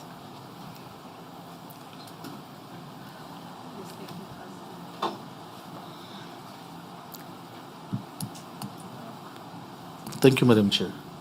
Advocate Noko, I just want us to go then further to whether, still within the context of prosecutorial or oversight, as to whose responsibility, which DPP would be responsible, is the submission of an application for authorization in terms of Section 2.4 of POCA. Is that part of oversight or is it prosecutorial in nature?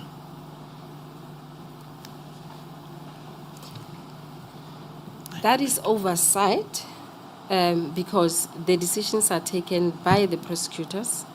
The DPP does the administrative part, because what the DPP does when you send an application or recommendation to the NDPP is mainly to sign.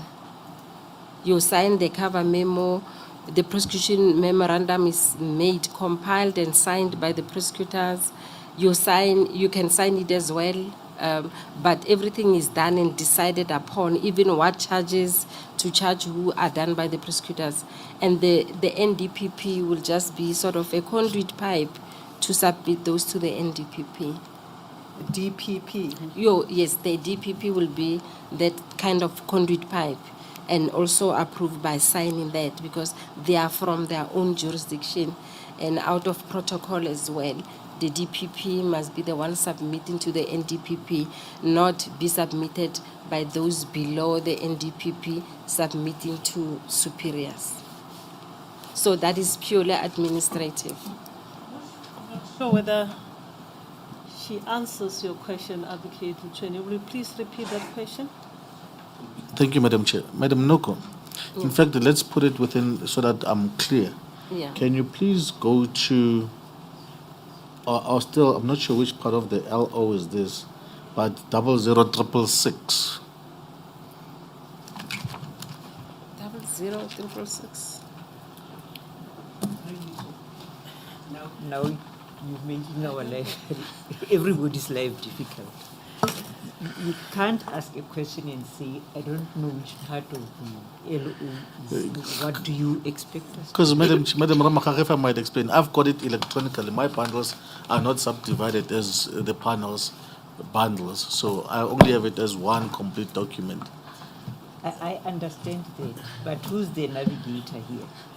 I'm the captain, but unfortunately, I inherited this flight because already when I came in, the bundles had already been prepared. Advocate Moipone, Madam, I think that line is stale. It's very stale. That line of saying I only came in when the plane was already in the air. You came in here before Advocate Kowe, before Advocate Skosana SC.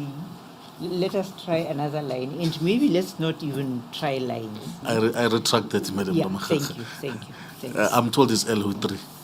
I beg your pardon? I'm told it's LO3. It's LO3.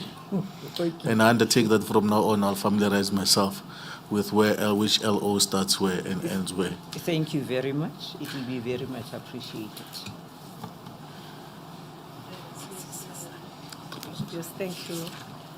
You may proceed, Counsel. The reason well, you'd see there, Advocate Noko, LO3 is what? 665. 661.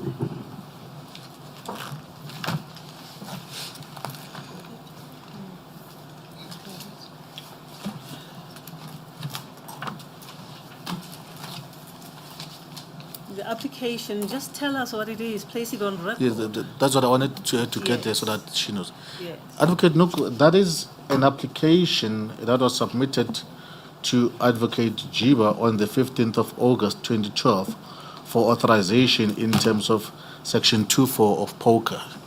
Do you see that? I don't see it here. I don't know where it is. They give me a laptop. I don't know where it is. It's also not fair to the witness, Advocate Moipone. You know very well that this witness doesn't have the bundles.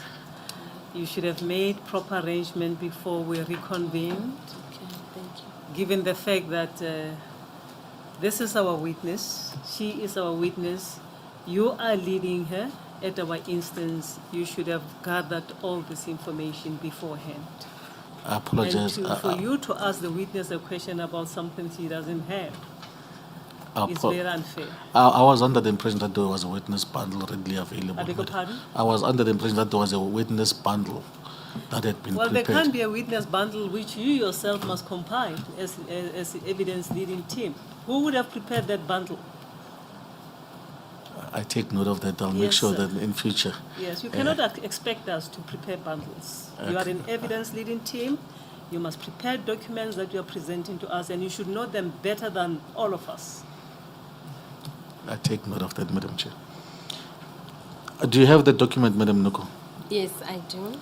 That you would see it's an application for authorization in terms of section 4224 of POCA in relation to General Boysen and others. Yes, Do you see that? I see that. Now, the question I asked you was this submission of this application, because the authorization must be granted by the national director, am I correct? Yes.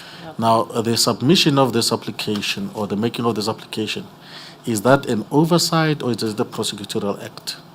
This is oversight. Now, can we just delve into that? If you look at paragraph 2, it says, I have perused the document and recommend the application. Do you see that? Yes. Is that the recommendation? It's something that would I be correct that it's part of what the NDPP would consider when applying his or her mind on the application as to what is the stance by the DPP? Yes, it is. Those Now- are. Oh. Now, would you still then maintain that where you make recommendations such as this, which are going to have a bearing on the decision, that still amounts to oversight? That is still oversight, as I'm understanding. Yes. You're recommending after a prosecutorial decision has been taken. You are not taking a prosecutorial decision. You are recommending as a DPP and saying NDPP for your consideration. Okay, thank you, ma'am. Now, I just want us to also consider this document. It appears. Pardon, Counsel, let me understand this answer.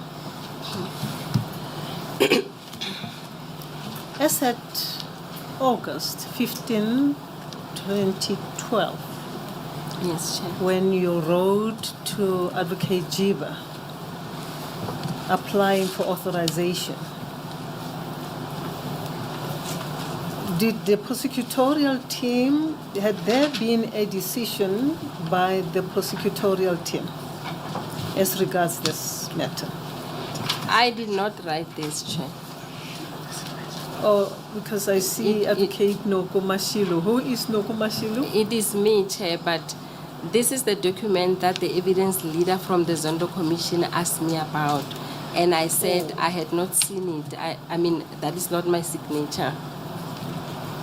So I did not compile this. Wait a minute.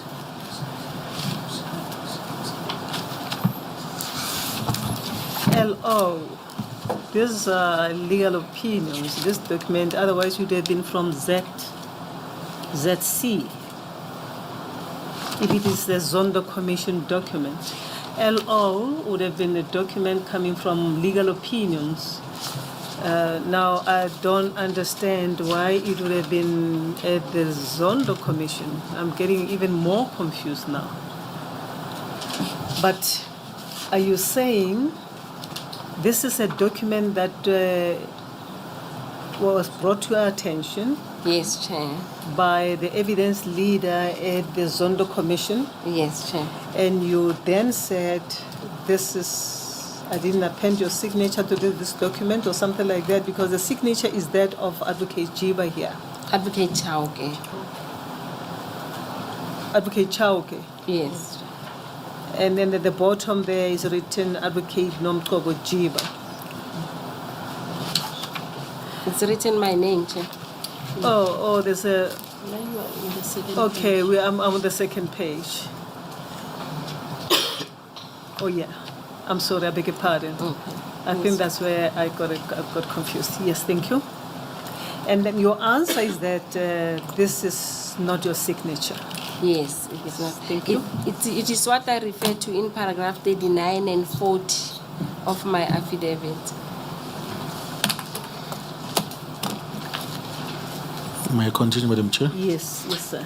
In fact, this was the next question that I wanted to ask you.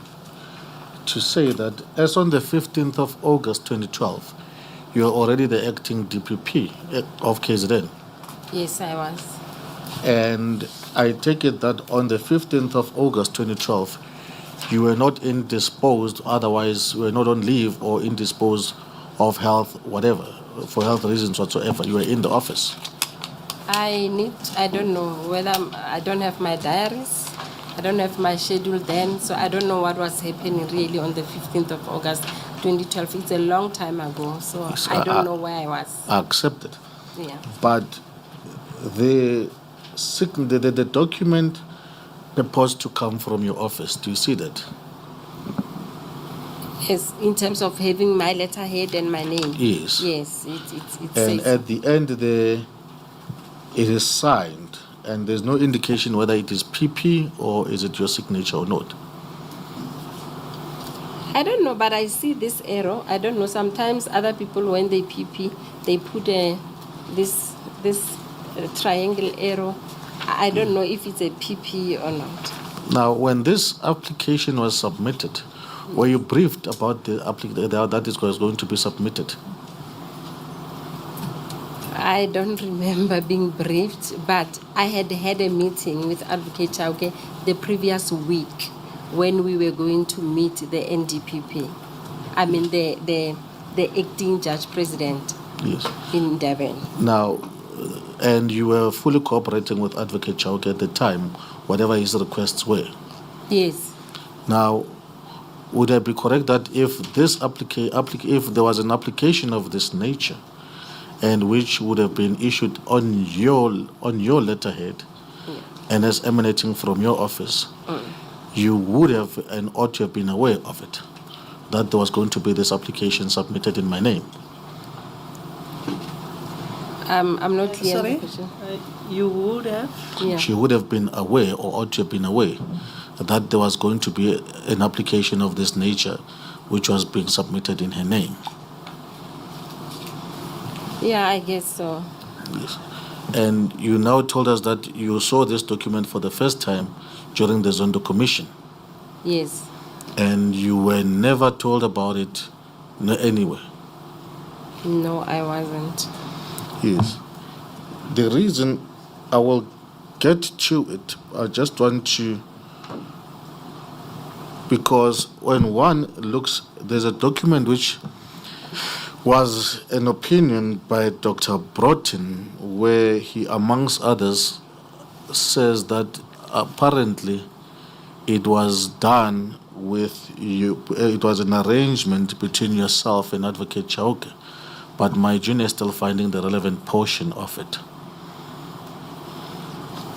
Now, I just want us then to move on to the memorandum that you received.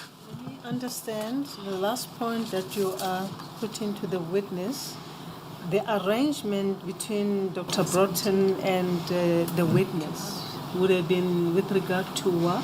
That from Dr. Broughton's opinion, it says that the submission of this application was it was in terms of an arrangement between Advocate Chauke and Advocate Noko. But they rely on an affidavit by Advocate Mosing. We're just finding the relevant part of that affidavit so that we can just get the question whether is that statement correct or not. Yes. Now, Advocate Noko, if we go to the document MN1. Before, I'm sorry, before we pass that point. This point you are making with regard to the arrangement, would it appear in Dr. Broughton's memo? Yes, it appears in Dr. Broughton's opinion. In fact, at LO 00197. LO3? Is that 3? It should be 1, I think. 1. And if 00197. and if I may read, Before you read, let's just get our volumes. case number, paragraph 98. Yes, paragraph. He says at paragraph 77, he says, however, in Advocate Mosing's affidavit in Silverton case number, it is noted as following. Sorry, paragraph? Oh, Paragraph 77. Yes.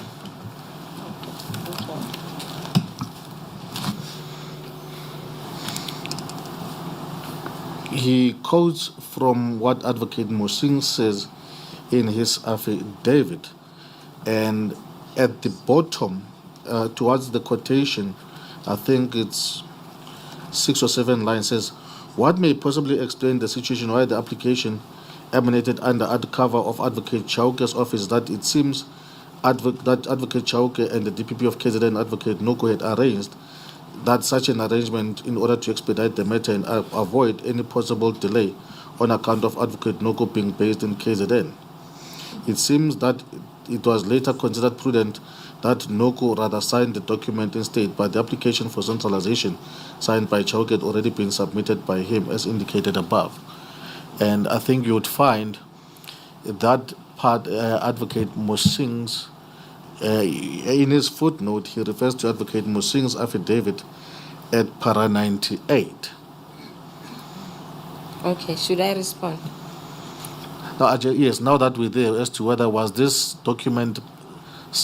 an arrangement between yourself and Advocate Chauke that he would sign documents because to avoid delays? What you can see here, he says it seems. Like it's a. No, I understand. I just want to get your view now. You're here. Was there such an arrangement or not? I'm trying to answer, and I'm answering based on what Dr. Broughton is saying. He's deducing from, I don't know, from whatever he's deducing. But does he know, as a matter of fact, that that was the position? Because he says it seems as if there was an arrangement, it seems as if, to show that he is not sure about what he's saying. And he was not even part of the case. Okay, now let me ask then. Yeah. Was there an arrangement between yourself and Advocate Chauke that he would sign documents on your behalf? No, I didn't have that arrangement with Advocate Chauke in that respect. Okay. Now, I just want us to deal with your support for the decision to institute the racketeering charges. Yeah. And the first time... Before you leave that point, you were just looking at footnote 70 and referred us to paragraph 98 of the affidavit to the SCC. It's a Silverton case number. Point with regard to that? No, I just wanted to say that's where Dr. Broughton gets what you see there under paragraph 77. It's a quotation from that affidavit. Yes. Yes. So I was just trying to show where he gets that from. Yes. Thank you. Now, Advocate Noko, would I be correct that the first time that you got a briefing into the Cato Manor case was when you received annexure MN1? Yes. And that was on the 7th of August, 2012. 2012, yes. And that was a summary, the summary that was given to you, it was given by Advocate Chauke. Yes. And now, he then, at paragraph 6, gives you a number of documents.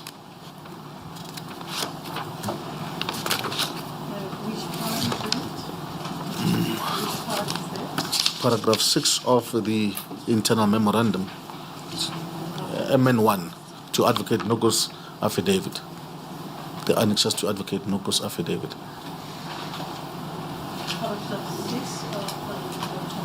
No. Advocate Chauke's memorandum, MN1, annexure MN1, Madam Chair.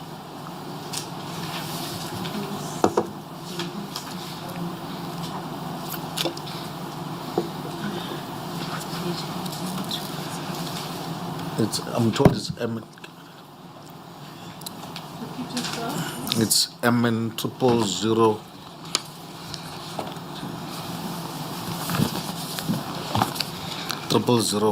It's got 4 zeros. I'm not sure how to call quadruple zero. What are you referring to? Are we back to the affidavit of the witness? Yes, Madam Chair.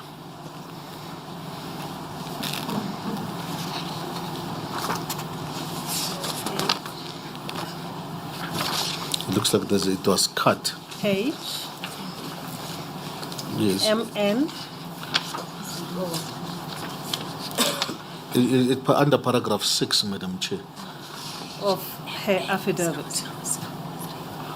I'm told it's 0003 Paragraph 6 of what? of the memorandum from Advocate Chauke to Advocate Noko. Annexure MN1. This is the one that my colleague said it was cut during the making of copies, and she ended up, I think she ended up a hard copy. Yes. Yes, I see that. Madam Noko, under paragraph 6, that's where Advocate Chauke refers to the documents that were undercover the memorandum. Yes, the memorandum, yeah, yes. Yes. And she tells you that what was included was the indictment and then a copy of the memorandum to the NDPP for authorization of racketeering charges, together with the draft authorization certificates, as well as a request for centralization and a copy of the consent letter which he received from Advocate Smith. Yes. Now, if I might then ask, in your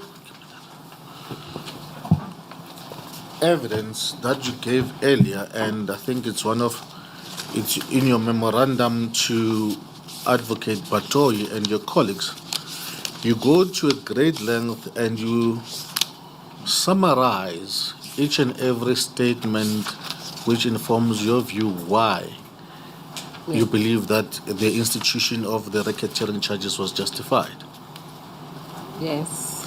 Now, if I might ask, when did you for the first time get to come across these statements that you summarize herein? It was when Advocate Matenjo sent them to me. Yes. So, I think it was in 2014, 2015. It's in my affidavit. I'll quickly tell you.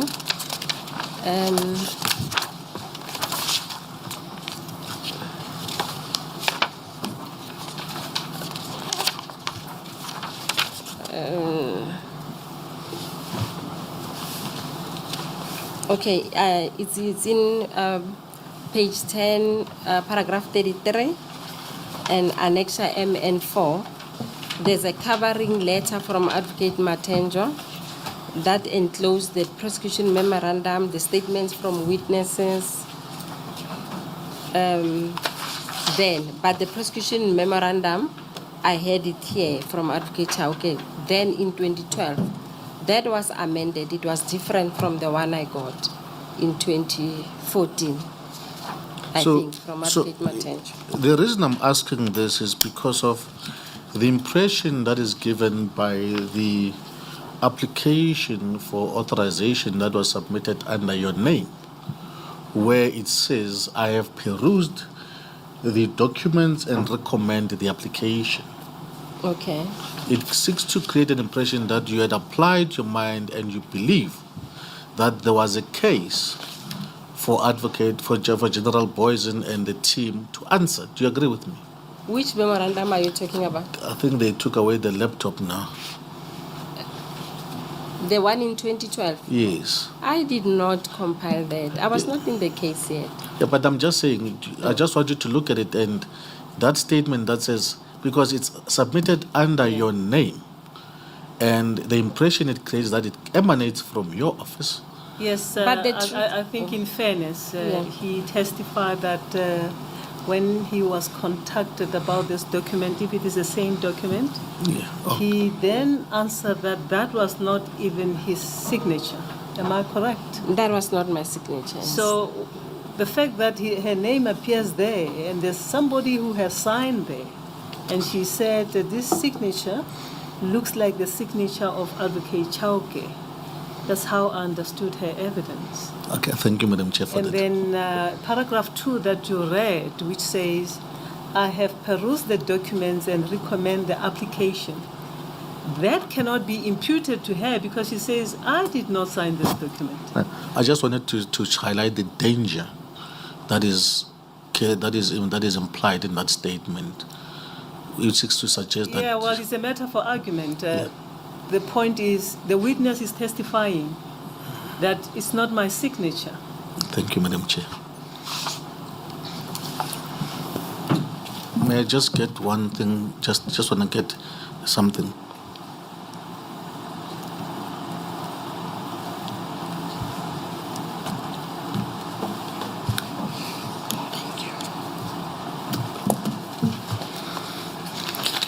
Now, Ms. Advocate Noko, I just want us to zoom in into your support, the basis of your support for the decisions, for the decision that you say the institution was justified. Now, and in particular, the complaint here, it's in relation, I would zoom, there were about 16 accused in this matter. Am I correct? I don't quite remember how many they were, but there was a number of them around that, yeah. Yes, because if you look at the way the charges have it in your memo, if you look at the number of the accused, then the highest number is 16. 16, 18. Respect of which? The Cato Manor charges. The Cato Manor case. Yes. Now, as a prosecutor, when you take a decision to prosecute, the primary consideration is prima facie case. Am I correct? Yes. That's the standard. Correct. In other words, is there a case for this person to answer to? Yes. And in light of the fact that there were 16 accused, you have to be satisfied that each one of them has a case to answer. Yes. Meaning that you must ask yourself, is there evidence that implicates or pinpoints this person to the commission of the offense? Yes. Yes. Now, let us just zoom into Major General Boyson. Yeah. And I can put a disclaimer right now that I do not hold a brief on behalf of Major General Boyson.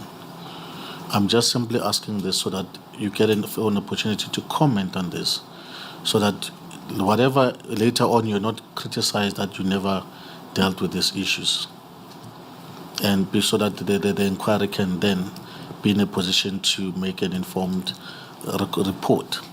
Yeah. Out of the 116 charges that are contained in the indictment, Major General Boyson is implicated in at least 7 of them. That would be 12, 11, 10, 9, 8, 2, and 1. Please repeat yourself. It's count 1, count 2, count 8, count 9, count 10, count 11, and count 12. Now, I just want us to, I don't want, given for the purpose of time, it would take us another 3 weeks for us just to analyze these charges and the evidence, and I don't want to do that. But I just want us to at least, let's look at count 1 and 2, which are the poker-related charges. The first one, it's in terms Where of... are they? Take us to those counts. I just they are in the indictment, Madam Chair.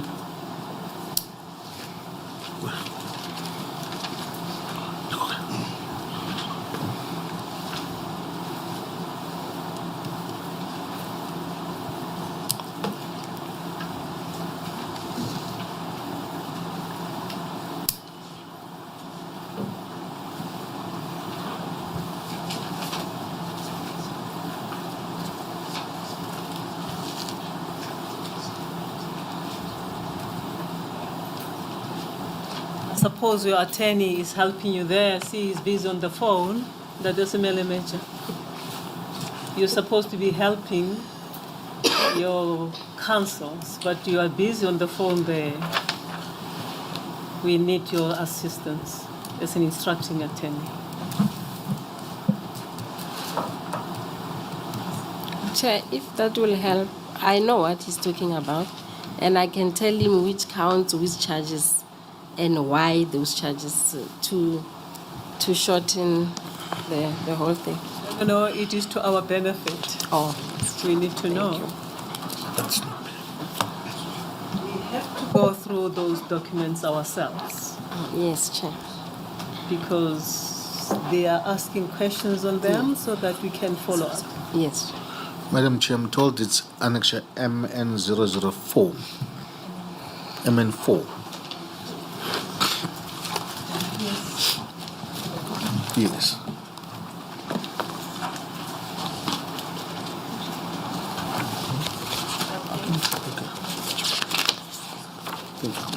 You'd find them under paragraph 2, just at the end of paragraph 25. I'll just find MN008. You have to refer us to the bolded red. Yes. It's MN00083.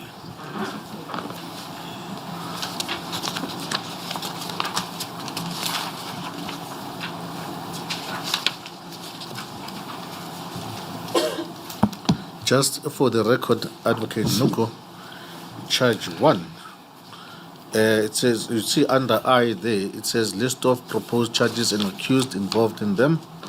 Count 1, contravention of section 21F, right, with section 22 of the prevention of the, I'm just rushing through them, but it's the enterprise management charge. And you see the accused there is accused 1, 6, and 9. And we know that General Boysen was accused number 1. Yes. Right? And then in count 2, it's the participation charge. I'd call it the participation charge, which Advocate Boysen is also implicated in that. And then if you turn over to is MN00085, it's murder. Count 8, it's murder. Read with section 5.1 of Act 105 of 1997. A minute, please. You have dealt with count 1 and 2. You are now dealing with the predicate offenses. Yes, the predicate offences. I just wanted so that we were clear as to which charges Major General Boysen was charged in. It is also important to highlight that count 1 and 2 fell under the proper racketeering charges. Yes. The subsequent ones Are fall under the predicate offenses. Yes. It does help. Thank you, Madam I'm Chair. sure you understand why. I appreciate that, Madam Chair. And then under the predicate charges, Madam Noko, you see is implicated in count 8, which is murder, count 9, which is murder, and then unlawful possession of firearm, count 10, and then count 11, which is unlawful possession of ammunition, and then count 12, defeating or obstructing the course of justice. Unless I have missed others, those are the charges which were leveled against Major General Boysen.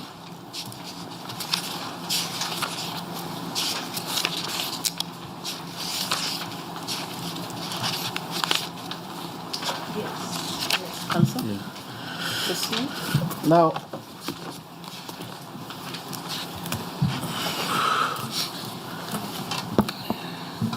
in relation to the management charge, you would have read from the prosecution memorandum that the prosecution relied on the statement by, in fact, in relation to all to these charges, the poker charges, The prosecution relied on the statements by Colonel Aya, Mr. Dlondlo Mtiane, Bongani Mkize, I summarized them, Matonzi, and Cochrane and Danikas. Those are the documents that they relied on in order to prove the poker charges against Major General Poison, The racketeering. the racketeering charges. Okay. I don't know if there are more statements because I didn't read all the statements. Those are some of those that I read, yes. Yes. But they also support those charges, yes. Now, you'd agree, I just want to comment, you'd agree that the management of an enterprise basically means that one must have been overseeing this enterprise for the purpose of committing offenses. It's not just being the head of the unit. It must be aligned towards the purpose. I beg your pardon? Well, insofar as the management charge, I call it the management charge, that it is not enough for one to simply say he was in charge of the unit.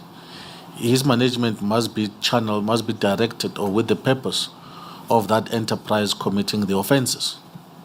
Yes, if circumstantially it's proven that that unit was sort of an enterprise based on the evidence that is here, the killing of people and all of that, then it shows it was an enterprise. And whoever is managing it is managing the enterprise because that unit is the one that has tended to be an enterprise. Yes, but in this case, especially within SAPS, I just want to ask you this so that to get from you, did these issues come, did you consider them?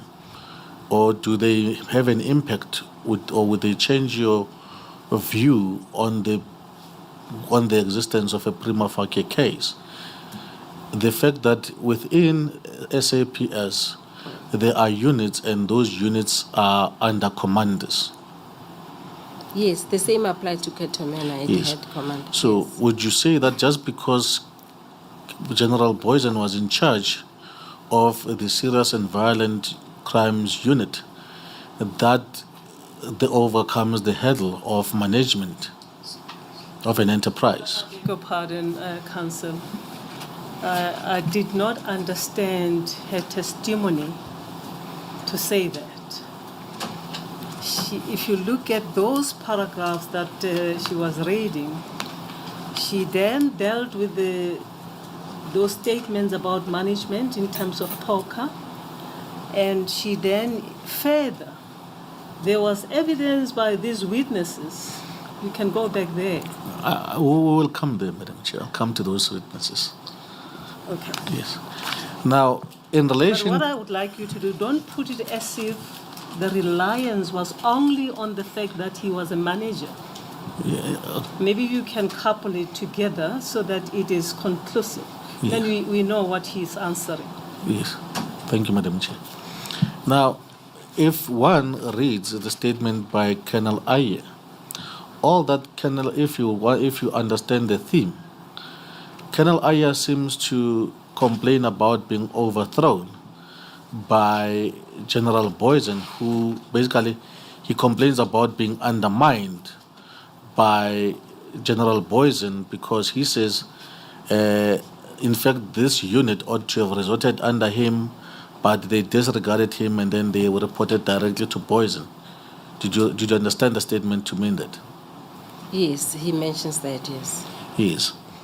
And then we then come to the statement of Danikas. Okay. Danikas refers to a number of incidents that happened at least pre. Counsel, I'm sorry to interrupt you. The previous statement as regards is that Colonel Ayer, you are making it to buttress the point that actually the person who ought to have been a manager was him and not Poison. Yes. And that's the essence of the complaint in the statement. And I just want, basically, in fact, you're reminding me, just that, does it, in her view, but support the contention that he was a manager or not of an enterprise? Sorry, Madam Chair. Colonel Aya gave 3 statements. They say many things. The witness is not being correctly put to say that all that he complains about is X. That amounts to misleading a witness. If my learned friend wishes to put the statements of Colonel Aya, they must put all of the 3 statements and go through them. Thank you, Madam Chair. Just for Advocate Muretobe's comfort, I did not intend misleading the question. To the extent that it came across as if I'm seeking to mislead, that was never the intention.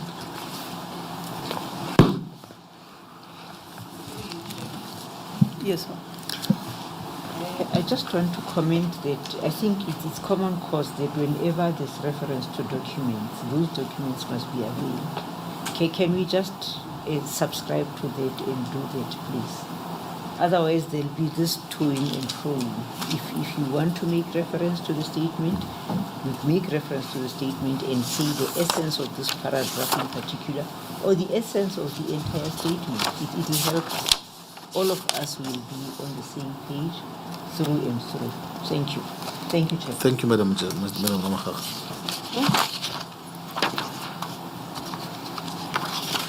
Now, you drew our attention to the statement by Colonel Aya, where he complained apparently that he was overlooked. I'm not quoting him verbatim, but instead of reporting to him, they reported to Major General Boyson. Is that correct? Yes, that's the first statement. I'm just trying to get to. This is his saying so.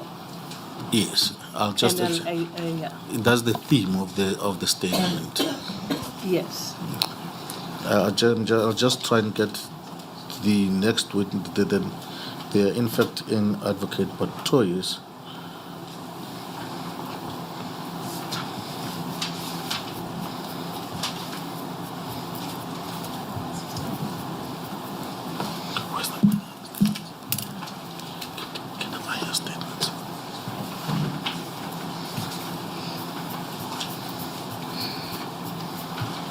And also, as you said, if you can tell us, what do you seek to establish by this question?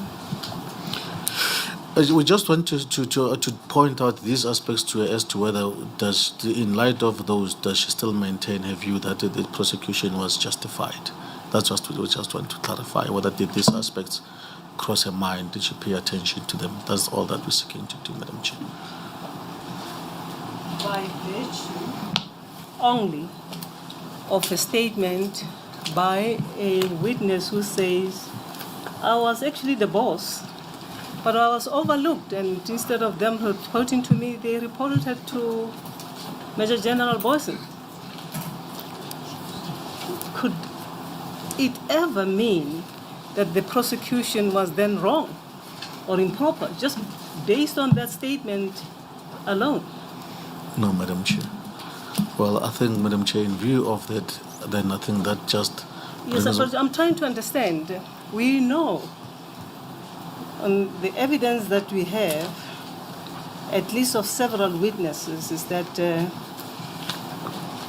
which up to now has not been refuted, that seemingly General Boyson's played a critical part, be it managerial or otherwise. If it is managerial, that still has to be established under the poker provisions, section 2, count 1 and 2. That is where this feature of him having played a managerial aspect may kick in when you look at the concept enterprise. Are you taking issues with those statements that are made by witnesses that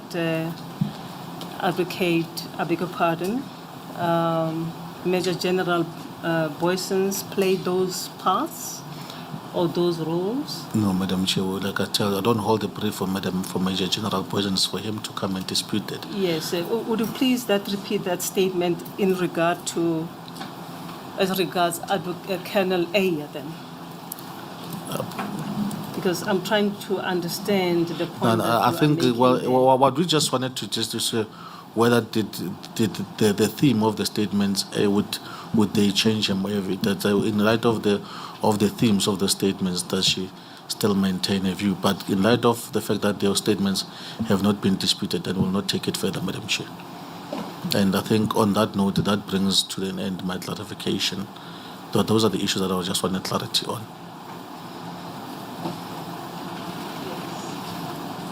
And in any case, your witness, Colonel Ayer, apparently you're going to call him. Is that Colonel Ayer? No, it's poison, I think that's going to be called.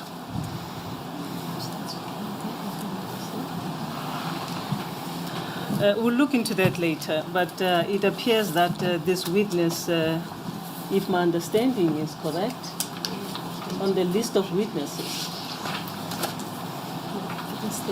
because he made several statements, this, Yes. This officer. I'm not sure whether you came at the time when you had dealt with the NJs. Those statements, NJ3, NJ4, NJ2, they are attached to Advocate Batoy's affidavit, supplementary affidavit. Yes, I'm aware of that. If you can look at the supplementary affidavit and look at those annexures, you'll find those statements there. Now, I've taken note of that, Madam Chair, but in Yes. view of the fact that of the regard that these statements have not been refuted, I don't think that we've got any reason to take them up with the witness. Yes, I'm And not that- sure how the witness can help in that regard because she's not a deponent of those Yes. statements. So then I think that would that brings about the end of my clarification, Madam Chair. Chair, through you, much as Advocate Msweni would like to part with us on this point, it does help just to understand even what the thinking and the understanding of the evidence team is about these statements. It is correct that the statement, we have more than one statement of a general or Mr. Ayer. Is it correct? Yes, Madam. Now, when you say that the essence of his statement, That was the first statement, Madam. yes, Ayer, you're talking about the essence of the first statement, Yes. not the essence of The his entire statements. statement. No. Or now I understand. Maybe I was not listening properly. Yes. That's fine. There's no need to ask you further questions. Thank you. I think, Chair, Clarity. thank you for the Thank you. indulgence. I've got no further questions.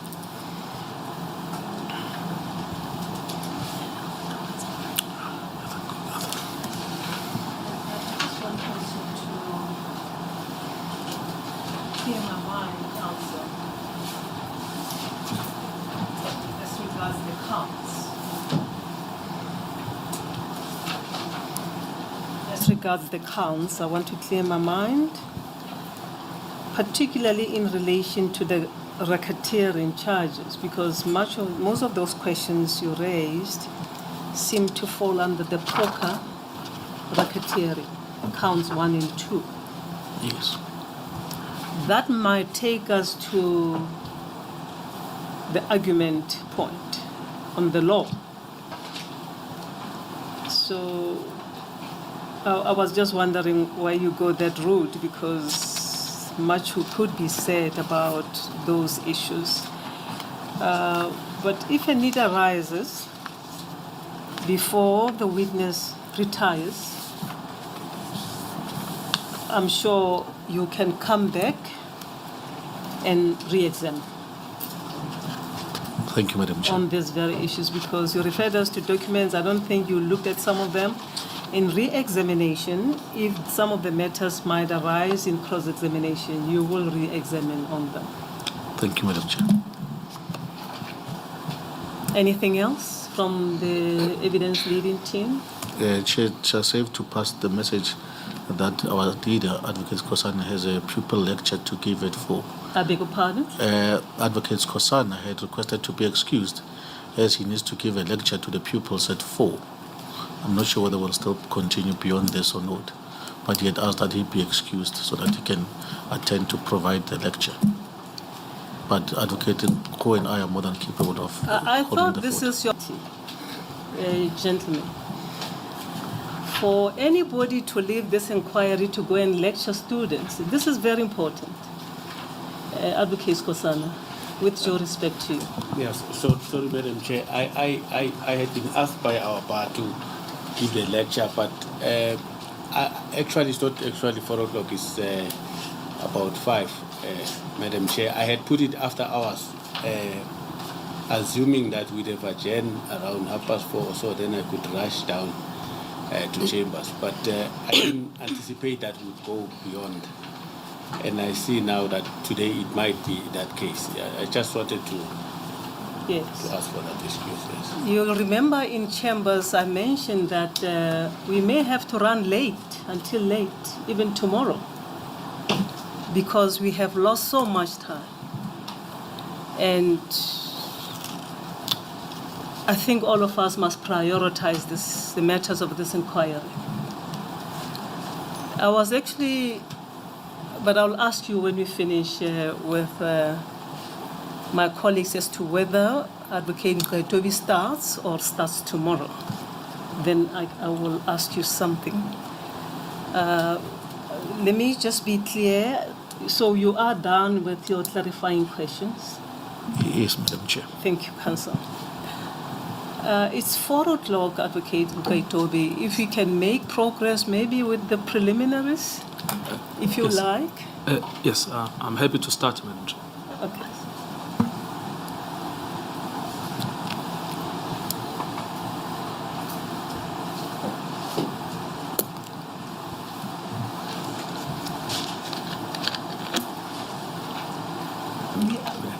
We are agreed that time is of essence, and we will use whatever time, even if it is an hour, to make a start, because this witness is available only until tomorrow. She's practicing, and she has left her practice to come and assist this inquiry. She's not been paid for coming here to assist this inquiry, so we should utilize this time to finish her evidence and to excuse her. Then we can deal with other matters. I'm told that tomorrow afternoon you have to fly back or drive elsewhere. Noko? Yes, Chair, but just to clarify, I'm not practicing. I'm busy with other things. Oh, Yes. you are busy. You are With no other longer things. I'm not under the practicing. NPA, though. Yes, I'm not, but I'm not practicing yet. Yeah. Well, but that's, I'm busy with that's my that's things. business. Yes, it is. I'm busy with other things. Yes. Well, I think we just appreciate the fact that you made time to come Chair. to testify. Yes, Chair. And you have indicated that you'll be available for the 3 days, Yes, Chair. yesterday, today, and tomorrow. Yes, Chair.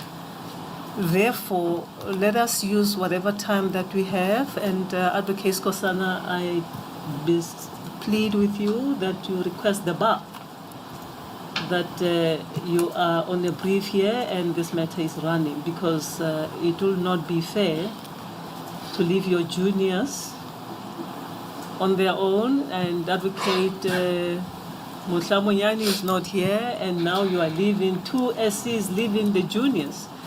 I think it is important that one of the leaders must be here, at least as far as I'm concerned. So I request that if we go until, say, about 5:30, just explain to them that you may be late, because I consider that this is very important to finalize. The lecturing can be postponed to another day, and your attorney is sitting right next to you. I'm sure he shares my sentiments. That is Melimet. You are an instructing attorney here. Yes, Chair. You agree? to the release. No, I was not approached, Chair, so You are taken by surprise. Yes, sir. I can't. Counsel, you cannot take your attorney by surprise. He's the man who's paying your fees. And please involve him. And I'm sure all of us understand why we have to prioritize this matter to whatever cost and to finish it on time. I'm going to request that we take a comfort break, those who want to go to the clinic, and we come back and start with cross-examination. Mr. Nkabinde. How long is the comfort break, Madam Chair? Let's take 10 minutes. 10 minutes, we can stretch our feet, our legs, and come back. Thank you. We'll adjourn for 10 minutes, let's say until 4:05.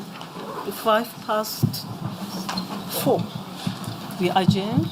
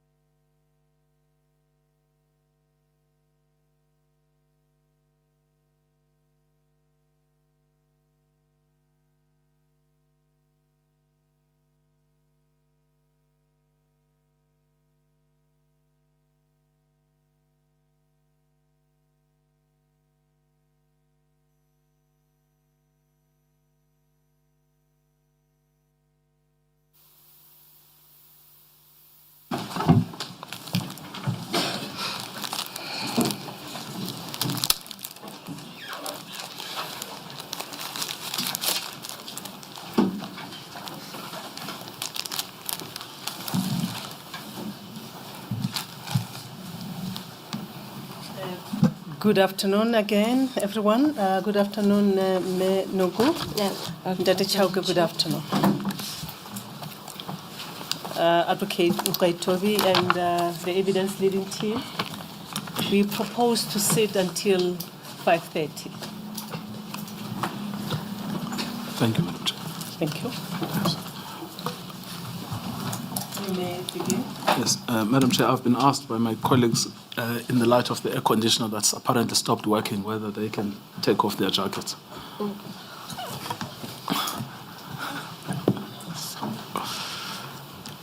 I see the witness is smiling. Are you also suffering there? No, actually, I feel bad because I'm the one who asked them to reduce it, but it was because of my throat. I was getting blocked, but they can just switch it on and not too high. Yes, I think it's all hot for all of us. Yes, it is. You can take off your jackets. Madam Chair. You must thank Advocate Nkabinde for raising this. Feel free to take off your jackets. Is it just for It is. You'll have to make an application every day. No, sir. Those who feel the heat, feel free to take off your jackets. Thank you, Counsel. Thank you, Madam Chair. Advocate Noko, can I just start with this question of the authority of Advocate Chauke in relation to so-called prosecutorial decisions in KZN during the period before you arrived and took over? Yes. Now, when I cross-examined Advocate Batohi, and I asked her whether these charges relate to the predicate offences, the charges against Mr. Chauke, or relate to racketeering. And my recollection is that she seems to have confirmed that they are confined to racketeering and only relate to predicate offences as part of racketeering. Okay. Yes, not that you should, but I'm just putting that to you. Yes. Now, if it is correct that this is a case about racketeering, which jurisdiction does racketeering fall under? You mean in terms of who can institute such? Yes, precisely. It falls under the NDPP only. Yes. Is there any DPP that has jurisdiction over racketeering? No, only the NDPP. Yes. Now, this is for me the one thing I can't really understand with the theory of the evidence leaders about this case. This case is about racketeering. Racketeering is a national jurisdiction. Only the NDPP can make decisions, correct? Correct, that's my understanding. Even I think the terms of reference say so. Yes. Now, if the NDPP then says to Advocate Noko from the Northwest, I've got a racketeering case in Gauteng, Yes. and I'm asking you to go and coordinate on my behalf, what exactly is the problem? I don't see any problem because the NDPP oversees the NPA throughout the country. Yes. He or she can delegate, go do this, do this, do this, and especially racketeering, resulting under NDPP. Yes. He or she is the one who can say, go do this on their behalf. Yes. Because it seems to me that the alternative option is for the NDPP personally to drive to KZN on a racketeering case and to coordinate it herself. It seems so, yes. Yes. But would that be a rational thing? No, that's not how it works. Yes. He or she has to send someone to do that, and the next highest person to send will be a DPP. Yes, well, it could be one of the deputy national directors. Those are mostly in the office. They could be that as well. Maybe let me not go there. Yes. But the big point really is this. This is a case about national jurisdiction. It's not a case confined to a province. Yes, it is national. Yeah. Yes. And so when the national director says, I'm sending Mr. Chauke here, that's perfectly within her right because this is a charge that is falling exclusively under her office. That's precisely why I didn't see anything wrong with that when Advocate Chauke was in the Cato Manor case. And similarly, the national director could say, Advocate Noko, this is from your province. I want you to coordinate it on my behalf. Not because you have jurisdiction, because she has exclusive jurisdiction, but because she has chosen. Yes. Yes. Thank you very much. The other thing I don't really understand with the theory of the case of the evidence leaders is the inconsistency within the NPA itself. I want to show you two documents which will illustrate this inconsistency. The first is the report by Advocate de Kock, which you will find at SB 3, but I want you to refer to SB 12. Somebody will open it for you. Okay.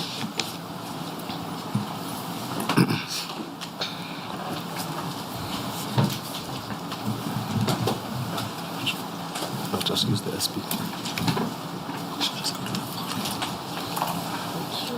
All right. I am told, Advocate Noko, that you don't have Ms. Batohi's affidavit. It looks like, Madam Chair, Advocate Batohi took the witness bundle, or someone in her office took it from where it was. Oh. Yes. It's the same thing. It's the same. Right. Well, perhaps what I should ask you is just to go to the last page, page 96 of that report. It is SB 12/283. Yes, I see it.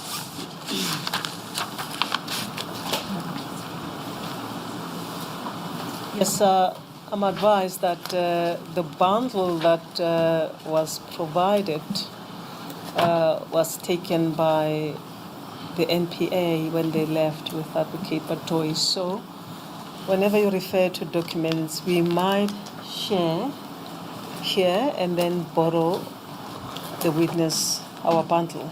Yes. If it is not marked. A lot of scribbling in these documents. Yes, thank you. If you have a clean document, you can also assist there. Yes, we do have some documents, but I think the witness has received the document I'm referring to. Yes, I will also ask my researcher to assist.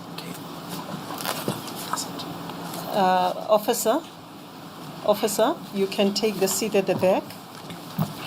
My researcher will sit next to the witness so that when a need arises, he can quickly go into the computer and open that document. Thank you, Dr. Marani. Thank you, Council. Thank you, Madam Chair. So what you will have page 96 at the bottom, and then KVR 60 in the top right. Yes, I can see that. Yes. Now, this document is 96 pages long. Yes. It is a decision made by 4 employees, allegedly by 4 employees of the NPA, to recommend to Advocate Batohi the withdrawal of the charges. Now, Yes. Advocate Batohi says that a decision to withdraw, to recommend a withdrawal, is a prosecutorial decision. Yes. That is her thesis. Yes. Now, these 4 employees have allegedly made a decision to recommend a withdrawal, correct? Yes. Yes. Now, if you look at the first person there, this is all coming from the Cato Manor prosecution in KwaZulu Natal. Yes. The first person there, where does he come from? Advocate R.J. Rodney de Kock was a director of public prosecutions for Western Cape, Yes. Cape Town. Anything to do with KwaZulu Natal? Nothing at all. Yes. Now, the second person there, which is Advocate I. Tenga, where does she come from? Advocate Ivy Tenga is the director of public prosecutions in Limpopo. Anything to do with KwaZulu Natal? Nothing at all. Yes. The third person there is Advocate S. Riley. Who is she and where does she come from? She is the Deputy Director of Public Prosecutions, deputy to the first one, late Advocate Rodney Dikok, in Cape Town. In the Western Cape. Western Cape, yes. Any relationship with KwaZulu Natal? Nothing at all. And then the last one is Advocate Mama Bolo. Yes, the late Advocate Mama Bolo, I think it's the one. Senior State Advocate, Specialized Commercial Crime Unit in Pretoria, Gauteng. Anything to do with KwaZulu Natal? Nothing at all. Yes. Now, this is the inconsistency I am referring to. In this case, when they were deciding to withdraw the charges, Yes. the decision to recommend the withdrawal was made by at least 2 DPPs from outside of KwaZulu Natal. Yes. On the instruction of Advocate Batohi, Yes. the same person who is accusing Advocate Chauke of exceeding his jurisdiction. Yes. But she herself has instructed 2 prosecutors to exceed their jurisdiction. Yes. Yes. And just to clarify on that for the panel as well, I was once tasked by Advocate Abrams when he was still the NDPP to come from KwaZulu Natal as a DPP to come and do some project on investigations of some prosecutors here in Pretoria. When you were the DPP? When I was a DPP, still a DPP in KZN. Yes. And there was a DPP in Pretoria? Yes. Yes. There was a DPP in Pretoria. Yes. So here we have 3 national directors that have done exactly the same thing. Advocate Jiba, who instructed Advocate Chauke to assist on a racketeering case in KZN. Yes. We have Advocate Batohi, who instructed Advocate Dikok and Advocate Tenga to assist on a racketeering charge in KZN. Yes. And then we have Advocate Sean Abrahams, who instructed you to assist on a matter in Pretoria. And I came with a team of prosecutors from KZN. Yes. Yes. Now, then on this theme of inconsistency, there is another decision. If you go to B9, which is the so-called Boysen bundle, B9 BO2199. My attorney will assist. Can you just open it?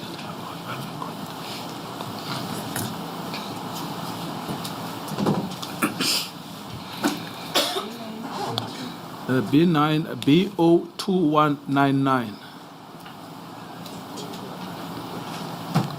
Do you have it? Oh no, they're still looking for it, sorry.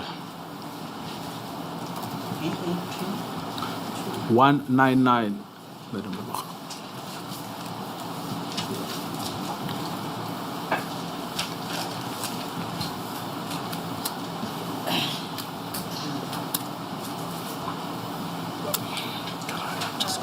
Found it, Mr. Morani.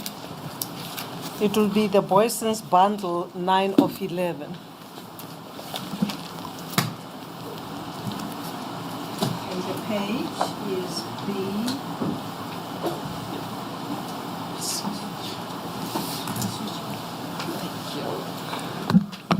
The page is B. BO2199, Madam. Yes, thank you. Do you have it, Advocate Noko? Yes, B02199. Yes. Yes. Now, that is a decision, if you look at it, addressed to Advocate Abrahams about Silverton, case 62210 of 2014. Yes. Now, that case, you can correct me if I'm wrong, was a purported prosecution against Advocate Jiba. Yes. For instituting these charges against Major General Boysen. Yes. Yes. Now, it is a case arising from Pretoria, which is where Advocate Jiba worked, correct? Yes. That's why it's called Silverton. Silverton, yes. Now, who took the decision to decline to prosecute? It's Advocate Ivy Tenga, who is the Director of Public Prosecutions when she was still a DPP in the Northern Cape. Yes. Now, I would suggest to you that it is pervasive practice in the NPA that DPPs, I'm not talking about people below DPPs, that DPPs are instructed to play roles across the provinces Yes. regularly. Yes. Yes. Now, in your own experience, how long have you been in the NPA? Thank you for this document. It can be, yes. How long have you been in the NPA before Since- you? Since the inception of the NPA. That's 1995. Is it? Oh, could Around be. there. Yes. 1998. Yes, around there. All right, yes. but it's a substantial period. Yeah, because I was with the Department of Justice first. And then when the NPA got to be established, we were already there in the system. Yes. I mean, have you ever heard of a case in your entire experience of a DPP being charged with misconduct for carrying out an instruction of the national director to perform functions in a different province to the one they are appointed at? Never before. Yes. Now, the document I referred to earlier, which is the De Kock bundle, I want to just come back to that now. Yes. Now, you will recall that I had put to you something that is common cause, that this document formed the basis for the withdrawal of the charges against the Cato Manor accused. Yes. That was repeated here ad nauseum by Advocate Batoi. So this is the De Kock memorandum. Yes, but this was the basis for the withdrawal of these charges. Yes. Yes. Now, I just want you to clarify something in your evidence because Advocate Chauke has a different recollection to yours. Okay. Apparently, on the day Advocate Batoi decided to withdraw the charges, she called a meeting of yourself, Advocate Chauke attended, and the prosecution team to announce her decision, but she did not share this document with you. Well, apparently you were not physically there, you were on the phone. Yes, I wanted to clarify that I was not present, but I think that meeting took place, yes. You confirmed that it took place? Yes. Yes. Now, in that meeting, there was a specific complaint by those that were invited that if she has already made a decision to withdraw the charges, she is wasting their time by inviting them to inform them of a decision without inviting their representations. Yes. Did you contribute in that discussion? I don't remember what my contribution was, but I shared the same sentiment. Yes. I don't know exactly what I said, really. But even now, even when you see in my affidavit, I'm complaining that no reports were sought from us. Our views were not sought. So I may have said that also. I don't remember what my contribution was, but that is my standpoint. Yes. Now, the other thing about this document is I want to just confirm with you.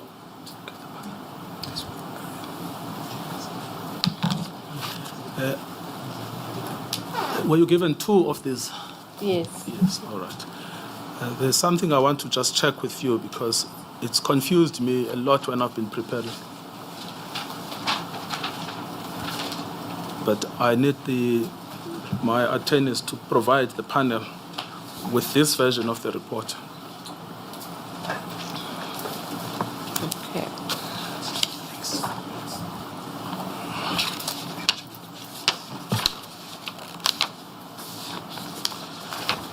So if you've got the 2 versions in front of you, Yes. Have you provided some copies to the evidence leading team? they should be given.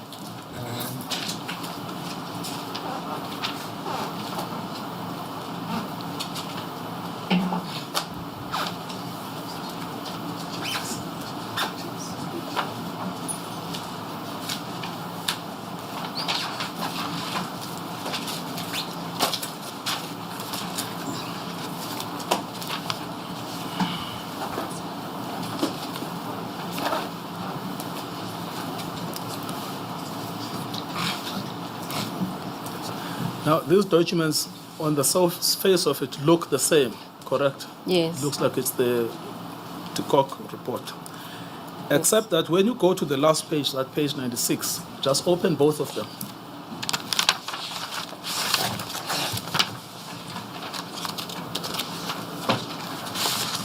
Now, you will see the one that has KVR is signed by Mr. Tikok. Can you see that? Yes, I can see But that. the other one is signed by Mr. Tikok and Mr. Mamabolo. Yes. I mean, do you know how this happened? I don't know. I was not even given a copy, really. Yes. I don't know how it happened like that. But the other problem is that at least two of the authors have not signed in both reports. Yes. Advocate Tenga and Advocate Riley. Yes. Yes. But it's all presented as if it is a common report of the panel as a whole. Yes. But we are not told why two members of the panel have not signed. Yes. And we are not told why one version is missing a signature Yes. of Mr. Mamabolo. Yes. Yes. Now, this document that is KVR 60 Yes. is attached to the statement of Advocate Batohi in these proceedings. Okay. Yes. And then for a full document in these proceedings. Okay. So both of them come from the NPA, But different. but they are different. Yes. Okay. Now, I take it you can't really explain. I don't know really. Yeah. Yes. But when I also look at the style of writing in the content of the report, Yes. I find that there are some differences. Is it? Okay. Yes. So it would. Style of writing, are you referring to the font? Yes. I can take an example. If you go to paragraph 30, just as an example.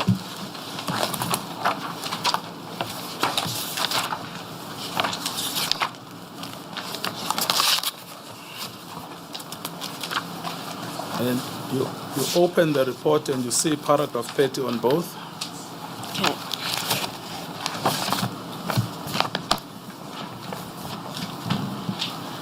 So you see in the report that's signed by two, paragraph 30, firstly, is in inverted commas and is italicized. And in the other one, there are no inverted commas and it's not italicized. Yes, I can see that. Now, when I was preparing, I came across 7 instances like this. And I thought maybe you would know because you come from inside. I come from inside, but I was not part of this report, and Yes. I was not even given the report. Yes, Neither was I given to compare. Yes, you know, Advocate Riley is coming apparently. So Okay. maybe I should reserve these questions for her. Yes, especially that she was part of the DGOG panel. Yes. There's discrepancies. Yes. Yes. Now, but I can ask you. I suppose that even though you were not there, on the face of these documents, Yes. Yeah. the parts that have been drawn to our attention, it is very clear that there are differences. Yes, I agreed to that. Yes. To paragraph 30. Yes. There must have been some editing Yes. later Yes. or after, Yes. either before or after. Yes. The but first there one. was. Yes. It appears so. Yes. So thank you, Madam Chair. Because if you accept. Sorry to interrupt. Just for the sake of our, I think we are being provided with one document here. Only the one with the signature of go. And I mean, this is pointed out to us now. You may please put on your mic. So they want As you may assist the witness on the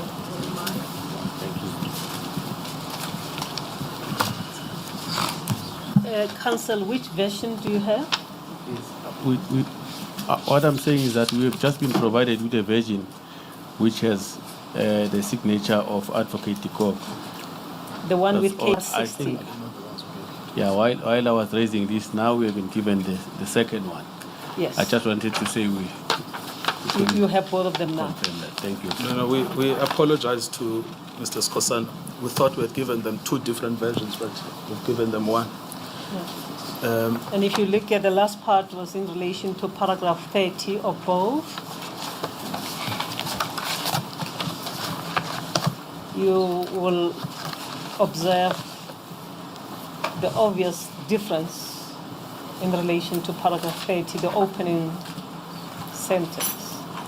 The quotation marks in one and the font is very different. One is with italics, quotation marks. The other one is in normal font without quotation marks. You see that?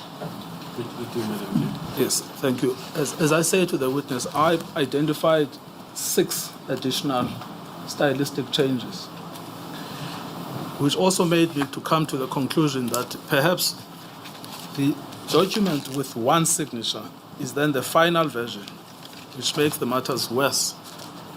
Why the other 3 have not signed.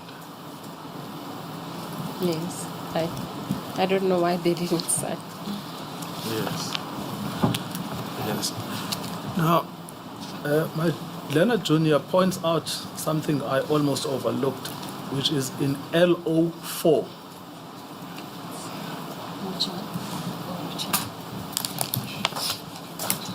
Page LO01044. That will be LO1. LO4. LO4. I'm told, Madam Chair.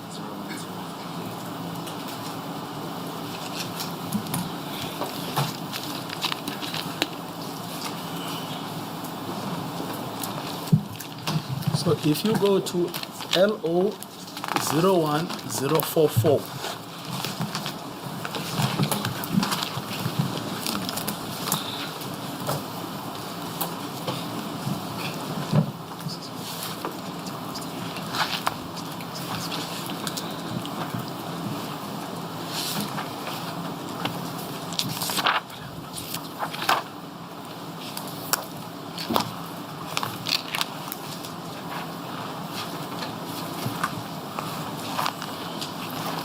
Please repeat the page, Counsel. the page I would like the witness to look at is LO01044. 044.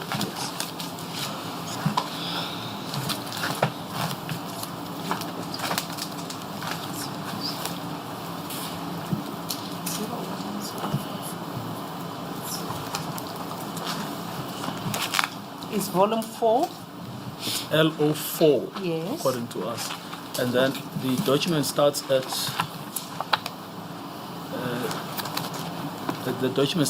LO01039.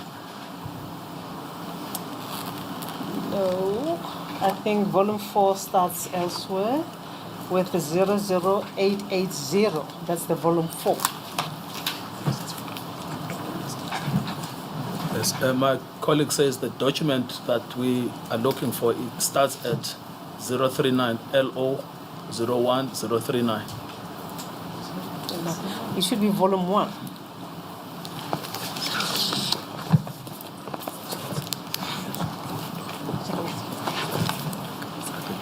Because he's found it already. But it's not volume 1. He's finding it for them. Say 01039. 01039, yes. 1039. Yeah, that will be Yes, 1039. LO4. Yes, correct. That's LO4.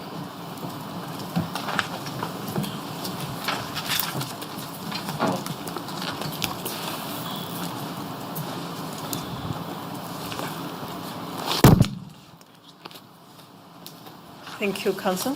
Thank you. And Advocate Noko, I want to go to that section that says evaluation, which is under E, so that you will find at paragraph 11 of that document. Paragraph 11 under evaluation. Under I see evaluation. it. Yes. Got it. Yes. Now, if you look at the opening sentence under evaluation, Yes. this is Advocate de Kock telling Advocate Batoyi that there is no basis to charge Mr. Chauke for exceeding jurisdiction.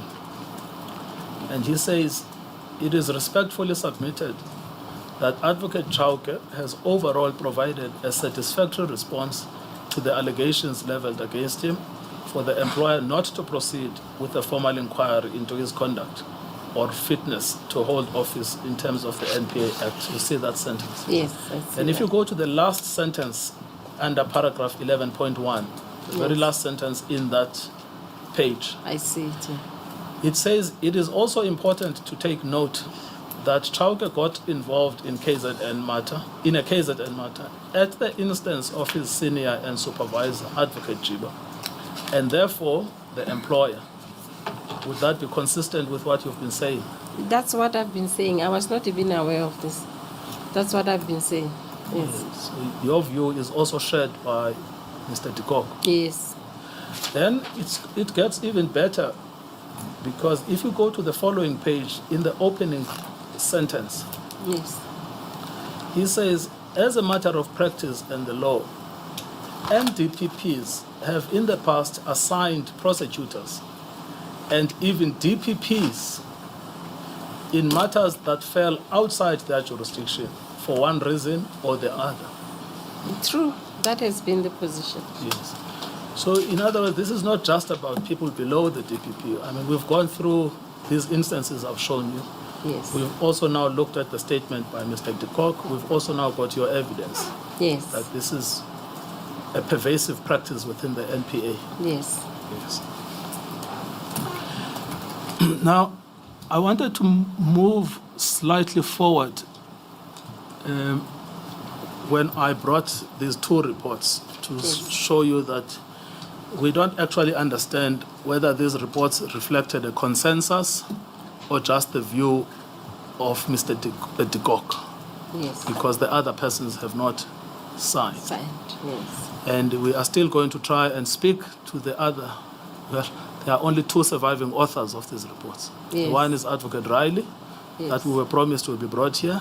Yes. The other is Advocate Tenga. Yes. Where is Advocate Tenga right now? She's still a DPP in Limpopo Okay, so he's still within the NPA. service. Yes. Okay, that's fine. Thank you very much.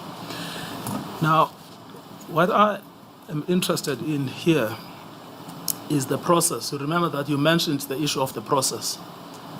Okay. Yes. That you heard about the report in the media, you Yes. then looked for it, and then you found it and you read it. Yes. Yes. Now, the decision to review a prosecution is a constitutional decision. It is in terms of Section 179. Yes. I think subsection D or something. Okay, do you have the Constitution in front of you? Yes. I do. Can I ask you to open it?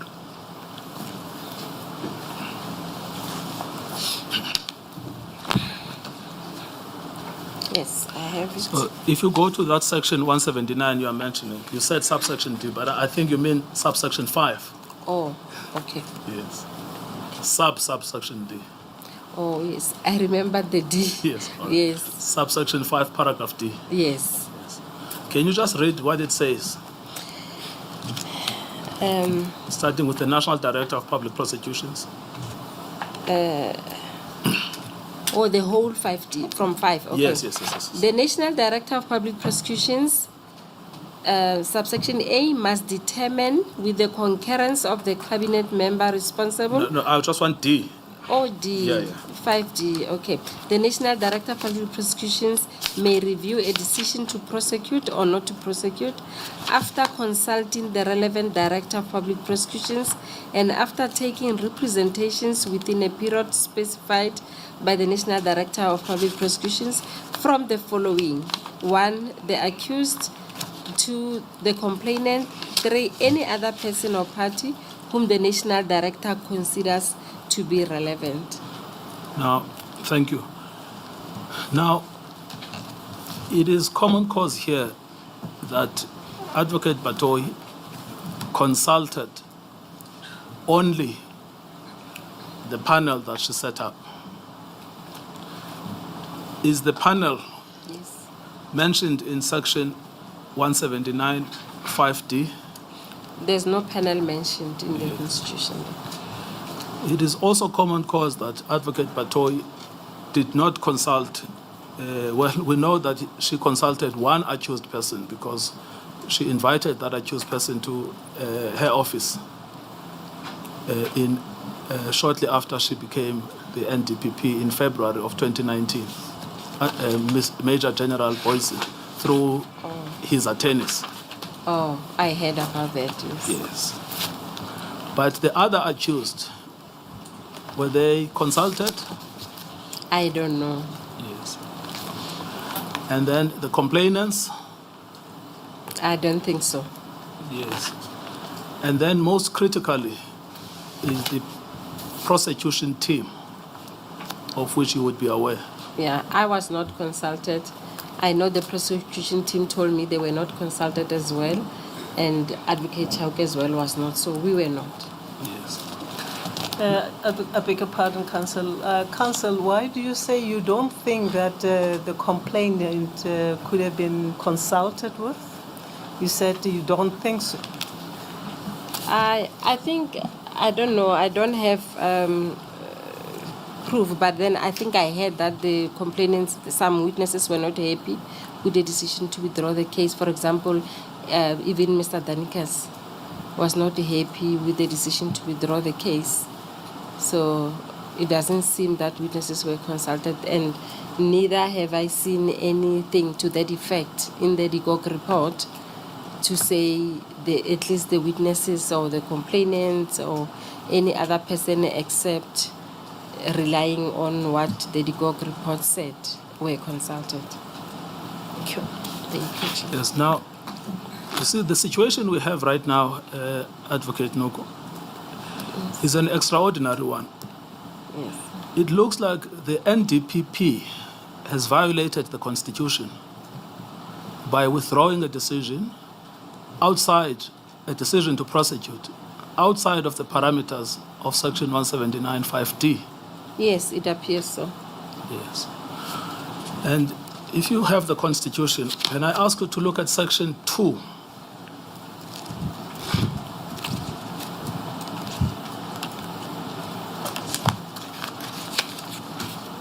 Yes, I'm Yes. here.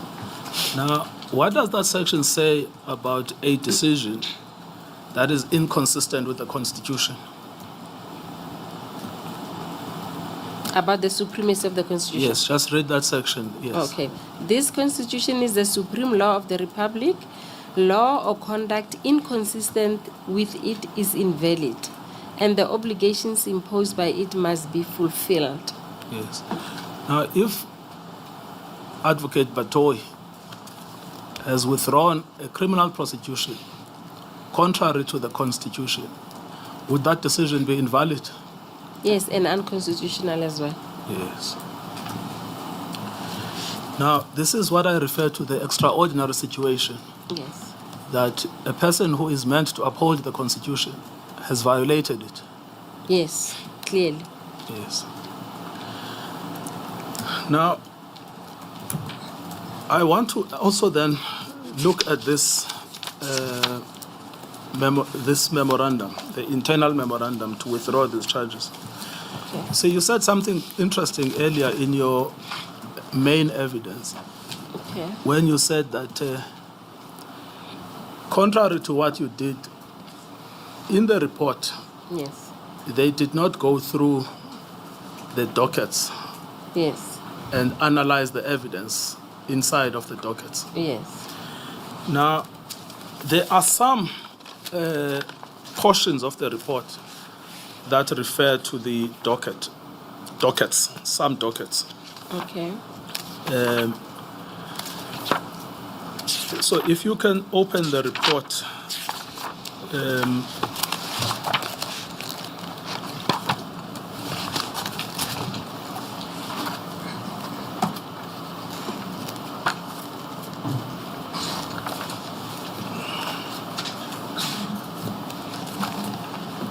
Yes. It is at paragraph 77.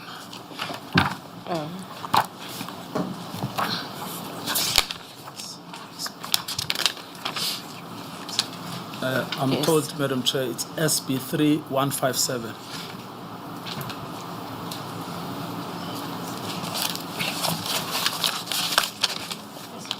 Three. 157. It's page 157, yes.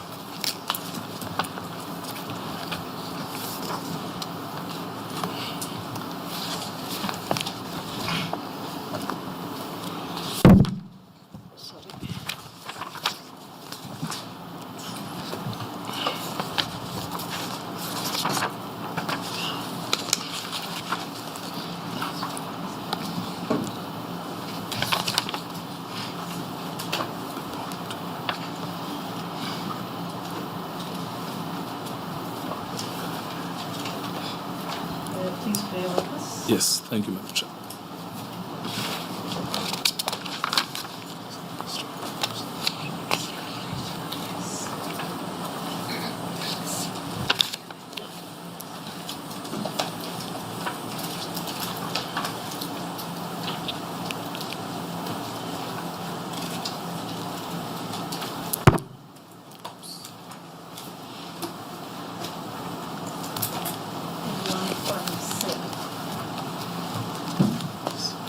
Yes, it's 157.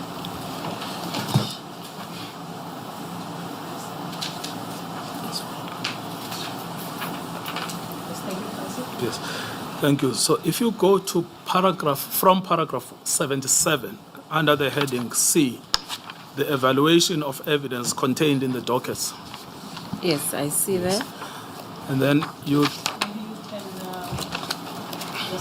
Maybe you can just clarify to the witness that this is a document that was attached to the founding statement of Advocate Batoyi. yes, thank you, Madam Chair. So this document is annexed SB3 to the witness statement of Advocate Batoyi before this inquiry. Okay. Yes.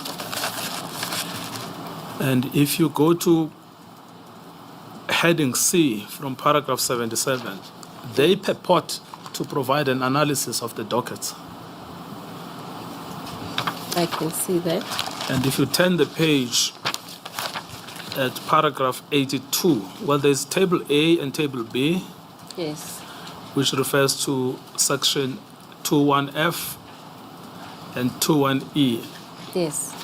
And we know 21F is the management Yes. and 21E is the participation Yes. in the affairs of the enterprise. Yes. Yes. But the statement I was going to refer you to, just to make sure that you are not criticized later for being untruthful, is paragraph 82, which says, we also read and analyzed the evidence in the 23 dockets that the prosecution team in their PowerPoint presentation to Abrams said implicated the accused in the racketeering activities. You see that? Yes, I can see So that. they at least purported to have read the dockets. Oh, Yes. I see that. And then if you go to page 27 of that document, just above paragraph 84, Yes. there are dockets for 2008. They are listed. Okay. Can see them. Yes. Now, the problem, which is probably what you were referring to, is that there is no full analysis on a case-by-case basis of the contents of the dockets, Yes. which is what you did. Yes, that's what I meant, yes. Yes, that's it. And in addition to that, there are at least 12 dockets that are not referenced at all in the report. Okay, yes. In fact, I can read them to you to make your evidence complete.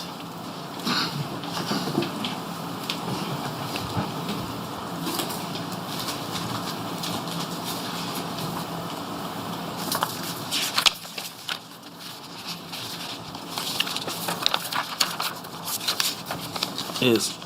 Now, the dockets that are mentioned by name and are not referenced at all Okay.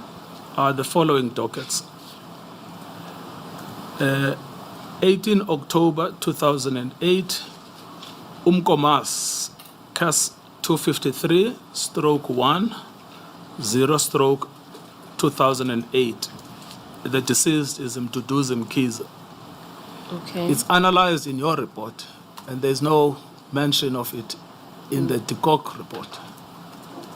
Okay. Madam Chair, if we can assist Advocate Mugaitobi, it looks like on page 27, the case is referring to is listed as number 7. It will be helpful if you speak up, please. I'm saying that if we can just assist Advocate Mugaitobi, the Umkomas case is referring to 235 October 08, appears on page 27 of the report at under number 7 on the 2008 dockets. I'm not sure if maybe that was a mistake on his part. No, SB no. 3160 of the table, Yes. page SB 3160, the table at paragraph 7. Yes, because unless I misheard him when he said 235 of October 08. No, you see, this is the problem. This is exactly what we are saying. They've mentioned the name of the docket. There is not a single analysis, not a single line that talks about the contents of the dockets. That's the point I'm putting to you, Yes. Advocate Noko. Okay. I know Yes. There are 12 of them like this. that. Yeah. You get a point, Council? We thought he said they were not mentioned in the report, but if we did not understand him correctly, we apologize, Chair. We now get his point when he says there's nothing said about them other than the lip service. My understanding of Advocate Nkwantobi's line of questioning is to assist the witness in relation to what she said earlier. And he is drawing her attention to this part to say, in the report, they did mention that they analyzed the evidence in the dockets, in the 23 dockets. That's what they say in paragraph 82. 82. But when you look further, they give a table of those cases. But there is no summary of those cases at all. They just mentioned the case numbers. Is my understanding correct? Correct, Madam Chair. You remember the witness had earlier testified that when I asked her about whether she read the DCOC report, she said yes, she got it from the media. And then she confirmed that in the report, there are no summaries of those case dockets. And this is confirmed by what she is now saying, answering Advocate Nkwaitobi. And counsel is saying, other than just a table of those case numbers, there is no content. There is the summary of the dockets, the contents of the dockets. We accept that, Madam Chair. Are you following that? Yes, we accept that, yes. Thank you, Counsel. Thank you, Madam Chair.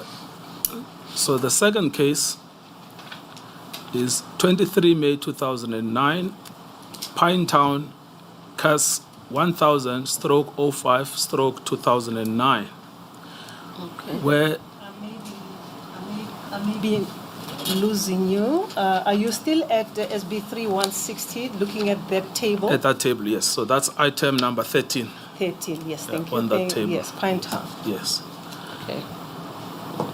The third one is the Rustenburg case, which is item 15. Yes. The fourth one is Kwamashu, which is item 16. Okay. Noted. where the deceased is Gladwell Thokozani Njapa. Okay. Fifth is Phoenix, 377-0809, item 14. Okay, noted. Item 14, under the column of 2009. Okay. Can you see that? Yes, I see that. Next one is Becky Temba in 2010, item 19, case 44/5/10. I see it. Yes. Sorry to disturb you. Are you cross-referencing with the cases, with the dockets that were analyzed by the Yes. witness? Yes, yes. Thank you. Thank you. And then we skip to 2011. Durban North, 4th of July 2011. By the way, on the 4th of July 2011, it was a killing spree. They killed 3 people in different areas. Yes. That's the one of whom was in a dustbin. Yes, That's- one of that's them the was, one. that is Mr. Yes. Mbonambi, that was Yes. killed in the dustbin. In his brother, yes. Yes. Now, that would be all of the Durban North cases, 20, 21, 23. Yes. And then Esikaweni, Maybe just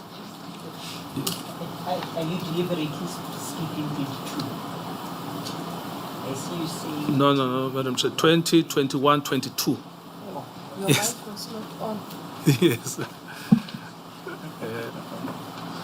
So those are the 3 that were killed on the same day. Yes. And then Esikaweni, item 23. Yes, I see that. And then I see that I've overlooked one from 2008, which is Kwamashu case 314. That is item 9. Okay. I see it as well. Yes, and then Tongat in 2009, case 356. That's item 11. Okay, yes.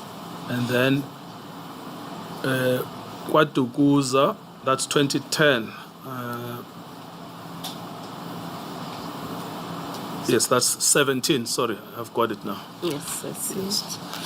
Now, the reason we had to go through this exercise, even though it is a tedious one, is that if the only thing you read as the NDPP, which is what we now know to be the case with Advocate Batoyi, she would know absolutely nothing about at least 12 of the dockets. Because even her own, the best version she had, other than referring to those dockets, did not analyze a single statement from those dockets. Exactly. Yes. Now, if she had just taken your report, as imperfect as it is, which analyzes all 23, Yes. she would have actually found that it's substantive. It explains what is the case. Yes. Yes. So you have a scenario now where Advocate Batoyi acts unconstitutionally because she fails to observe Section 179. But she also acts irrationally because she simply does not have all of the evidence. Yes. I mean, if she read this report, she would have realized that the majority of the dockets are not analyzed in the report. Yes. Yes. Now, to come back then to your earlier point that you made, that you realized when you looked at this report that these people did not read the docket. Can you contextualize now that answer again in the light of what we've gone through? It is the same. I can see they did not. If they did, like, I don't know how, but it's not enough for an NDPP to decide based on this to say there are there's no evidence for the racketeering charges and to withdraw them based on this. Yes. If she got this report in addition to prosecutor's report as well, perhaps, or reading the dockets, yes, but not only on this basis. It's not enough. Yes. But would you agree with the submission we will make at the end of this inquiry Yes. that her decision, other than being unconstitutional, was also irrational? Yes, I agree with that. Yes. Now, I want to go further on this because it's a big part of your case to say that, look, we've got a strong case for racketeering, Yes. but it's being withdrawn for unclear reasons. Yes. And you remember that Advocate Moipone, under the guise of clarification, tried to take issue with your analysis Yeah. of the statements and the racketeering case against Major General Boysen. You remember that? Yes, I remember. I want to just take us through that case. I'm going to do it by reference to documents. Okay.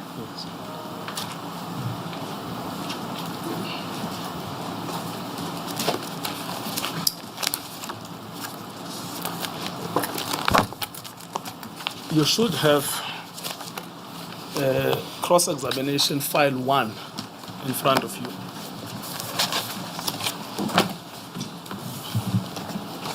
Okay.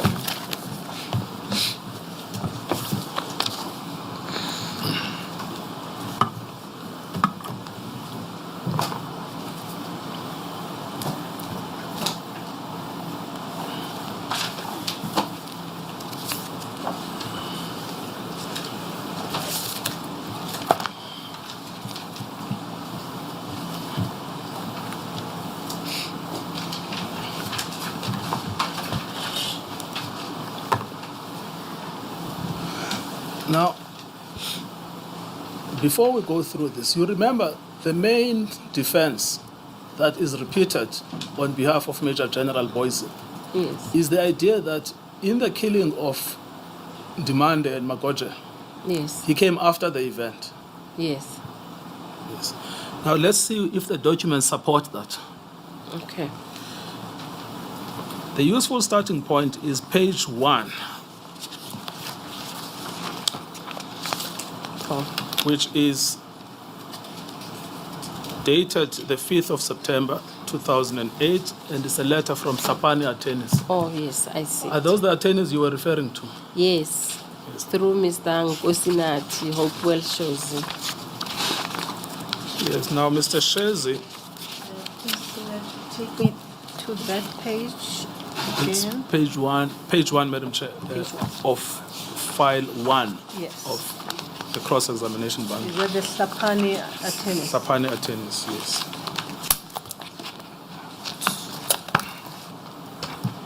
Now, the gentleman you referred to is listed as the sole proprietor of the firm at the foot of that page, Yes. below the line. Yes. Ngosinati Hopewell shows. Yes. Is that the person you are talking about? Yes, is the one. Now, it's important to actually go through his letter, Yes. and we will come back to the role of Mr. Boysen afterwards. Okay. Yes.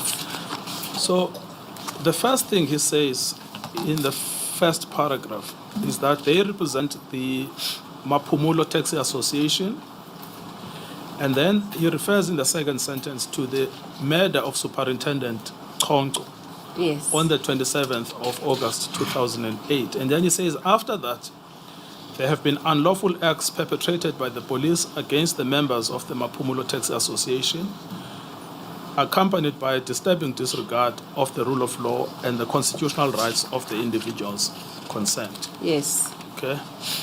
If you then go to the following page, Yes. the first thing he explains at page 2, paragraph 1, you can ignore the main paragraph, just go to where it's listed, paragraph 1. Yes. Yes. Where he says, on 27th August 2008, it was specifically arranged with the control prosecutor at Stenga Magistrates Court that 2 of our clients who appeared on that day, Siwayo Mkhize and Gedwane Mhlongo, would be detained at Westfield Prison until their next court appearance. This arrangement was made following extensive complaints by our clients of abuse by the police while detained in police cells during investigations. The magistrate duly ordered that our clients be detained at Westfield Prison and signed detention warrants to this effect. So Yes, I see that. you now have complaints of abuse in the police cells. And then you have a judicial officer who says, don't go to this particular police cell, go to Westview. And that kind of abuse, if I may say, it was also experienced in another case, the 466 case. Yes. Yeah, where Toshan Pandey and Colonel Nevin Madu were accused. The Yes. same kind of actions by the police Yes. were also alleged there. That's why Major General Boyson wanted to be among the people who were visiting them, despite being a complainant. Yes, and gave an instruction to that effect while he's a complainant in the same matter. Yes. Yes. Now, then this is where it really gets disturbing. Both Yes. detention warrants were thereafter unlawfully and intentionally altered by the police by deleting Westfield prison and inserting Cato Manor police cells as the place of detention. So there is a warrant of detention signed by a magistrate for a different station. The police then change it on their Changed own. Yes. Yeah, I see that. Yes. It's Now, not surprising, really, Yes. honestly. now, what then happens there is set out at paragraph 3, 4, and 5. So Yes. basically, they are interrogated and then severely beaten up. Yes. Yes. And they are also denied access to a lawyer. Yes. Now, that is just one instance, but it goes further. If you go to paragraph 7 of page 3, Yes, I can see it. now, that refers to Mr. Moses Sipodlamini, Yes. who surrenders himself because he hears that his name is being listed in association with the killing of Mr. Kongo. Yes. And then he surrenders himself. Yes, this Mr. Moses Dlamini is one of the witnesses. His statement I've attached and referred to in my affidavit as well, and he Yes. explains the incident, the very Precisely. same torturing incident. Yes. Yes. He is also sent to Cato Manor and then is tortured there. Yes, Yes. that's what he said in his statement. Yes. Yes, and that is set out paragraph 7, 8, 9. Yes. And then more people are also detained. Paragraph 10. That is now Mr. Magojela, that's Magojela and Demand, and Yeah. Mr. Tembe. Who were later killed near Howick. Yes. Yes, that's the Howick case, Yes. where Mr. Boysen was directly involved. Yes. Yes. Now, but what then happens with Mr. Magojela and Mr. Tembe is that they are released after the detention. Yes.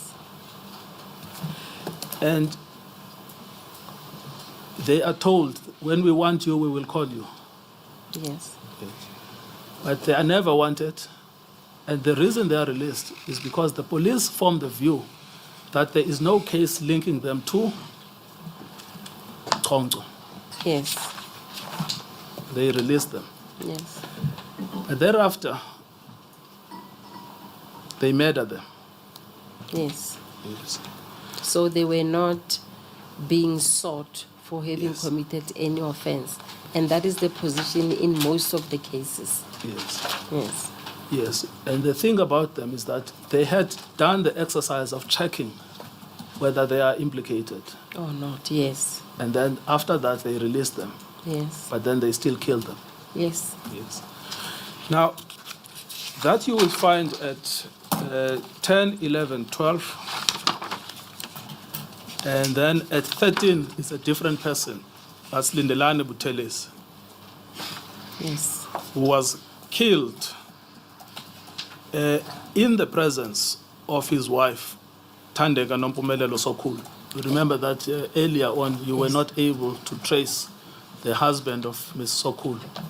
No. I know who her husband is. It's just that the statement that we now have as part of my affidavit is the one that pertains to the application by Mr. Bongani Elfas Mukize who was applying for an interdict not to be killed by Cato Manor. Yes. But in her initial statement, just that I did not have it when I was doing the affidavit, in her initial statement, she indicates there that her husband is Lindelani Butelis, as I remember, yes. And he was killed in her presence. Yes. If I may just also assist counsel, I think it is me who might have misunderstood, because in that replying affidavit deposed to by Ms. Kulu, she kept on referring to my husband. And by the way, it was an application by the late Mr. Mkhize, where she sought an interdictory relief. And she deposed the replying affidavit, but she referred to my husband. And I wanted to clarify that aspect as to who precisely was her husband. And she said it's Mr. Lindelani Butelis, not Mr. Mkhize. Okay. No, thank you for the clarification. Yes. Now, this is why then this letter, when you see where it ends, it is at page 7. So they've detailed their members that have already been killed. They have also detailed that there is a hit list. Yes. They have also detailed that there is a torture chamber at Cato Manor.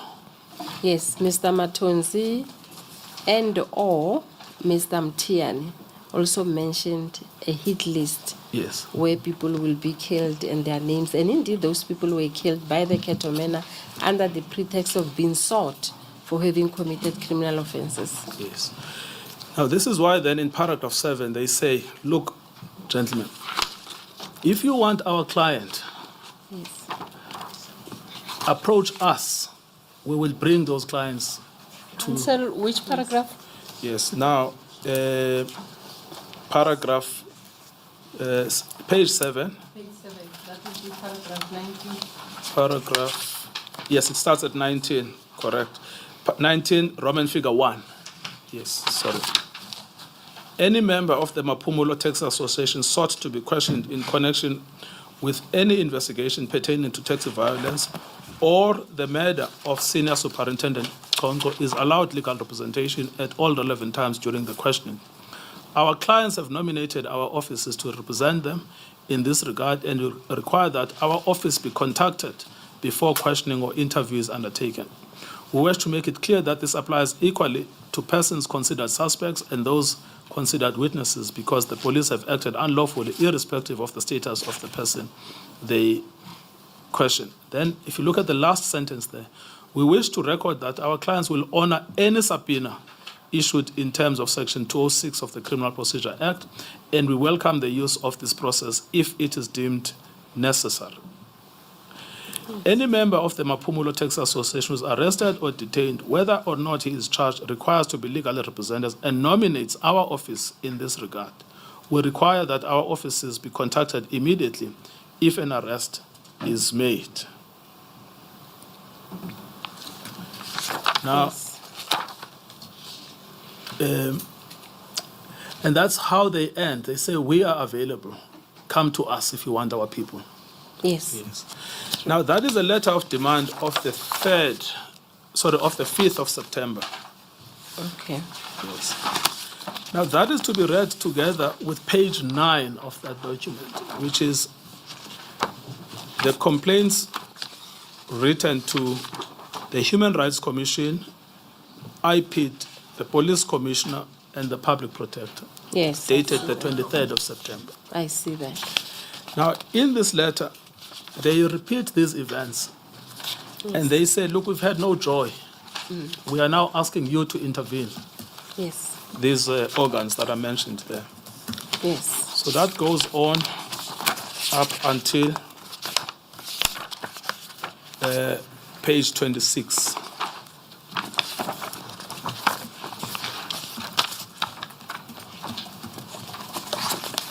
Yes, I see that. Now, by this stage, if you look at the period between the 5th of September 2008 and the 23rd of September 2008, Mr. Magoja Landimande has been killed because he was killed on the 16th of September 2008. Yes. And Mr. Tembe was killed because he was killed together with Mr. Magoja. Yes. And the letter of demand was written precisely to avoid the killing of Mr. Magoja. And Mr. Mkize And late. Mr. Mkize was killed later as well. Yes. Yes. But in between this, just within a week, they had killed one of the people that they said, please don't kill him. If you want him, we will bring him. Yes. Yes. Which explains why they have become so desperate now that they are reporting to the national institutions. To all authorities in Yes. desperation. And then no one intervenes. No one did. Yes. Now, inside the police, Yes. what was happening during that period? Because at this point, we have 5 people that the police have killed. It's common cause they were killed by the police. Yes. Go to page 27, where we see what's going on inside the police. Yes, I see it. Yes. What we then have there, we have a letter dated the 21st of October 2008. If you look at the stamp on the top right corner, I can see that it's 21 October. Yes. And then there's also another stamp, 17th of October, on the left at the top as well. Yes, I can Yes, see so this. I'm not sure when exactly it's signed. And there's another date, 15th of October. So that it's got 3 days, 15, 17, and 21. I think they were received by various sections or divisions within SAPS. As you see, the 17 October 2021 was received by detective services. They stamped it, and it went to auxiliary services. They received it on the 21st of October. They stamped it. Yes. Oh, I see. Usually, that's how I understand many steps way it in works. a document to many, yes. Yes. But the person who signed it is who? Provincial Commander, Director J.W. Boysen, Organized Crime, KwaZulu Natal. That's Major General Boysen. Yes. Yes. Now, we will go later to show that he is aware of everything that has been said by Mr. Hlapane. Yes. Yes. But in this letter, what he is saying at paragraph 3, he's talking about Superintendent Tongo, who was shot dead, and Inspector Kanyele, who was seriously wounded. Yes. And that the killing of Superintendent Tongo has sent shockwaves through the community. This criminal attack was seen as a direct threat against an organ of state. And then he says the solving of this case was widely reported and applauded by the media and the public alike. And then he says in the last paragraph, it is recommended that the members of the enclosed list be rewarded with a cash incentive of 10,000 rands each, as well as a certificate by the National Commissioner. Correct? Yes, I see that. So what he's saying here is, my police have solved the murder of Tongo. And that has been my position, even in my report and affidavit. Yes. And my understanding why he was managing and participating. Yes, but he's saying so himself directly. Yes, I've seen this document as well. Yes. Now let's see how they solved it. Yes. Because solving a crime, ordinarily for people who have read the Constitution, means someone goes to jail. Yes, legal processes are followed. Yes. Now the solution to the crime is to be found in a document that starts at page 28 Yes. and then ends at 242. And that is the document called Monetary and Non-Monetary Awards. Can you see that? Yes, I can see that. Yes. Now, if you go to page 30, Yes. under paragraph 3, Yes. it says here the apprehension of 2 more suspects. Yes. So when you read that, you think that they've arrested people Yes. until you actually read the content. Yes. Yes. Now, who are those people that are involved in those suspects? They are listed, the details of candidates. Yes. Number Number one, Oh. yes, you can, yes, please read. I was going to ask you. Oh, Number okay. one, Number 1 is listed as Director J.W. Boysen. yes. That is Major General Boysen. Number 2, Captain Lockham. 3, Captain J.J.E. Van Tonder. Captain N. Eva, Inspector P. Mostert, Inspector Makanya, and Inspector Inel. And as far as I know, all of these are the accused in the Cato Manor case. Precisely. Now, he himself says these are the people that have solved the murder of Chonco. Yes. I am the first one. Yes. Yes. Then listen to the summary of the events. He explains how they were solved. Yes. He says, on Monday, 15 September 2008, Director Boysen, the provincial commander, contacted Inspector Mostert and informed Inspector Mostert that he had information pertaining to the suspect that had organized the hit on Superintendent Chonco. He was in Virginia in the Orange Free State and en route to Pietermaritzburg to collect some cash in Pietermaritzburg. During this time, the informer remained in contact with Director Boysen, who continued to relay the information over to the investigation team. Yes. So in other words, the start of this operation is initiated by Director Boysen, Yes, exactly. who instructs Inspector Mostert. Yes. The only reason he instructs him is because he is in charge. Yes, he's managing. Yes. Yes. Now, then, that was on the 15th of September. Yes. On the 16th, that's the day they killed Mr. Magojela And Mr. Tembe. and Mr. Tembe. Yes. On Tuesday, the 16th of September 2008, at 6:20 hours, that's the morning, Director Boysen contacted Inspector Mostert, again, read the movement of the suspect, who was near the Pietermaritzburg area in a Hyundai Tuscan 4x4 with registration NRP 3904, and that he was armed and dangerous. The investigation team consisting of the above members immediately departed to Pietermaritzburg. Yes. So again, the person who initiated the operation is Director Boysen Yes. by instructing Inspector Mostert. Yes. And by the way, Inspector Mostert faced 79 criminal charges. All of them were wiped clean by Advocate Batoi and Advocate Harrison. Yes.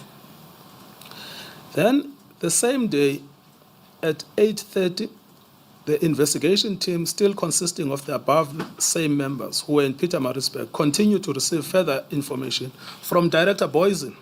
Yes. And at 10:10, information was received that the above vehicle was en route on the N3 towards the Orange Free State. The vehicle was spotted near the Cedar turn-off by the investigation team, the occupants being 2 persons, a driver and a passenger, seated on the back seat of the vehicle. Yes. The investigation team, which at this stage consisted of Inspector Mostert, Nel and Makanya in one vehicle, while Captain Van Tonder, Lockham and Eva, who followed in a separate vehicle. Inspector Mostert managed to catch up to the vehicle, and in an attempt to get the suspects to pull over, the official blue light and siren was used. We know that not only did he start it, they themselves say he remained in contact with them throughout the operation. Yes. Yes.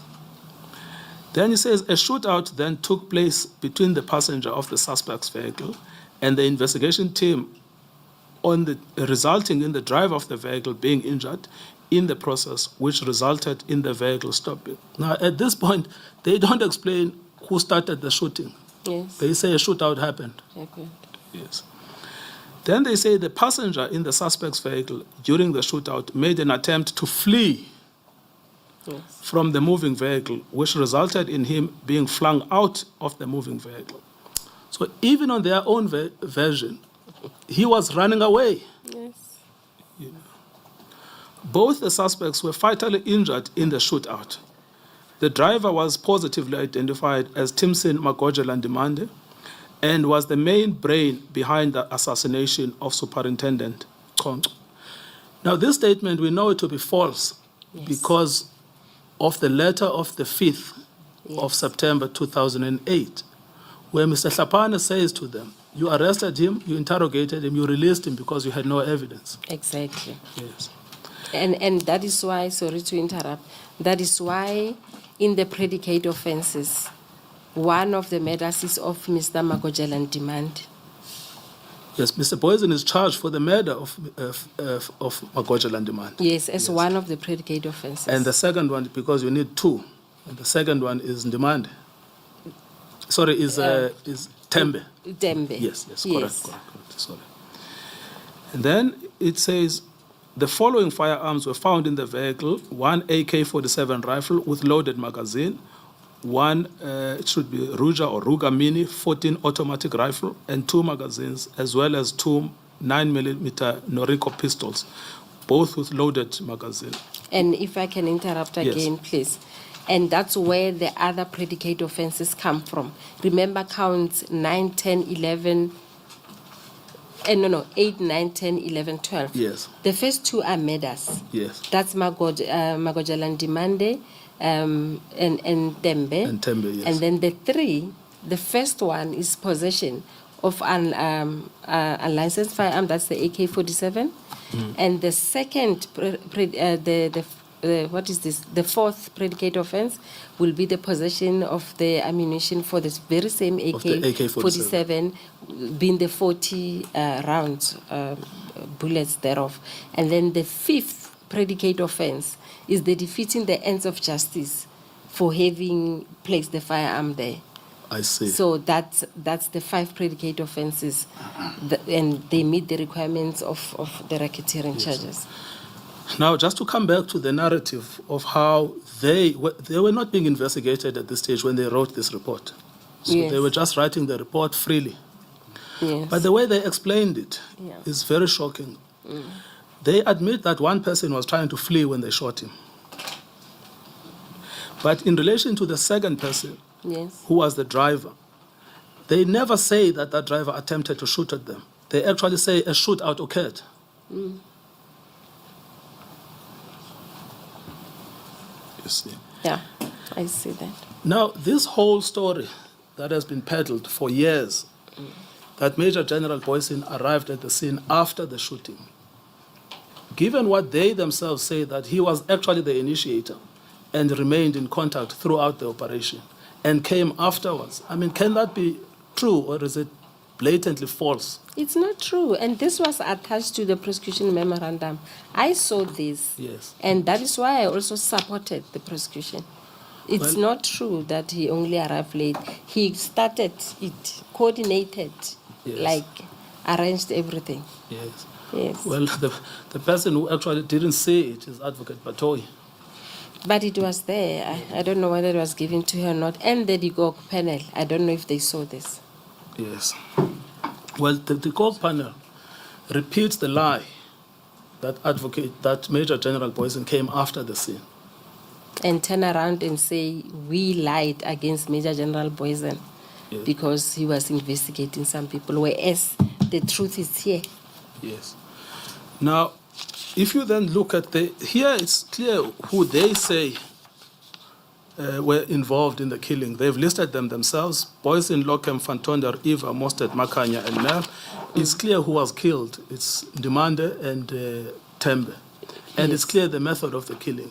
Yes. It was just a spray gun approach. The same modus operandi in all the cases, and a firearm is placed there. Yes. Yes. You are now referring to the details of the candidates. Yes, the details of the apprehension candidates. of the suspects. Yes, yes. And paragraph 3, correct? Yes, paragraph 3. It is 5:30 almost. It is 5:30 almost. I don't know whether we are interrupting your No, cross-examination. this is the right moment. May we pause here?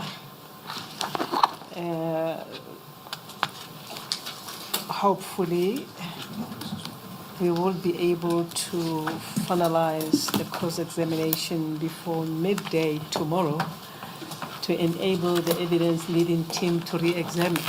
Yes. With my plea, or our plea, that we release the witness timelessly tomorrow. Oh, by the way, she has to travel. No, Madam Chair, we're planning on finishing by 1 tomorrow. By 1 o'clock tomorrow. Yes, thank you.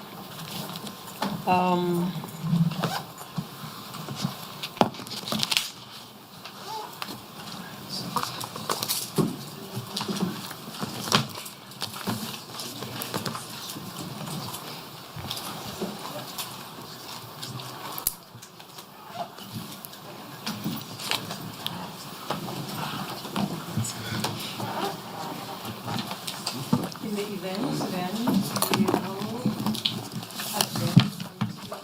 In the event, we will adjourn until tomorrow, 9 o'clock.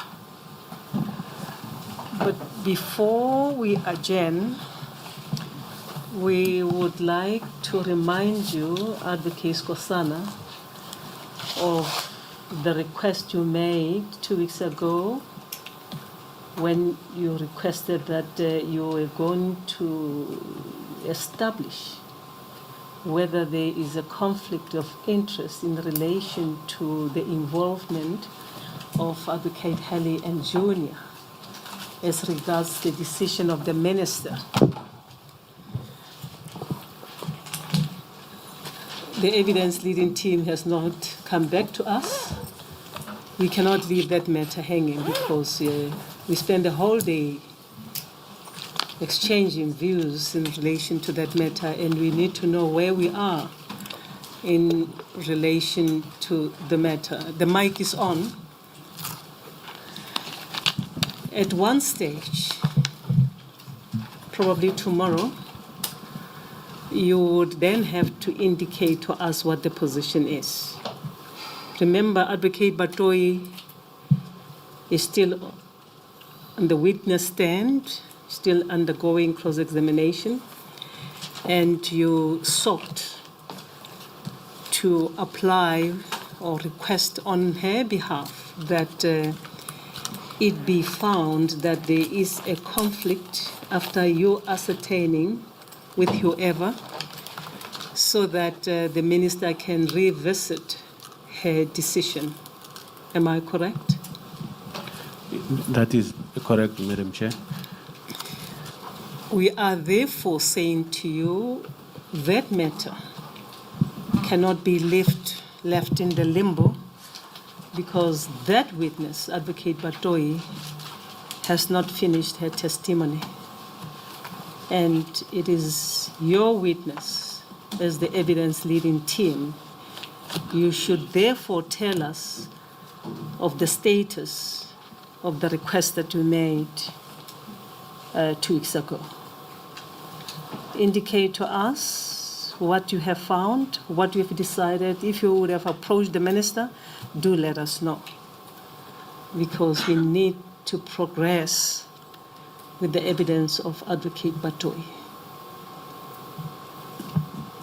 Yes, we will endeavor to bring the report tomorrow, Madam Chair.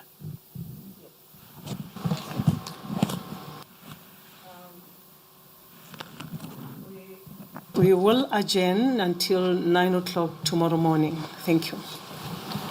You are still under oath, Madam?